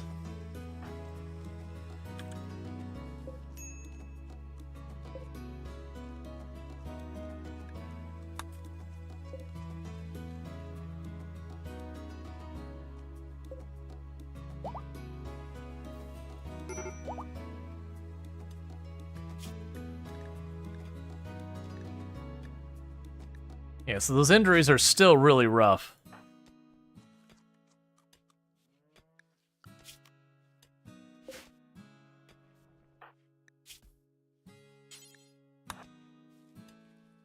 So try harvesting the rice. Because we got people starving. It just sucks. Having soul atoms do that while they're injured and really bad at growing doesn't help us out very much. The other downside is we've got the Toxalope and all that stuff up here eating all of our crops.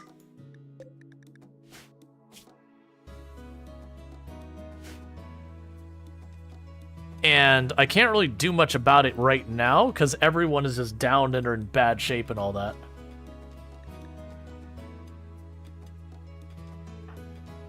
Go grab your Equa, though.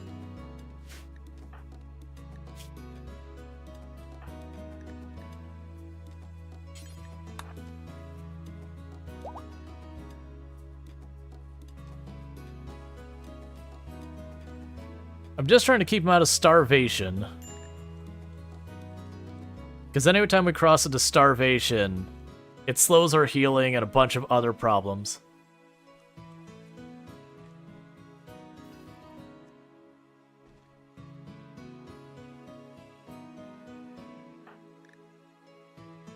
So you're stargazing, probably in the toxic waste? Yup. Cool, man. That'll help.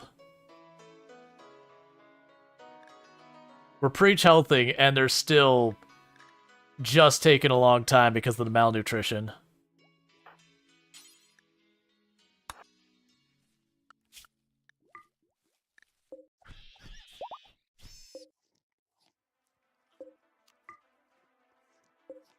I'm absolutely down to take your kill, though. If you don't eat the whole thing.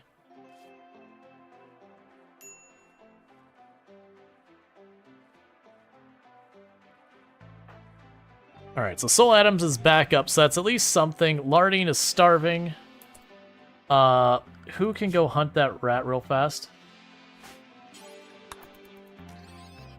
Nicely done, I appreciate you did that in one shot.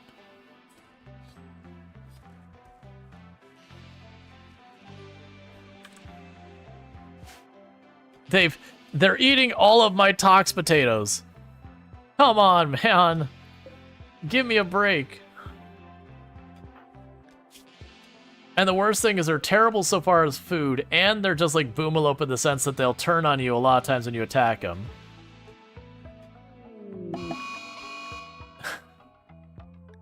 That heat wave's probably our death. Because you know what I can do about that heat wave? Absolutely freaking nothing.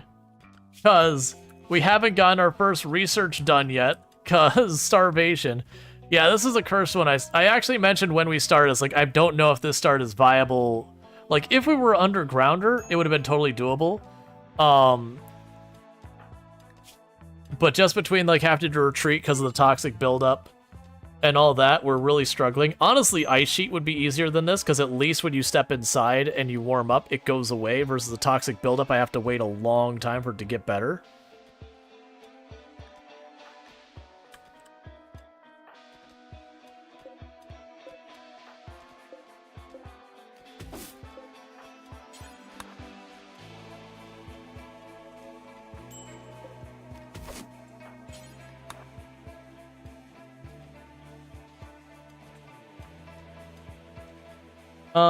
Hey, Shakti. How's it going? I probably mispronounced it, I do apologize. The other problem is I haven't had anyone not melting down for a while because, again, starvation kinda sucks. I hear tell starvation, bad time. Also, the heat wave will slow down the rate stuff grows.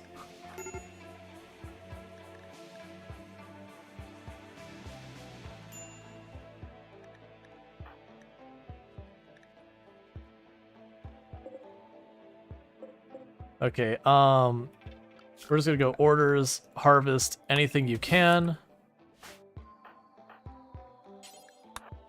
Oh no. I need you to harvest.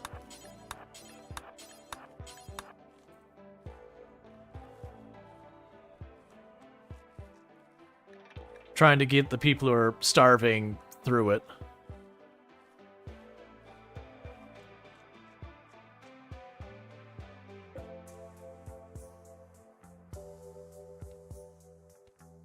Okay, Lardine, I really need you to be back on your feet, friend.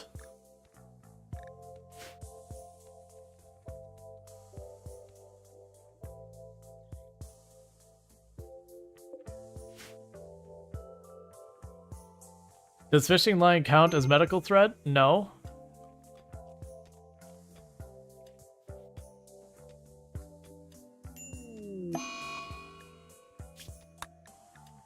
Like, don't get me wrong, I understand, like, a horrible survival situation, maybe you could argue, make a case for it. But, very genuinely dealing with, like, real-life kind of problems, that's not gonna help you. So let's go ahead and go for the stone cutting next, because I'm not gonna have wood to do any complex furniture. So with that, we got our complex furniture.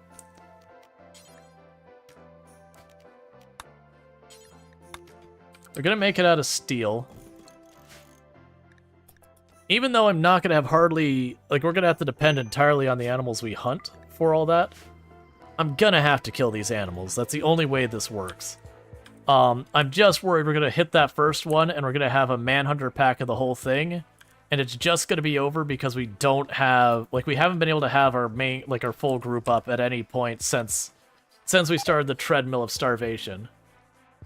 So the pollution did spread and went right back to hitting the rice. That's gonna happen. Case in point. I've had, like, only 2 ranged people up at any given point in time.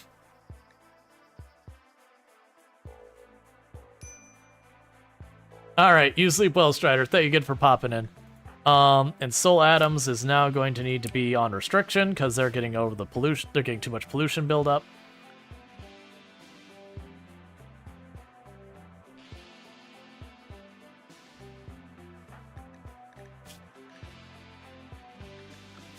Alright, Lardine. You're no longer worrying about patient care. You gotta get out there. I know that's just gonna slow down the rate you recover, but you gotta get out there. You thought permanent death blow was the worst you did? That's bad, that's so much worse. Well, normally you get like a little spot like this big of not pollution to work with when you start, even at 100%. But just because of the nature of this rock, it gave me literally nothing. So we're just trying to make it work. So we did manage to pull up all of that. Strider shouldn't be on restriction, right? No. So Strider should be able to go out there and grab those tox potatoes and cook some meals. Well, let's make sure that this... It could be a thing that... Oh, sorry, not that one. It could be a thing with this that... No, all vegetation's allowed. But it could be a thing that your base... Yeah, you're probably just out of fuel right now. Oh, do not allow steel in here. You may allow steel over here.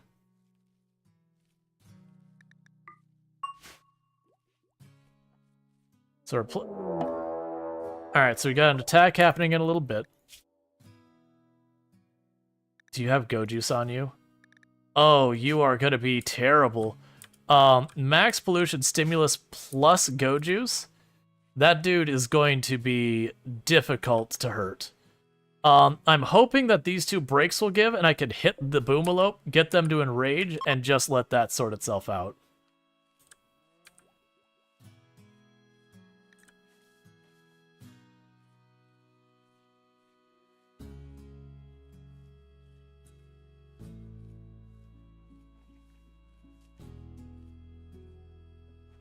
I need some of you to no longer...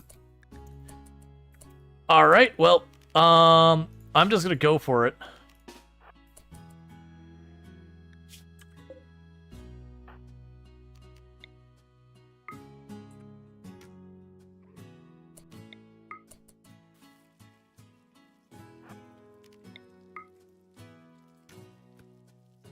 Come on.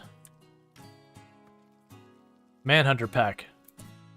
Alright, well, how much far away are you? So you're still working your way up here. Take a sip. What's the worst that could happen? Okay.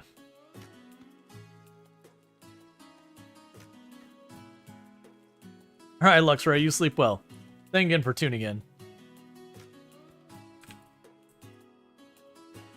So I was really hoping we would tag that one and it would Manhunter pack the group and we'd be able to run in real fast. But in this case, we're in for another rough fight, so we're going to run you two over here again. And we're going to get you back behind the others. And we're just going to have to make do because we got two other people who are,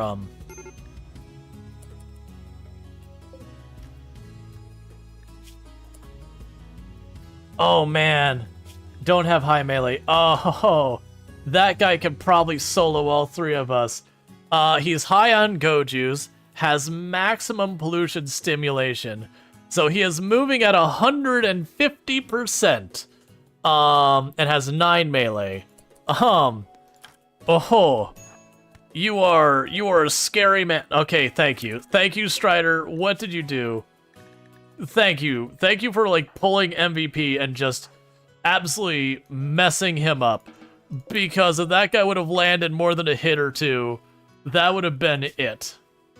So we got really lucky that even though he had a knife, he bruised Strider as opposed to cutting. What is your melee? You managed to knock him down with 2 melee. At least I believe that was Strider who did the last hit. Yeah, no, Strider... So it looks like Lardine massively softened up the torso, and then Strider finished the job. I was really feeling like that was gonna be it.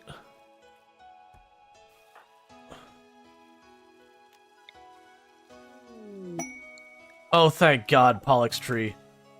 I have been waiting for this for so long. Okay, so do this. Storage. You are clear all critical. Toxic waste packs. Because with that, we can start slowly carving out some not pollution on our map. So right now, without any hesitation, okay, right now, with any delay, haul those to the tree. Thank goodness Lardine is back on their feet, so Soul Adams doesn't have to moonlight as a, someone who can grow stuff anymore. We actually got some meals made. Okay, bills. First, foremost bill, masks. Do until we have a spare mask at all times. Because those masks give us a 50% reduced, protection against the pollution. So that is crucial to our survival. And we will need button-up shirts.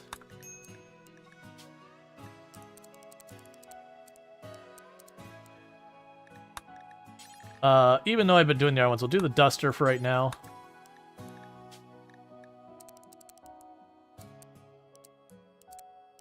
Cut down the tree for wood? I mean... So the psychic tree for wood is not gonna do us any good. It may be one of those things I'm gonna have to do is run down to that corner and try and make that work. The ultimate answer is we're probably just gonna be eating raw stuff for a while and just dealing with being miserable. Oh, you mean the Pollux tree? Yeah, no. No. The Pollux tree we protect with our life. Okay. So Lardine is planting more. We are just gonna go over here and say, yeah, I would like even more, if you do not mind. We need more tox potatoes, more tox potatoes, more tox potatoes. It is just what we're going to be dealing with. The good news is we should be able to make those pretty early on. Hey, Mathari! Or Marathi, my apologies, I got that backwards. Hey, Marathi, thank you so much for the raid. I do hope you had yourself a good stream. Everyone popping in here tonight. It's been pretty busy night, so thank you so much for that. Ancient Mech, not doing that. Oh, hey, what are you doing? Don't... What? Okay. Expand out here. There we go. But thank you so much for that raid. I do hope you had yourself a good stream. We got soul atoms there. We're not doing the mech right now. Oh, thank goodness. The heat wave is over. Everyone is recovered. So with all that mess, Strider lost an eye. Our food is definitely not stable. Not even remotely close to stable. So that sucks. Oh, we got water up here. So one of the things we're going to go ahead and do is say dumping stockpile up here. And we're going to say storage, clear, critical, and then human corpses. And we'll also go up there and say not home zone. All right, but welcome in, Raiders. I do hope you had yourself a good stream and all that good stuff. But I am Rual Storge and played around. Let's see. Treks into giant cargo ship worth a pizza? Heck yeah. But can I get a shout? There we go. We already have it done. But Marathi playing some No Man's Sky. I assume it was the new expedition, and I hope you had a good time with that. I finished the new expedition a couple days ago. Knocked it out, had a good time with it. But welcome in. For those looking for No Man's Sky, you can find it over there with Marathi. Yep, new expedition. It's odd. Lots of worms and creepy stuff. Yeah, no, by the end it's like, can I have a not worm planet, please? Like, the worms are cool and all, but I would really like a little less worms in my life. Like, as a good expedition, stop fighting. Now is not the time for this. I need you to not fight at all, if you can at all prevent that. We have enough problems without this crap going on. Okay, so for the moment, we're going to pre-tell Strider, because Striders are cook and all that. I need Strider to be on their feet. But welcome in, Raiders. I am Rual Storge. We're playing a particularly awful challenge in RimWorld, and you might go, this doesn't seem so bad. What's terrible about it? Let me just click on this button that shows pollution. Oh, yeah. Yeah, that's great. This is wonderful. We are barely hanging in here. Go take the trash out? Gotcha. So we're having a real rough time with the pollution. This is my one not polluted grow zone I've carved in here, and we're just slowly trying to make it work. Okay, so what do we got here? You can have the smoke leaf and go juice. You can have our worn out shirt and the worn out pants. Give me your pemmican. And I need to give you more.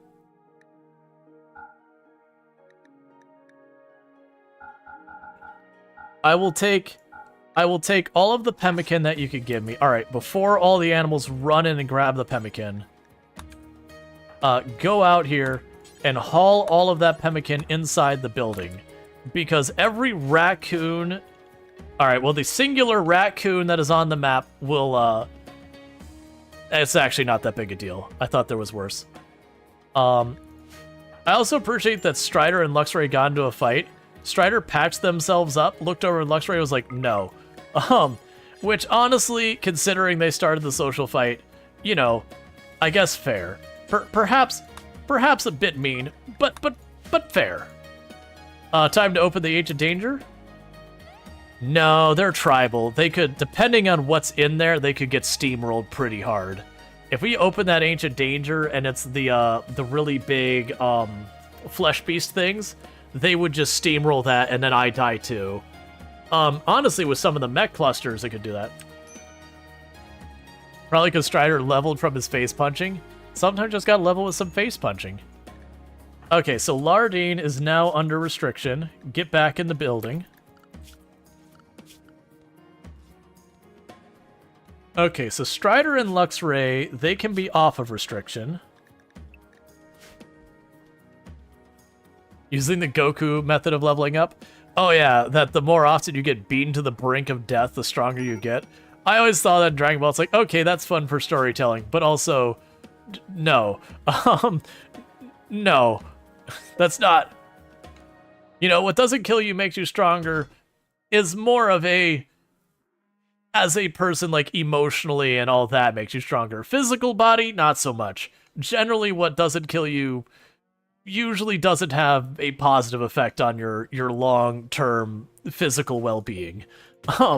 It's usually very detrimental. Oh, we're so close to getting the stone cutting. And then with stone cutting, I can start cutting up these blocks and making furniture out of it. We're gonna have wonderful, horrible slate things. What doesn't kill you still hurts you a lot, yes.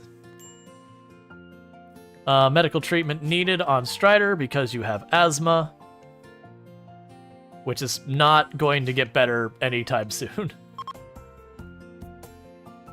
Yeah, especially when you're beaten up to the point of near death again and again. It's like, yeah, no, bones don't always heal well. All right, so next is going to be complex furniture.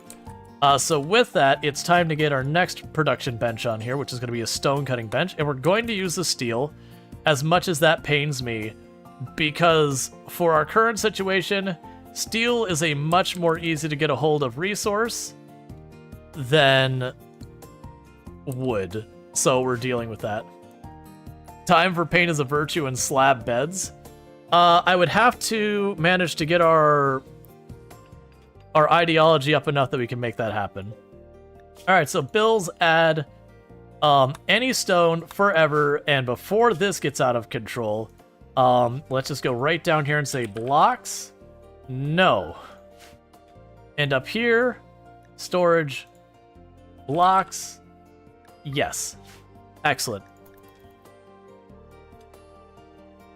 And normally I'd like to have torches and all that for light, but, you know, we're desperate for stuff to get out here. Okay. So yeah, so that tree is slowly absorbing the pollution. And what I'm going to do is, as these pollution bags pop, we'll get our next pollution bags, and we'll keep repeating the process, and we'll slowly start to chisel our way out so we can switch from having just a handful of rice as our only food we can grow without danger. I'll slowly carve my way out of here to get us more viable food situation.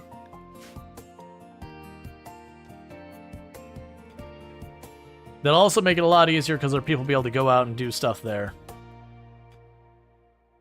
We'll also end up needing to get a lot more material, because I'm going to need to get a spot of like cotton and all that realistically to sustain any of this. It is going to be a rough time.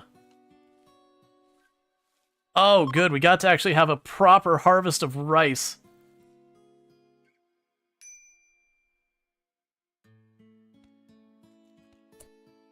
Okay. So with that, immediately hunt that raccoon. It's eating our rice. Get it out of here. Don't let it live with its violation of the sanctity of our tiny bit of rice. Alright, you can stop hunting the raccoon. You can leave that. Please don't tell me it's attacks immediately. Don't you dare kill him. Don't be stimulus. Okay, so they are wasters, so you are gonna get stimulus. The good news is they have no combat skill to speak of, and they do have medicine, so we're gonna bunch everyone up down here. You're gonna try and keep them in the not polluted spot. You need to run like your life depends on it, because not to scare you, but it actually does.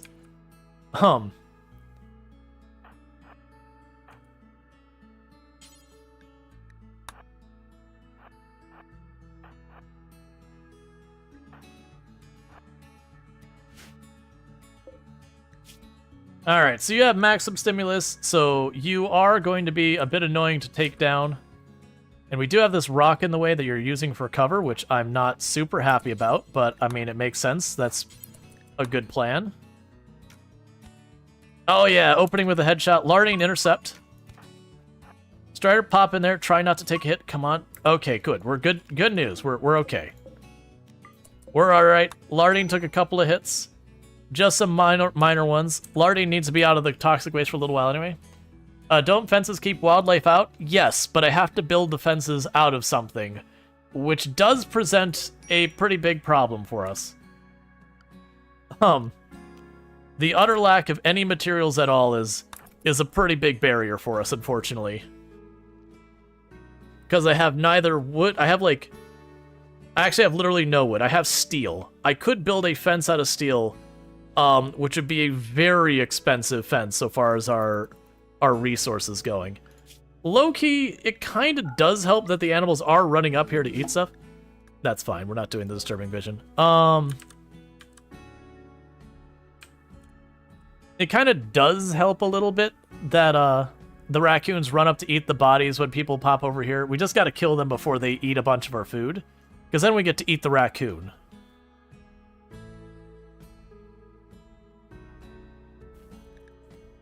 And you don't have the pre-chill stuff back up. Awful barracks, initial hope, slept on ground, sick is just a permanent debuff here for now. There's no way we're not getting some type of, like, dementia or something by all the toxic buildup we're going through. Okay, it's time again. Get that raccoon. Don't let it go.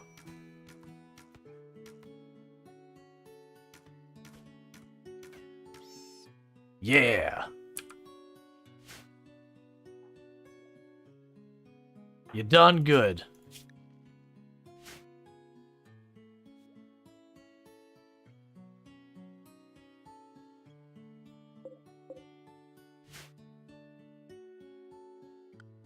Alright, medical. So the only one who probably... So Soul Adams and Larding need to be under restriction. They're the ones who are. Everyone else is free to move around.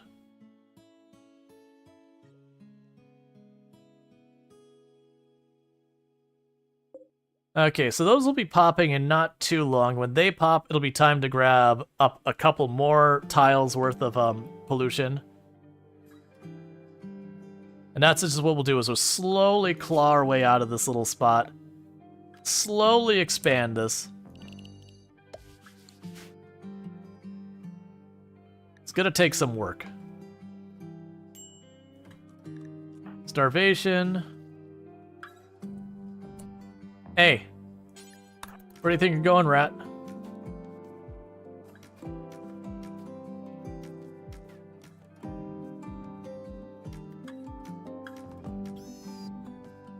If you're gonna eat, you gotta stay. Good grief, it's cold outside.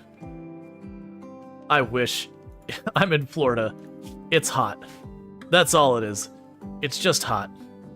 That's its forever state. Have we been making any blocks? I don't think so, because we've had everyone down from injuries and all that.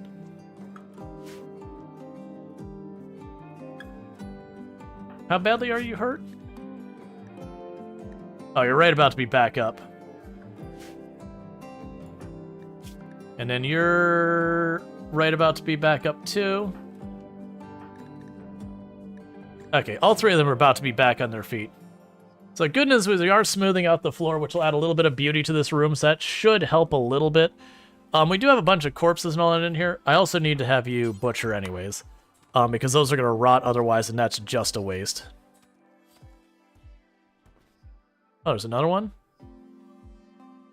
Oh, good.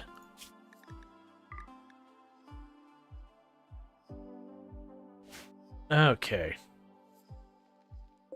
So we are picking away at the rats and all that, which is making it so we can kind of handle it. Wall gauge says -3 Celsius. Yeesh. Yeah, no, it's just been extremely hot and uncomfortable here.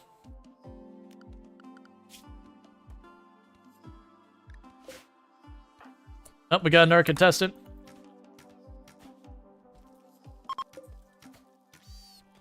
The best part is I'm catching them before they manage to eat that one piece of tox potatoes.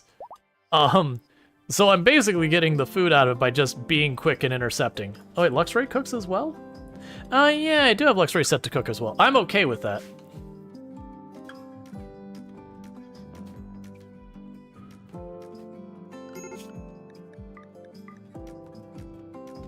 They managed to successfully eat the one tox potato this time. Oh, and instantly rotted because of toxic buildup.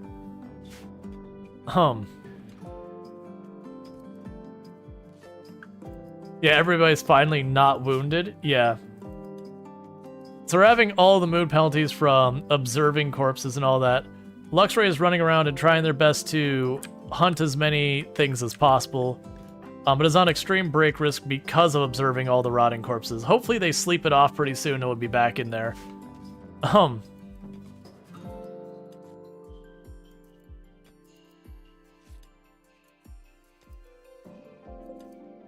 We are starting to make a bunch of clothes, which will be good. Those all give us some defense against stuff. It's the face mask that's the big one.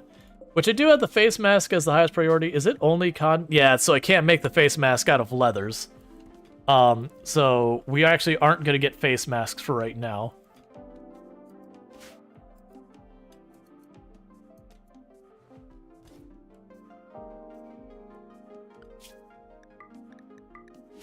It's nice that we're getting the slow trickle feed of small animals. They're not good because we have to chase them around for like a single bite of food. But still.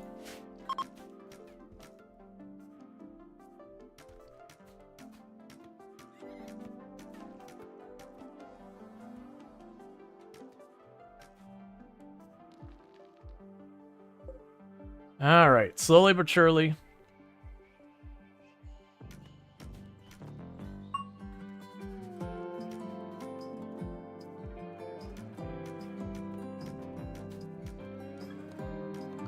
Yeah, and pretty soon Luxray is going to have to back out because he'll get toxic buildup as well. Let's see here. Yeah, so it looks like Lardine's the only one who needs to be under restriction right now. So Soul Adams can get back out of the building.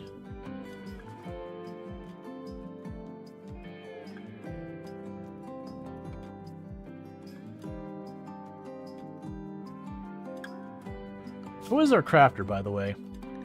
Strider's our crafter. Okay. But they were also working on trying to catch up all the clothes, so that's right.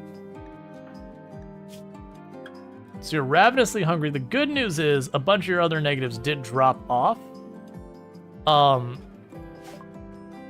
Complex furniture. Okay, so that's good news. Alright, so we got our complex furniture going. So we'll go ahead and do tree sowing, even though that's probably not going to happen for a while. But with our complex furniture, once we start cutting bricks, we should be able to make stuff happen. Alright, Lardine, what are you? So you're digging stuff because there's nothing ready to be harvested. We still are hunting all the animals. Shelter for an ally, I can't take you. I normally love to take, like, whatever, like, even if it strains us. But right now, I literally have no food. We are actively starving.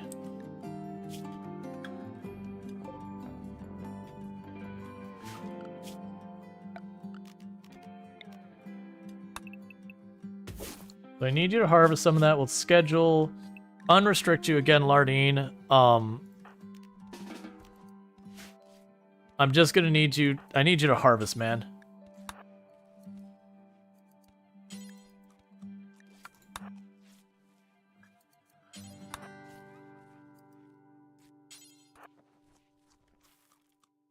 Okay.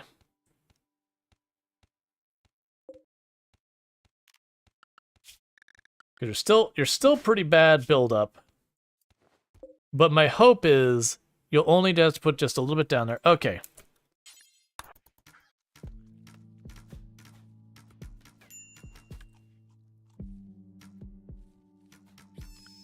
Just the moment one of them becomes grown enough that the animals can eat it, they all beeline for it. We just hunt them all. Okay, so Luxray needs to be under restriction now.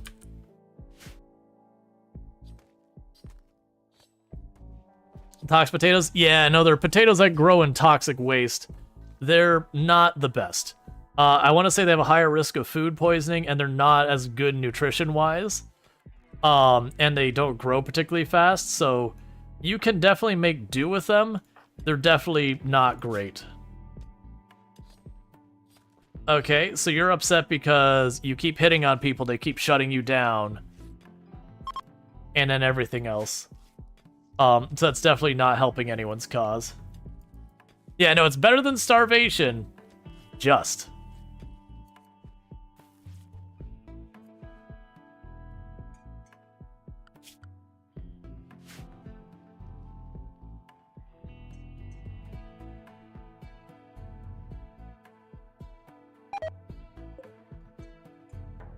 Okay, so we've almost got those having decayed away. And then it'll be time to pull up a little bit more. And that's actually like plan this ahead of time. So we're gonna go ahead and say zone, pollution removal, expand it up there.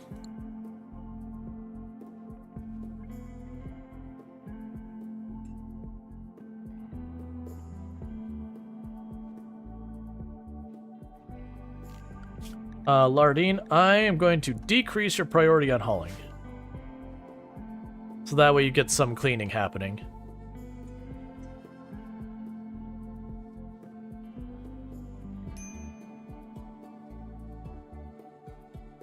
Let's see, so is there something adding to all the pollution, or was it just fully... Yeah, so it's just fully polluted when we started and we're taking away the pollution. There are things you as the player can do to cause pollution.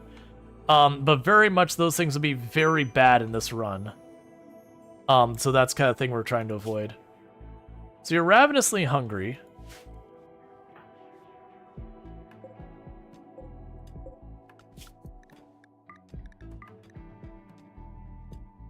Okay, so Luxray was the one out running around hunting, and that's the reason why we're not getting more hunting done at the moment. Okay, we actually do have someone who is hunting real fast. Yeah, go ahead and hunt that. Because you need to eat. Do you have food poisoning? Ah, that sucks. Food poisoning stranger food even more. It also, when your cook is one of the food poisoning and throwing up the moment they get their food, just makes it even worse.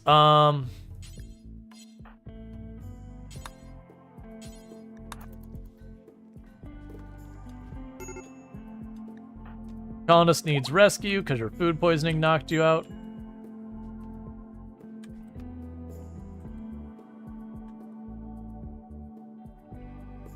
That sucks.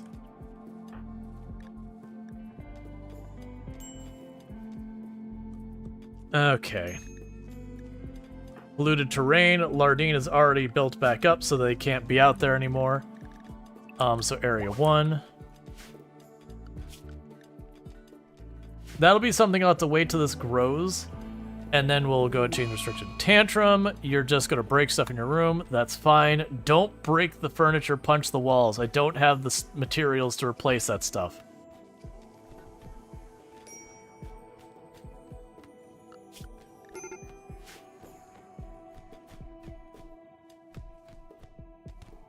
Stop punching the components, please. Okay, that's fine. Alright, all hands on deck. We got a proper meal coming in. All of you, shoot it.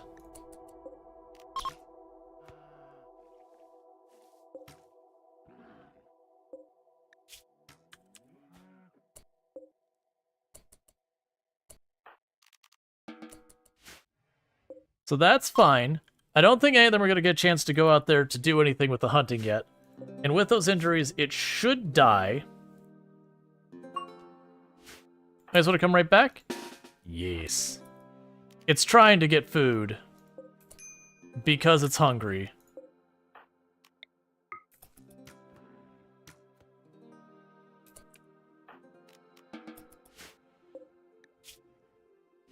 Okay, so they should both die relatively soon.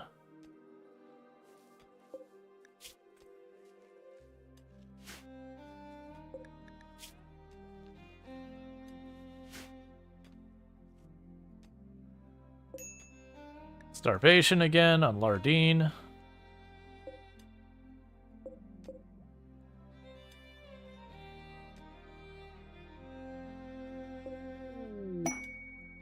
Ship to SARS, not going to worry about that.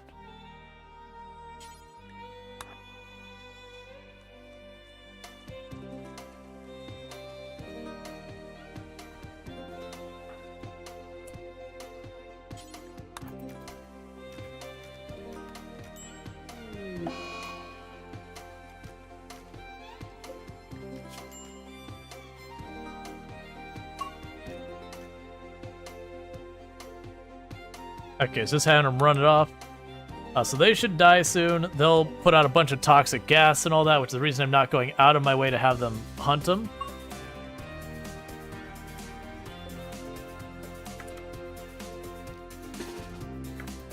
Okay, grab all of you.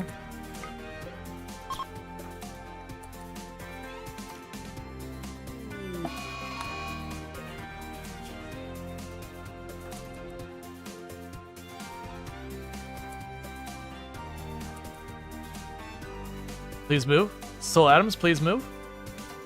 Oh, that's not good. Hey, you know what's gonna happen here? We're about to get a whole lot of instantaneous toxic buildup exposure. Okay, we got lucky. Alright, so all of you stop doing stuff with this. That door is restricted for a moment.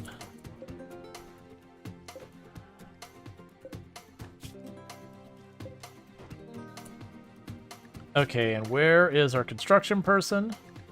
That's Soul Adams. Okay, so that door is allowed. Soul Adams, start working on it.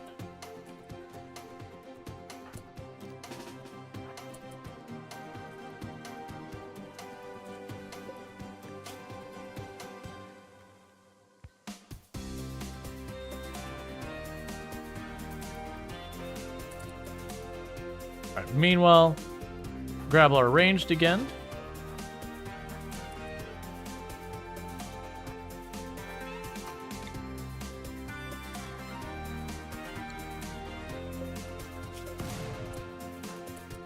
Cool.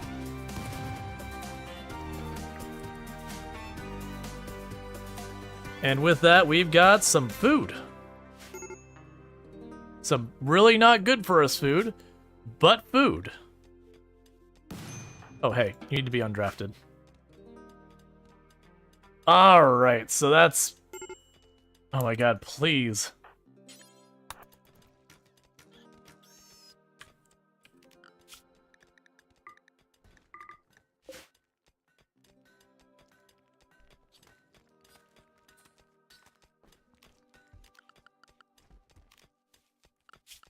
So Strider also cooks, yep.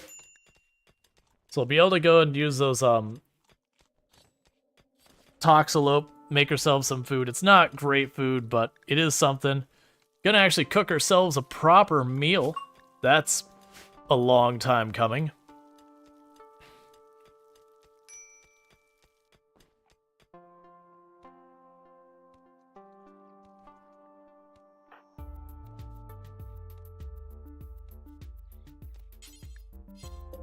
So,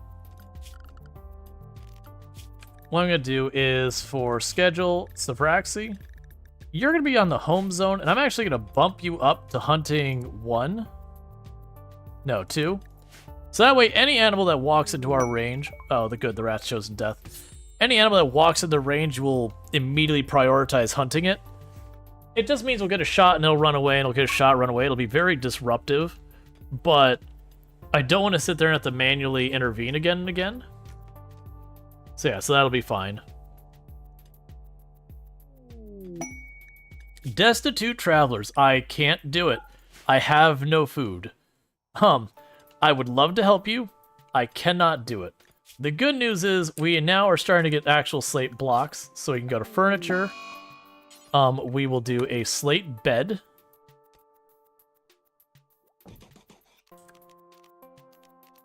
And we will do a slate dresser. And we'll do a slate end table.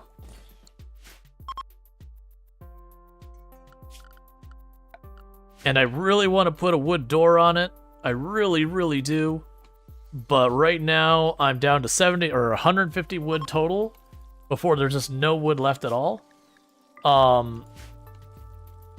And that's just the way it is.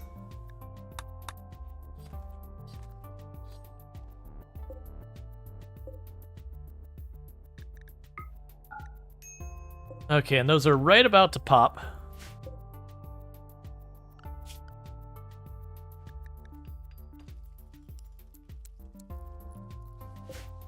So we'll need to have them prioritize cleaning to get that pollution up. How much could a woodchuck chuck if a woodchuck could chuck wood? as much as it could. I don't know. I know the idea is a tongue twister, but yeah.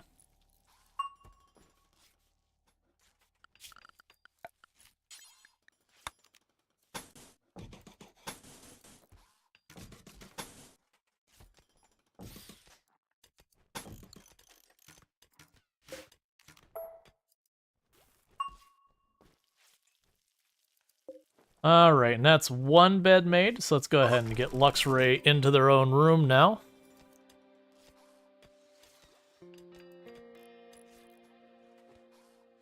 And then once that's done, we will already go ahead and assign to smooth that out, because the material cost is what's holding us up, not the labor. Medical attention needed, yep, because you still got asthma to take care of.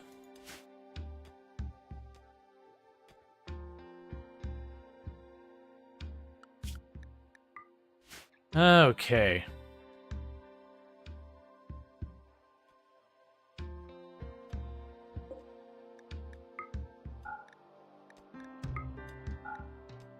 Alright, so with that, it is time to expand what we do have the pollution cleaned up from.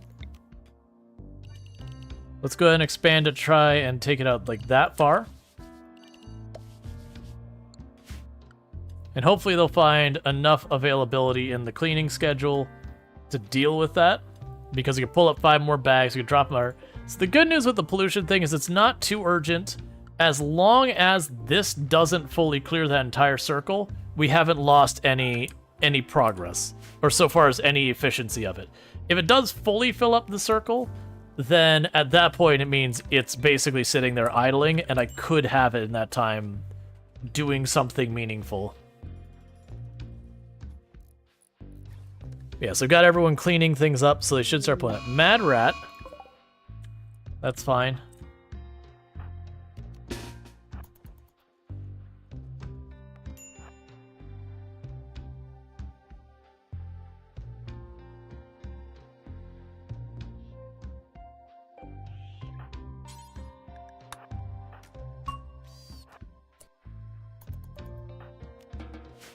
Okay.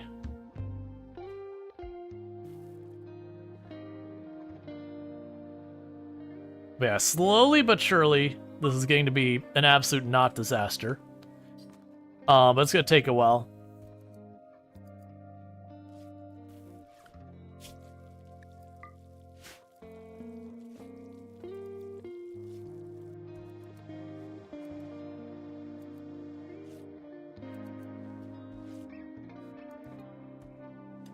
Okay, and the other thing to do is we want to build a copy of that bed. Build a copy of the dresser. And the side table. Raccoon stealing your potatoes? Yep. I'm aware. The thing is I keep interrupting my research to chase them away, so I've got them set on a high priority so far as to hunt when they're here, when people are up. Oh good, we're having the wedding, of which only 3 people are attending. The 2 who are getting married and Luxray. The other 2 are like, I'm tired, you're not waking me up for this crap. They're like, this is not the time for it.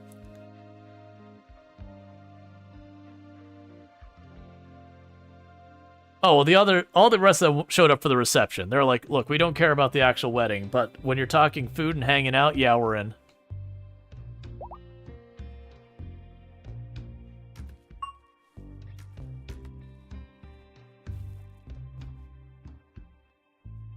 Open bar, we're there. Open bar with a limit. The moment the limit's hit, the bar's no longer open.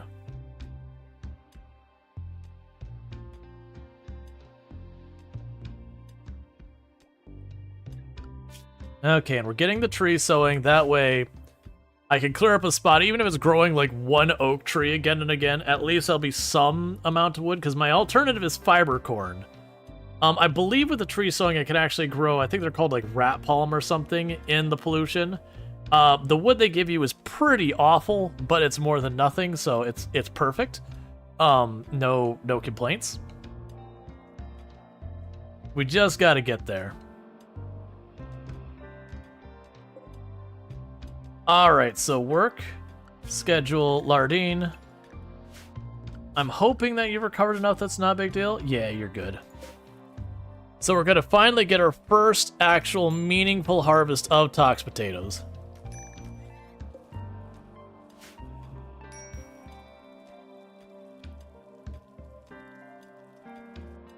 Don't cloud watch in the toxic waste.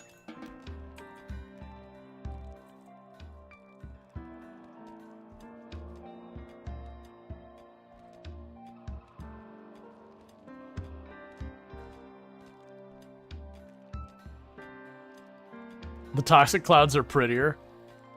Yeah, it's always been one of those things like, really? Come on, man. Of all the places you could lay down, why did you go and just like be like, I'm gonna lay in the toxic waste? That's perfect. It's just what I want.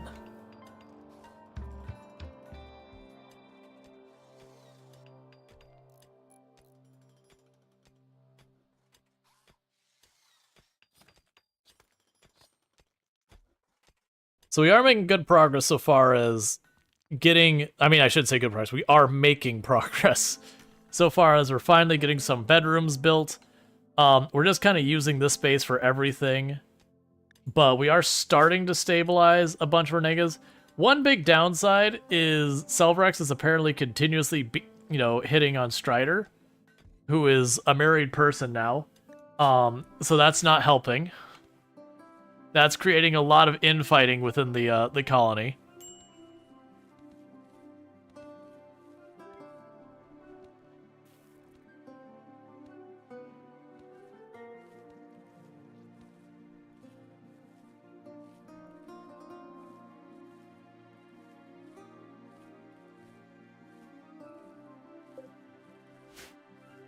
Okay.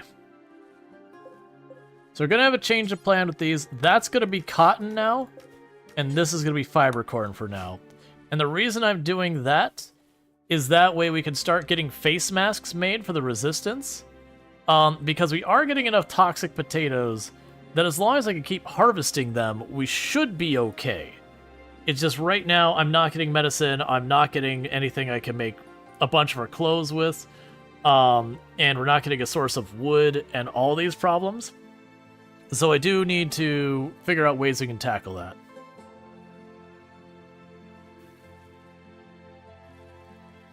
Alright, let's also check our home zones. That's fine. And we've got like all these raccoons and that just hovering in the periphery the whole time.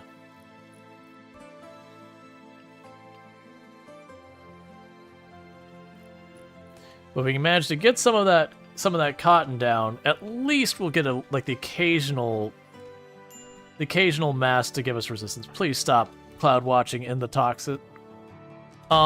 With that, we just hit an ad break, so I'm going to quickly use the restroom real fast because I need to use the restroom in a big way. So I'm going to do that real fast. Thank you again for tuning in, and I will be back here in just a couple minutes. And thank you again for tuning in. Good time to grab yourself drinks, snacks, whatever you got to do, and I'll be right back.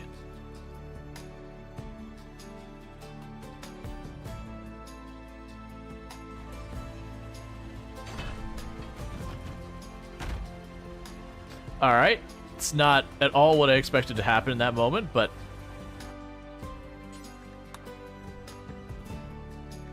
Warning you, don't want me going in there. I have a tendency to remove limbs.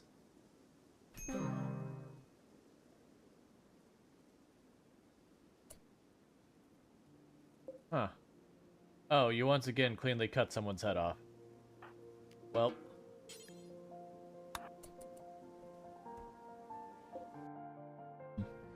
You see nothing, chat.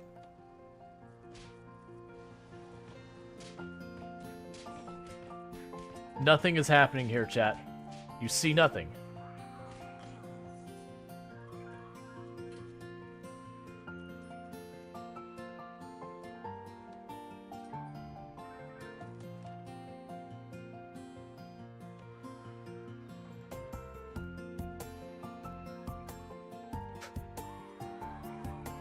I don't know what happened, chat.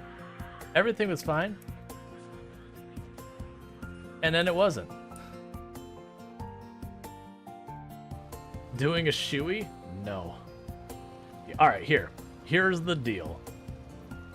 If it is relevant and I am in a situation where me and Drongo are both present, and Drongo is willing to do a shoey, and it's something like a milestone for charity, I will be willing to do it only under circumstances that Drongo is with me at the time it is occurring, and it is for something of meaning. Again, like, you know, we've hit some major milestone for charity, raised a bunch of money, or something. Like, I won't just, even if, like, me and Drongo are hanging out with Drongo was like, I want you to do a shoey with me. It's probably not going to happen. Drinking something from a shoe is just really not something I'm excited about the idea. Well, it's spring and summer. Let's get this planted. Because that is the season we are in. That's literally... Alright, and I am back. I'm glad that clip continues to exist. Of, like, the thing where people are like, you know, do a shoey, what would it take you? I'm glad that clip, like, people are like, no, we need to keep this clip. Alright, was that attacks immediately? No, they're gonna prepare. Sorry, kitchen's off limit here tonight. You just finished cleaning it tonight, so you don't want it to be dirty again. Yeah. Okay, so you are okay in melee. I'm feeling pretty good. Like, we should be able to handle this one just fine. We'll just kind of hang out, wait till they go to rush. I do feel like eventually I want to get rid of that chunk of stone, because it's giving the enemy a lot of cover to move in on, and that's not something we want.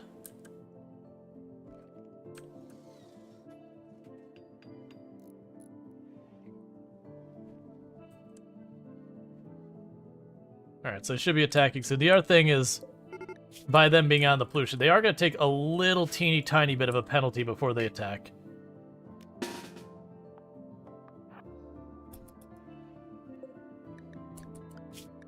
Stop eating all my plants.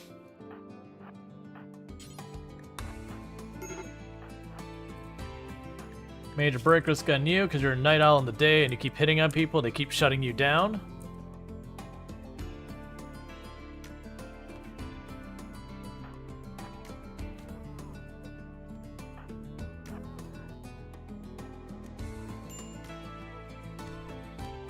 Okay.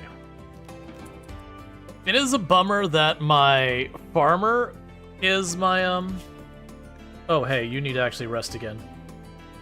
It is a bummer that my farmer is one of my melee pawns.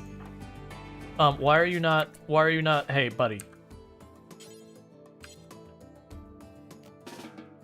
I need you to rest so you can get your wound patched up.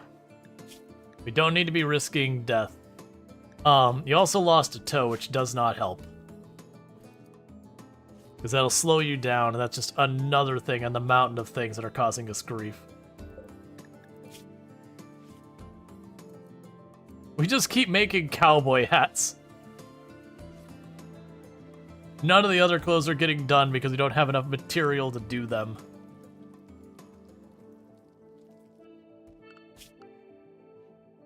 There are so many rats in the map. I am gonna eventually have to, I'm gonna absolutely have to sit there and, fence this off. It's just, where I'm gonna get the materials, who even knows?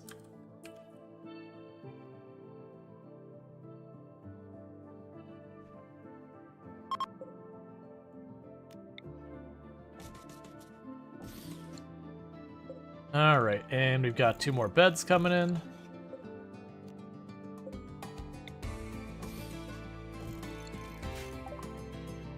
Okay, so we got tree sowing. I think the next thing we're going to do is we're going to go ahead and go for electricity. Oh, actually, change the plan. We're going for the drug lab. Because if I can get the drug that makes it so you can prevent stuff like malaria, we are on a tile that is a very, very, very, no place configured to store it. Oh, you're probably still under restrictions.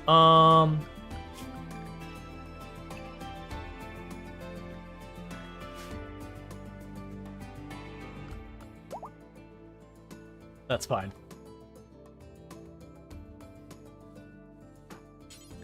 Quickly get that body out of here before everyone starts having mood breaks from it.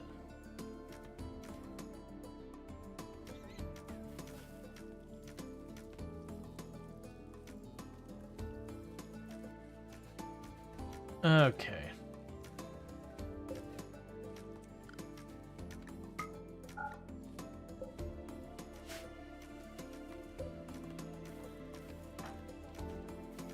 Lardine's doing their best to keep up with everything. We do need to get to the point where we can get our cleaning people to be able to clear up some of that pollution. And a big part of what's going to be necessary to make that happen is... Wait, actually, Luxray, stop hunting. We don't need you doing that anymore. Yeah, new plan. Don't worry about hunting anymore. We do have crops coming in. And yes, we have these rats that are being obnoxious and all that. But having them run around to grab, like, the tiniest little nibble of food isn't really worth our time. So we can go ahead and get people working on other things that are more productive. That'll be good. Versus I want them to clean up the pollution so we can start expanding the area that we have available for stuff. Because I need to make enough room for us to make medicine. I need room for us to reliably be able to get some level of cotton. We want to get something that's better for food than tox potatoes. And that's going to all take time to set up.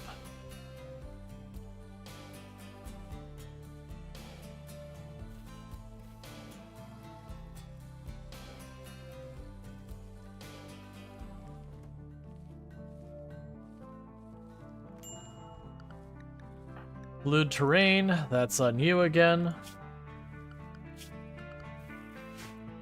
That's fine.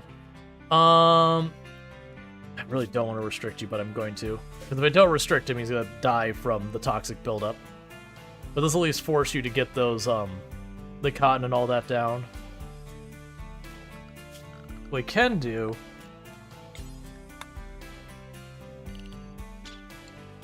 is expand it that way. That Lardine, when Lardine finishes planting, Lardine will be like, oh, I don't have anything to do, let me clean up, and we'll start cleaning up, exactly, cleaning up the pollution right there. Let's see, why does Luxray keep cleaning outside?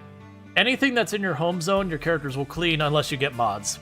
So there is a, like, cleaning zone mod or whatever. I don't have that loaded right now. So they're going to clean anything that's part of the home zone. It's one of the things I think is not a great way the default game kind of works. Is that you're cleaning up fire and you're cleaning up your pollution zone are the same zone.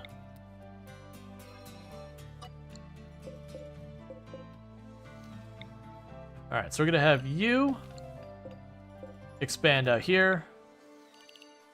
And you expand out there. So basically, once I pull up the pollution, the tox potatoes can't grow there anymore.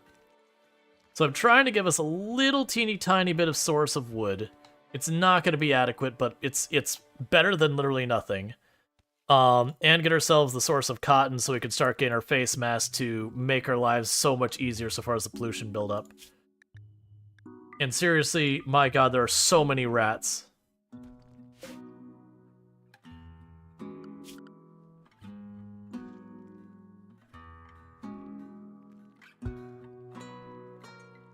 Yeah, we'll leave it at that. So if they do get caught up in the pollution, they'll start hunting the rats to get them out of here. Because the other problem is they don't have a place to store all the food. We'll end up needing to do that. I'm just letting them get this caught up first.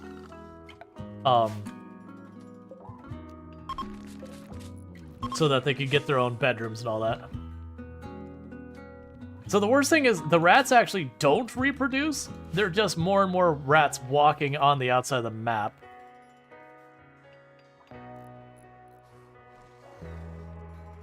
Yeah, so I'm gonna need to get a storage area built for that. Which we're working on. We're just not quite there yet. Because if I go put storage over here somewhere, like maybe I'll make a round room like right here. That'll be our main storage. And that'll all be good news.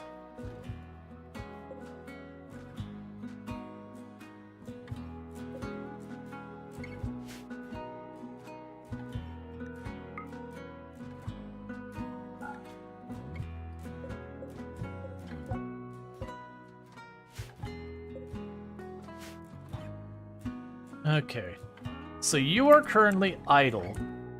So that doesn't help me. What can I have you do in the meantime? I guess you can help with the construction. You'll be really bad at smoothing floors and walls and all that, but at least you're not standing around. I'd like to do another research bench and all that, but we just don't have the materials to do it.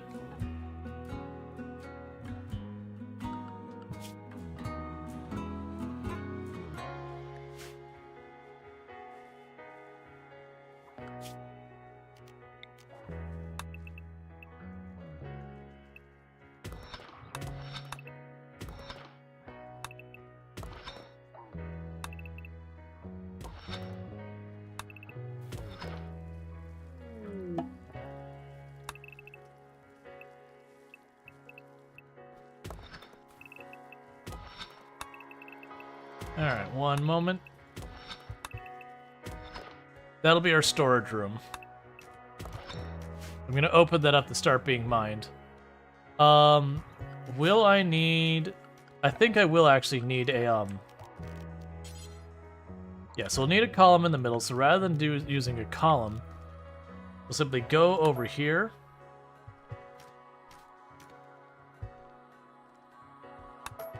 To those spots, and we'll just leave those in. What do you do with the waste packs?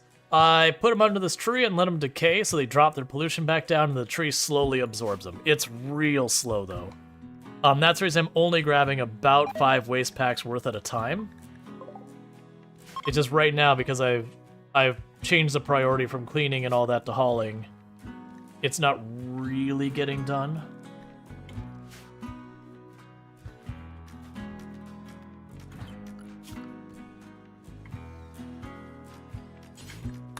Alright, let's manually tell you to haul these. Okay.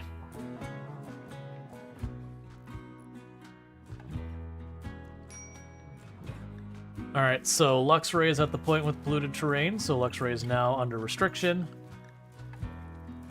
Okay. The tree's ecotoxin? Yeah, it's real slow though, so if we look at this, the tree every like 8 in-game hours eats a singular tile of it or something like that. So in the course of like a full day or whatever, it eats only like a couple of tiles at the most, so it's real slow. But that's okay. We still have just the one, right? Yeah, we have just the one. Can you get more of the trees? Yes, so if you have a really high pollution map, it'll spawn on its own up to 3 of them. After that, you can actually get the seeds for them from exotic trade goods and stuff like that. They're pretty rare and pretty expensive, but it does actually appear. Yeah, no, you can send your pollution over to your neighbors and all that. That is a very common strategy. That said, I am not doing that. That's kind of one of the artificial restrictions I've given myself in this run, is that I can't just ship the pollution out to someone else. Because it's one of the way, it doesn't trivialize it, because they do have retaliation raids that they do against you for dumping pollution on them. But it is one of those things that makes it way more manageable. Alright, so what I'm going to have to do is schedule... I'm unrestricting Lardine. Lardine is going to get some pollution buildup, but right now we don't have any stuff planted, and I've got to get that sorted out. Like, we're waiting on that cotton to get grown enough that we can get some face masks made.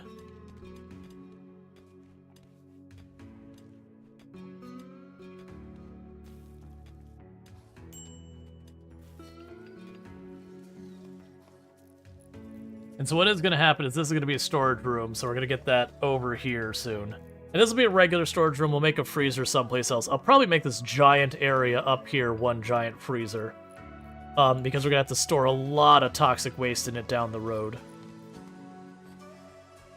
We do have a geothermal vent up here, and one down here, so those are both pretty usable. The last map we did, we literally didn't have one on the map. So it's a steam geyser. I think it's just the 2 of them. Yeah, just the 2 of them. So geothermal might be worthwhile on this map because it can box it in, run it back there. Like, so checks that. I might not. Well, I mean, we could box it in, but one side will probably be wood, which isn't good. But we'll just make do. Okay, so snake, that's not gonna work. That's fine. I'll change that. So we'll grab you, copy the settings there. We will go to zone, stockpile, and we'll paste the settings here. And then we'll go to this zone and we'll say low priority. And we're gonna slowly shift everything over here.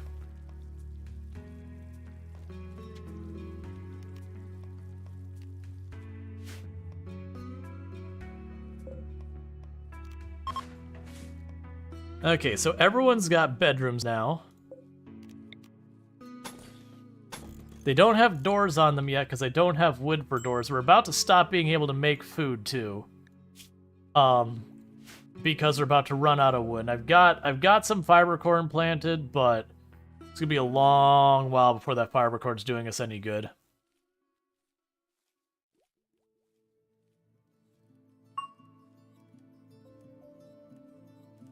And Lardine's doing their best to catch the plants back up. I gotta get them back in the ground. Man, I've got to get that walled off. I just don't have any building materials to do that.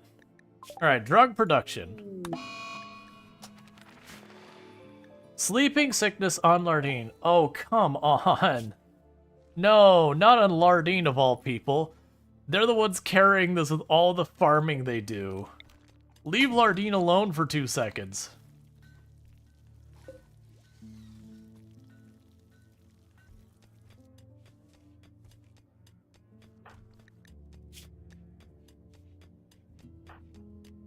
Preach health on Lardine. Let's try and get them through that as fast as we can.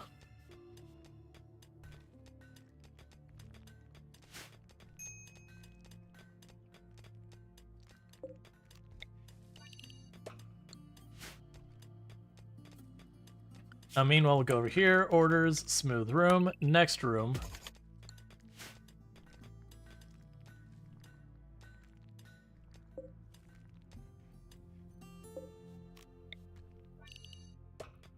Alright, so we're reaching the point that's probably bigger, so let's delete this room. Because now we're going to move all that junk into our new storage room. And make that happen. Hospitality. I can't help you. You keep being like, hey, can you take guests? No. No, I can't. That is actually my stance. No, I cannot take any guests. Alright, meanwhile, you are going to need to bump up hunting again to deal with all of these different creatures hanging out on top of my food.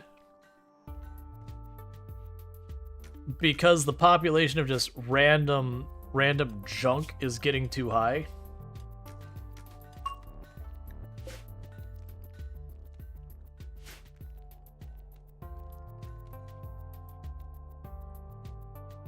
You can't take them. They just can't leave alive. Yeah, but that's a Dumia could. We don't do cannibalism typically.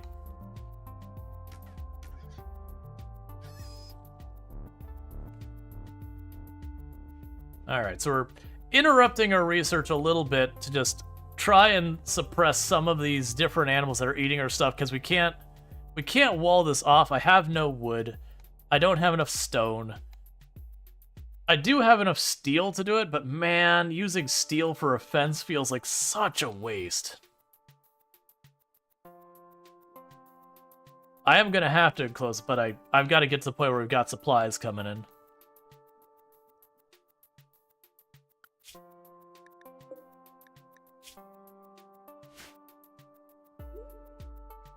Strider is pregnant. No. Stop it. No. Please. Why would you do this? This is not a good time.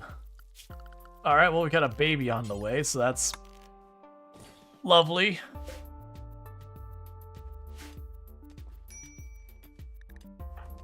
As we're trying to simply not starve.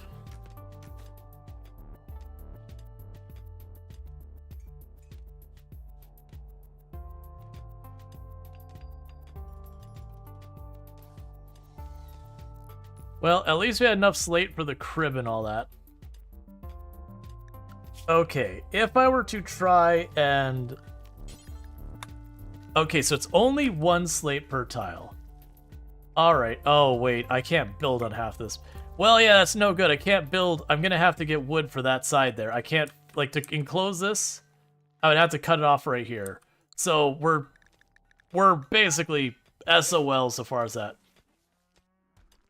Oh, man, like, literally the giant army of them all assaulting the stuff soon as it's ready to be... You know, anything. Why are you not tending to them?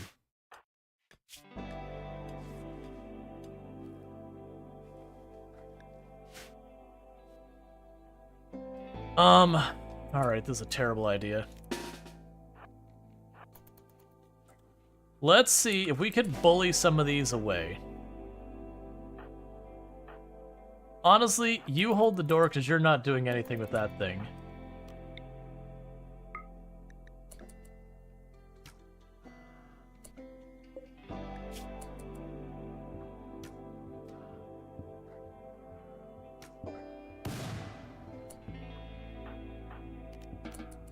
Alright, so we're just gonna have to start harassing them. Yeah, no, I've got that. That's not enough limestone to do anything, but the bigger problem is because this is all swamp, I can't build on all of that, I can't build on this.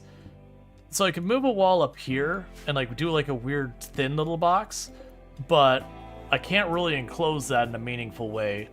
So this is gonna be a thing, I'm just gonna have to harass the animals that show up here and pick them off one by one. Which works, I just don't like that it's so manual, because these ones will hunt, like, they'll fight back sometimes. Which is part of the dangers, there's just so many of them.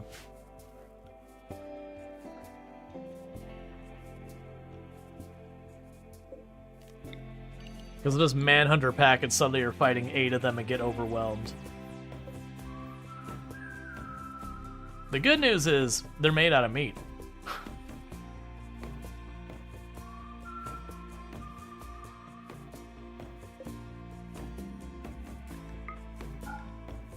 And once those decay, we'll grab a little bit more pollution up and we'll get that moving.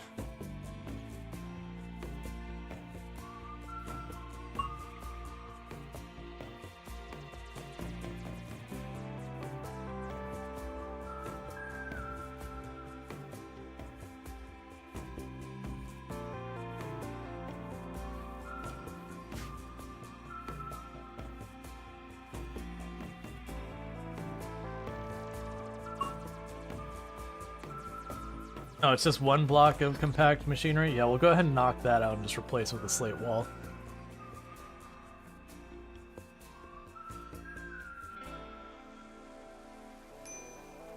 Now, if we get a trade caravan or something going on, I might deliberately shoot the Toxalope then and see if we can't get lucky and knock them down real fast. Like, get them to go against a trade caravan, just do that. I could also pop that open against a trade caravan for the same idea. Just not against the Toxalope. How are we doing? Yeah, so Lardine won't need to be under any restrictions once we got there. Oh, it's okay. And let's see, Luxray is fully recovered, right? Basically, schedule, unrestricted. Yeah, so problem is they just swarm in as one giant mass. I can't risk hitting them when there's that many, because they could just manhunter pack the whole group of them, and then that's just the colony wiped. Oh, Lardine, you just stay out of this. You just keep recovering.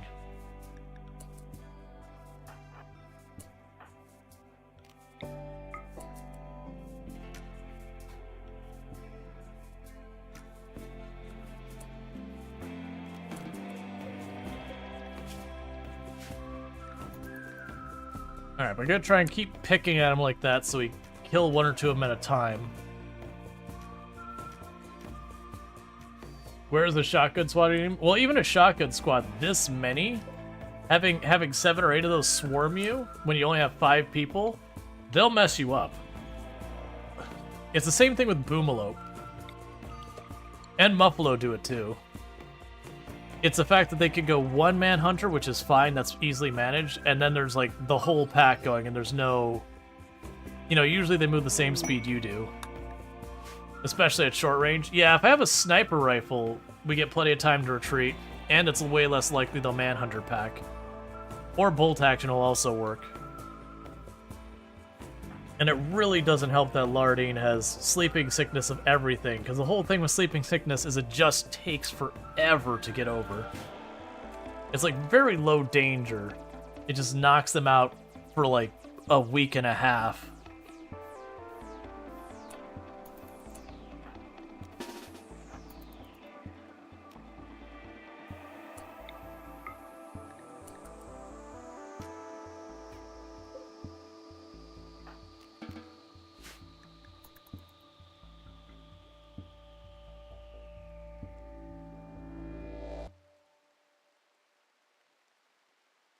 Okay, there's one of those we messed up real bad.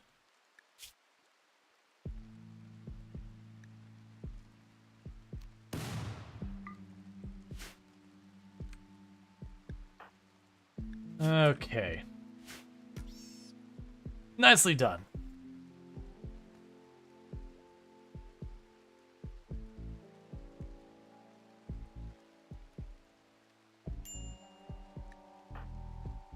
The Strider should take care of you as soon as they're up.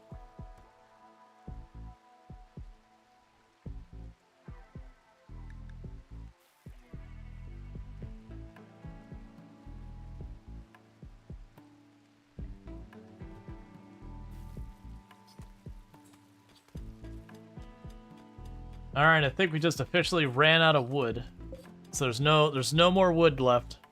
So we're eating our food raw now.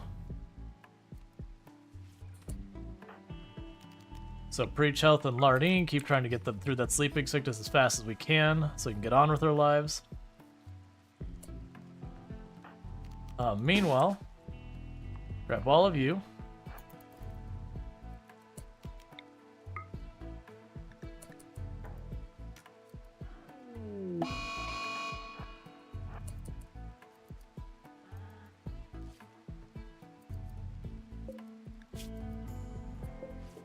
Okay, it's just the one.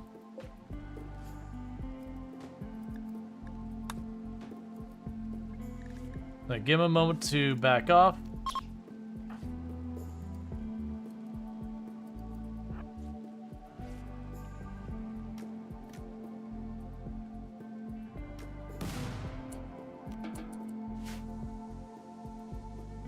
And don't stand there any longer than you have to. Okay. Slowly chipping away at them.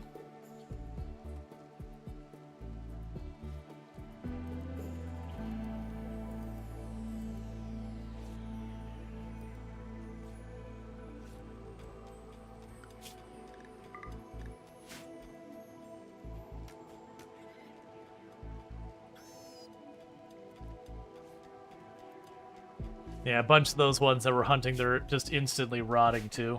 Not the Toxalope, those won't. But the other ones do.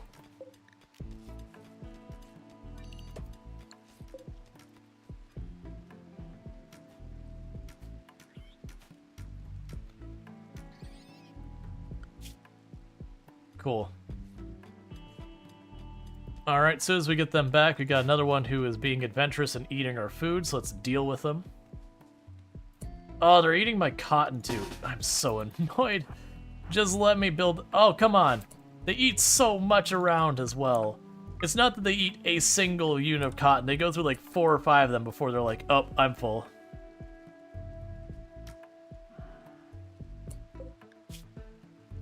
Oh, no need to push that.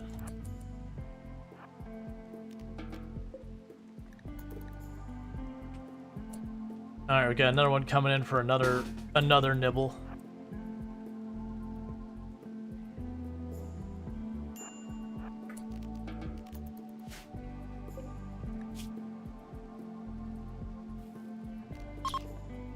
Alright. Yeah, no, they ate my cotton, which doesn't let me make the masks, which means I can't go out in the pollution longer. And it's one of those things that I can't just throw down with a whole group of them. Because I've only got 3 ranged people. If I stay on top of them, they blow up and they cover me with even more toxic buildup.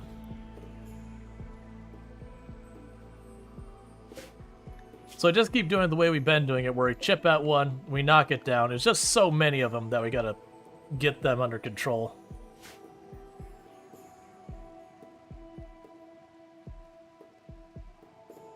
And Lardine needs to get better already so he can get back to doing any of the caring for the plant. Death spiral? No, it's not a death spiral. It's a being harassed endlessly by these things. And so it's just preventing me from getting out of there. Like, actually, the colony is pretty stable. We're just going to run into food problems if I don't get these things under control. Turn on the masks? You can't. You can't make leather masks. That's why I needed cotton.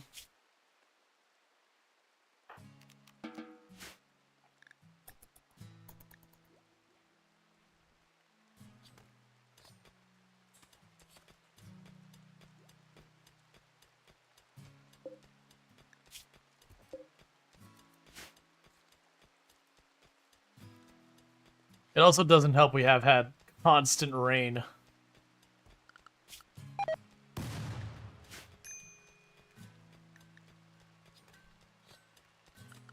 Alright, so schedule. So Luxray is under restriction. Their toxic buildup's getting too high. I get that one's gonna die here in a minute. So it puts us down to 3 of them. And if nothing else, every one of these we're killing is at least that much less they're eating. I mean, it makes sense. Could you imagine trying to wear, like, a leather face mask? Like, cloth masks are fine and all that, but, like, an actual proper leather mask would not be breathable.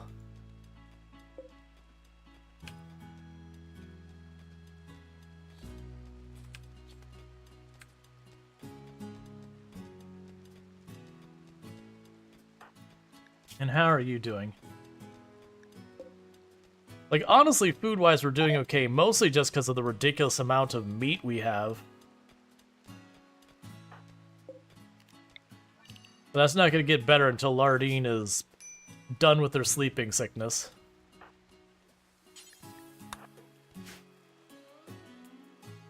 Can you off the farm? I need materials. And unfortunately, we are in swamp. So I can't really wall it off with the stone. I can make, like... I can box something off like that at best. But that'd be a pretty worthless. So I gotta wait till we have wood, because with wood I could build, you know, bridges and all that and make it work. But the problem is it's all swamp, and it's all polluted. So here is my wood. That spot there. And it's fiber corn, which is terrible. Alright. So let's go ahead and grab the group. And see if we can't get the rest of these,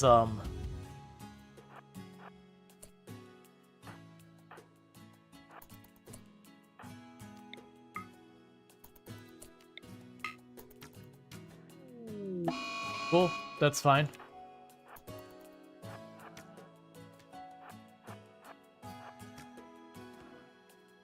Awesome. So that's that one dealt with.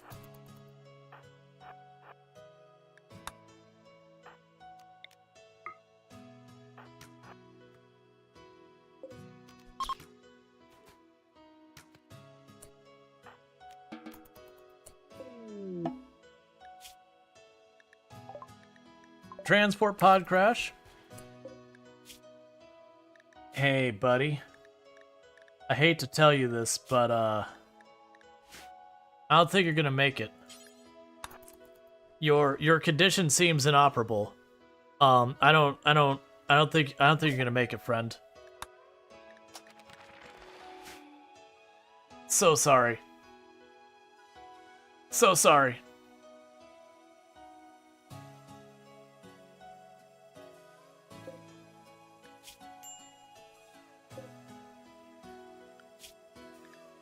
Those are the last two. After that, we have taken care of all the Toxalope. Pavel's pants are welcome here, but not Pavel. Hey, Pavel knows what Pavel did.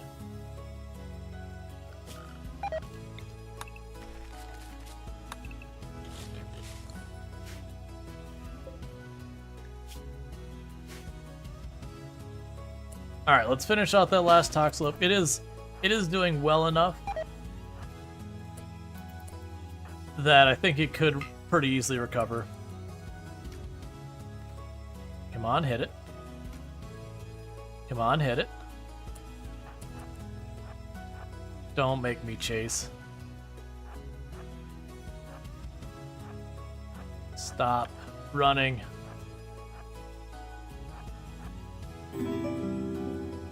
Thank you for the follow. Welcome to the stream.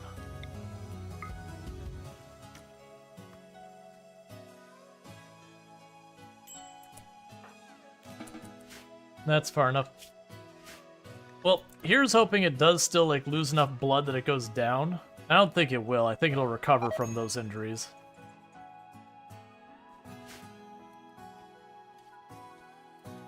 But we'll see.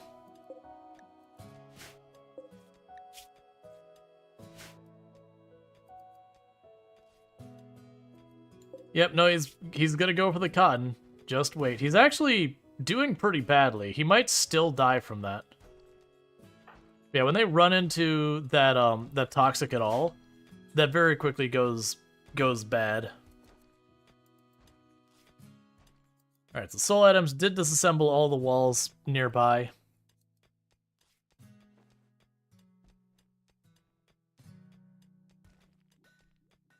Alright.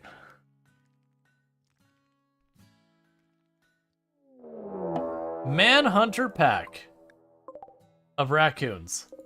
Oh no. 3 raccoons? Well, that's actually not that big a deal. Alright, so let's run up here so at least they don't get behind that rock the way they've been doing.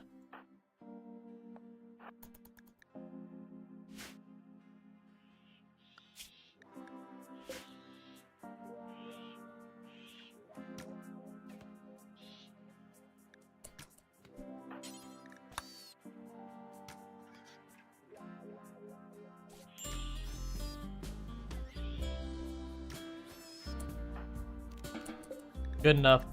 Stop hurting Lardine. Let Lardine get better. I need Lardine back out there working, because otherwise when our meat source starts to truly finally fall off. Mitchell, are you actually gonna just die from that? Maybe. The problem is if we run up there to go slay it, whoever gets there is going to get a massive amount of toxic buildup, so we are going to... Please patch them up. I ask very little, but I do ask that you at least bandage people up who are bleeding.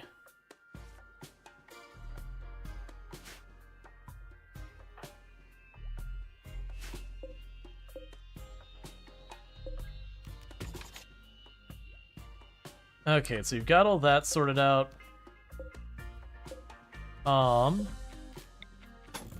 Build a tile of that there. Let's smooth out those. Royal Ascent we're not doing, so I'm not gonna worry about that. Okay.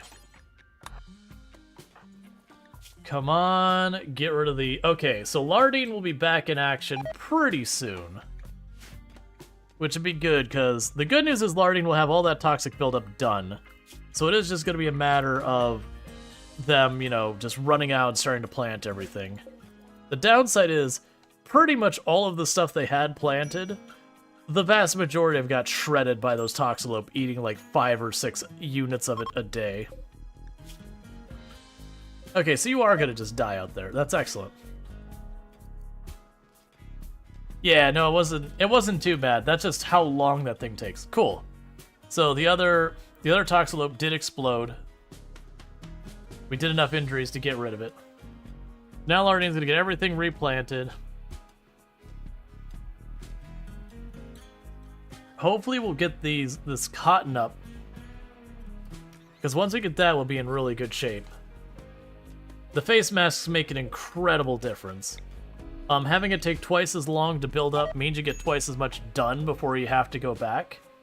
And so it just ends up really helping keep the pollution stuff down. Especially since you still recover at the same rate and all that. The downside is all of the food poisoning we're going to be dealing with. Oh, I didn't even check. We got... Okay, so those are getting ready to decay. How is the pollution doing over there? We are going to expand that to a second spot.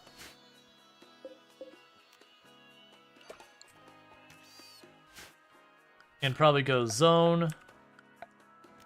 Pollution cleanup zone. We're going to go ahead and say all of that's getting added. And then we're going to go to zone area 1. Because we're slowly going to expand out here to be able to grow more stuff. And you're already getting close to having minor toxic buildup. Which isn't surprising at all. Pollux tree sprouted. Heck yeah. So like I said, you can get up to 3 of those will sprout. Where did you go?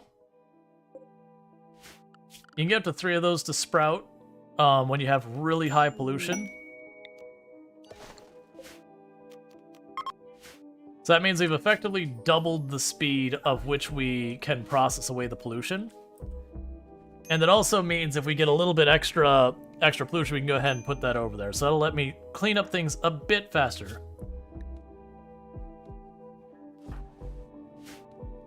All right. And that is going to kill the tox potatoes right here at the end. So I'm going to go here and say orders, harvest those.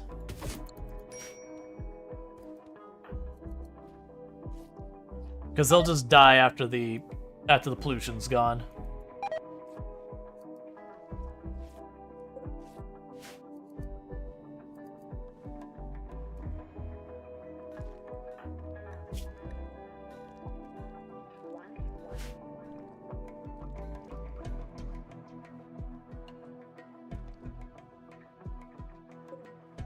And I do think we're going to switch what we're growing up here.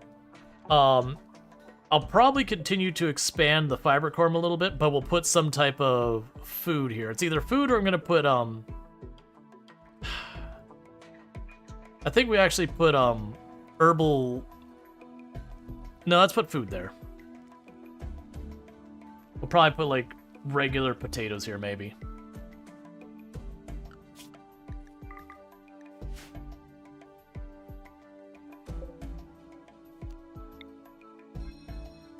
Guess we'll do that. Expand you.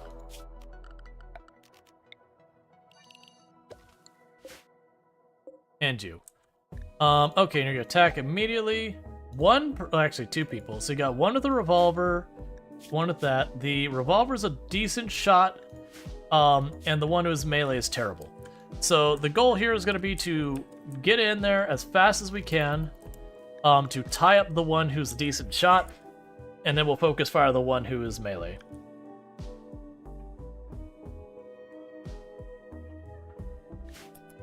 Because what is a decent shot's probably the bigger threat.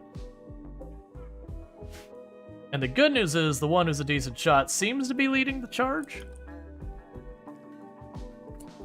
Alright, so rally everyone.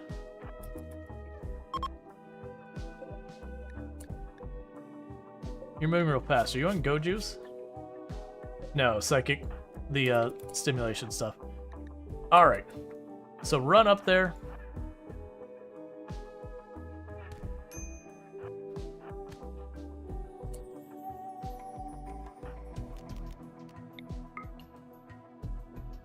And you're still getting to position.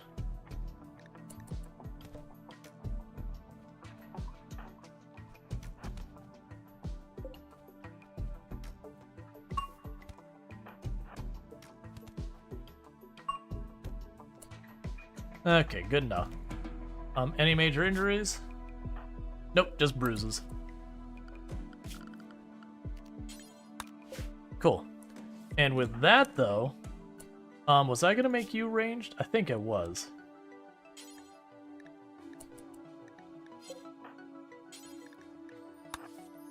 So you're gonna move up to having a revolver.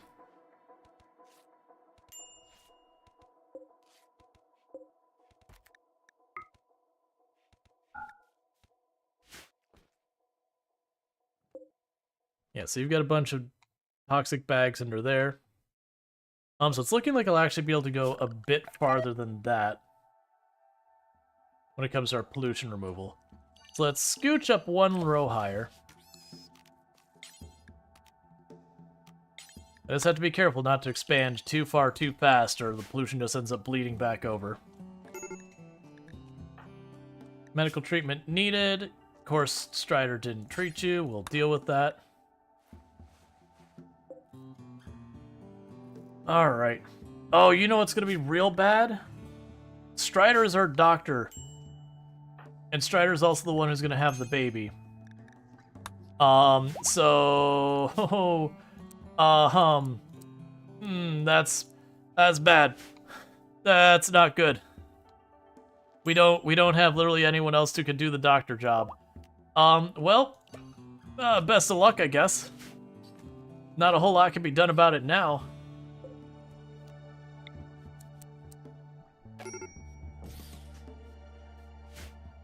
I'm gonna move that over there. And then production.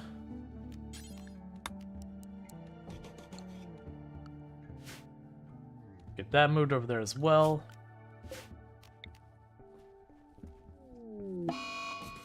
Gonna put a cabinet there.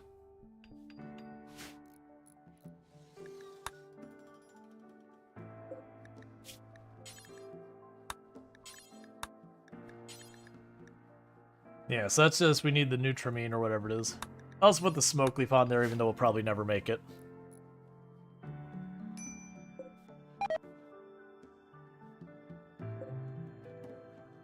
Alright. So shrink that.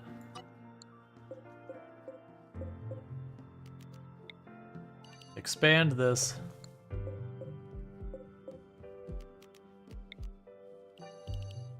And expand that. Okay.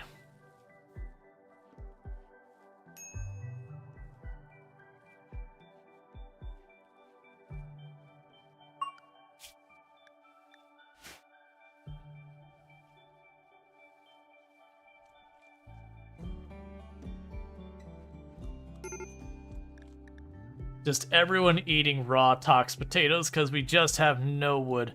We'll get some soon, but that's not going to be enough to keep that thing online.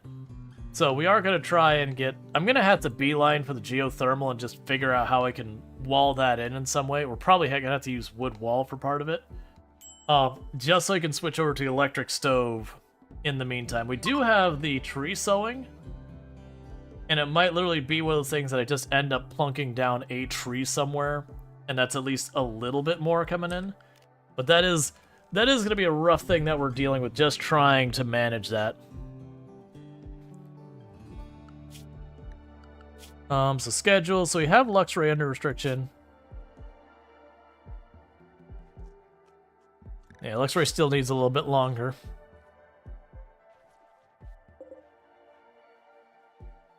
Yeah, that'll be it, because 10 of those will fill up all that.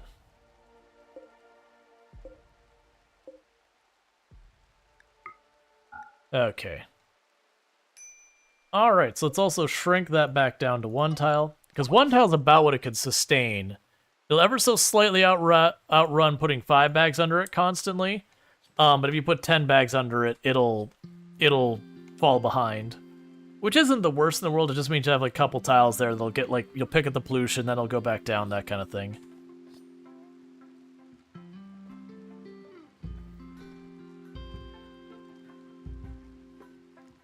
Alright. So we're doing pretty well there. We're getting all the floors smoothed out. That's all good news. Our storage room is coming along nicely. Definitely a much slower build than the last colony we messed with, where we got hit by the hate ritualist pretty hard and did a number to us.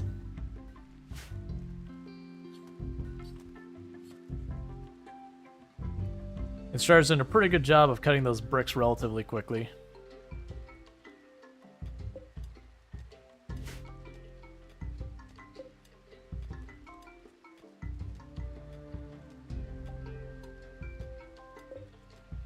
Yeah, it's 13. Okay. And then once that's done, we'll smooth out everything. We're gonna want to make a proper, like, actual, break room. That might actually be this room in the long run, and we might move our production room someplace else.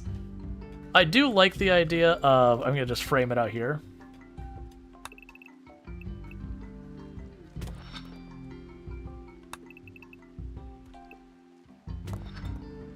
I do like the idea of that being our freezer. We'll figure out wherever we can punch through to set that up. And then we'll take that out. And like this would be the tunnel in. We won't worry about digging that out quite yet. And I'm pretty sure that's the size that we could... Yeah. So that wouldn't need columns. That would be manageable without them. I haven't attached it yet because I don't want them digging it yet. I'd rather they finish that room first because we don't have air conditioning or electricity quite yet, so there's no point in prioritizing it. But we are going to need to have like a proper rec room because right now our production room is our rec room. We don't have a table, which honestly we could make a table happen. No, I'm not going to take either of those. So honestly what we could do is furniture for right now.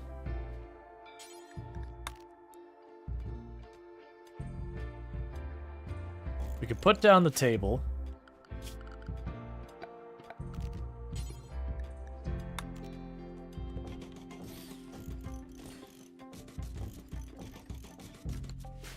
And we could build the table in there to make this like a production room slash rec room slash dining room, and at least that'll get rid of the 8 without table, penalty. And assuming this is considered a decently attractive room, we would still get a little bit of a bonus for having a nice dining room.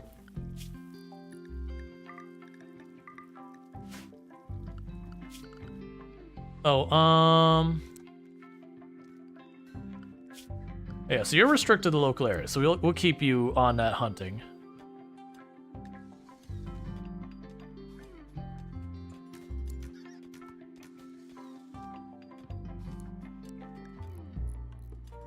Yeah, that's fine. I do need to keep you hunting. Ah, we got Toxalope again. So when they come in for our food, we're gonna have to try and pick at them again before things get too far out of hand. Hopefully this time we'll actually get the cotton, because the cotton's pretty close to ready to be. Alright, we need to get on top of these.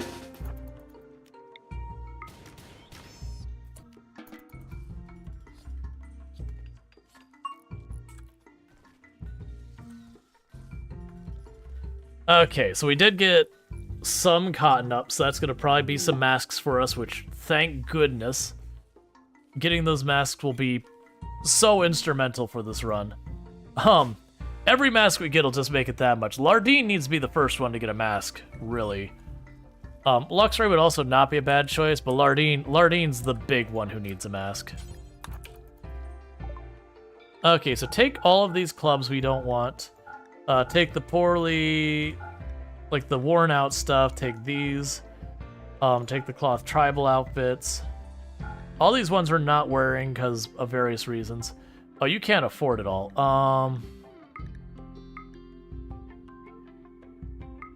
So give all those back.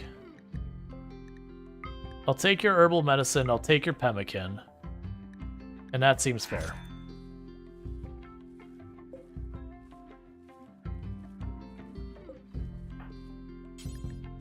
Please hold that in.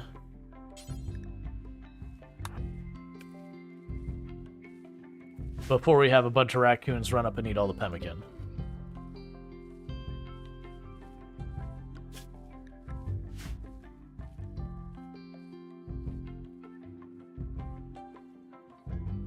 We have, let's see, you rode mainly? I don't know what those are, to be honest. I am planning on getting pineapple growing again.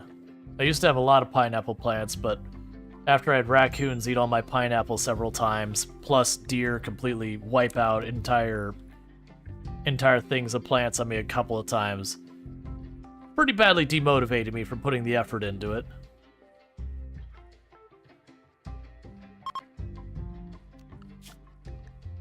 Alright, so you're under restriction for a while because you've been too much pollution.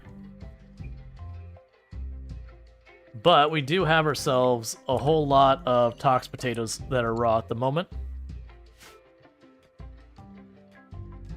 One thing we could probably do is take a bunch of you off of mining now. I'll keep you on it. So that way we get more of them hauling a little bit. Because that's falling behind. And we got all that getting sorted out, so that's good news. Masterwork slate stool. Ooh, fancy.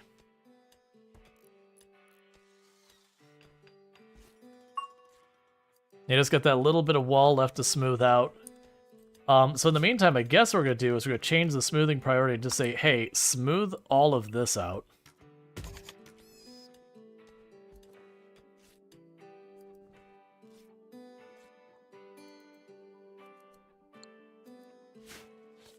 So just keep working on all that.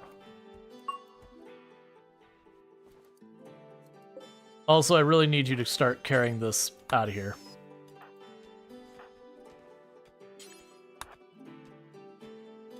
Because if it rots right here at our feet kind of thing, it doesn't do us any good. I also realized I need a second tile there. Alright, so that's all the toxic waste out of there. We got one way over here that needs to be hauled out.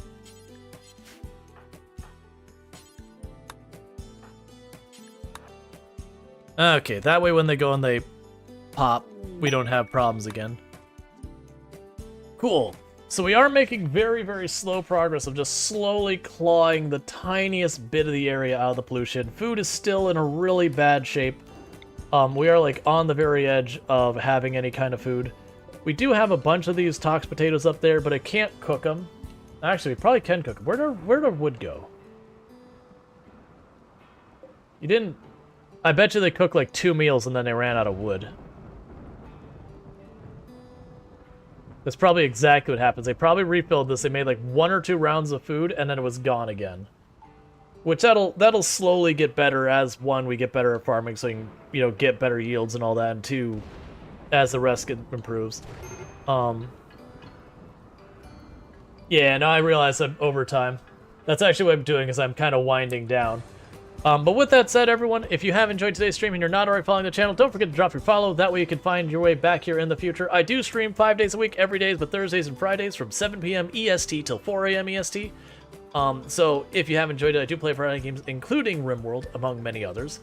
But that said, what is going to end up happening is I'm going to go ahead, and if you're on YouTube and TikTok, the stream will come down suddenly without anything else because there's no raiding over there. Over here on Twitch, we're going to go find someone for us to raid. So that said, I do hope you have enjoyed the stream, and let me go ahead and put up my ending stream screen and see who we can find.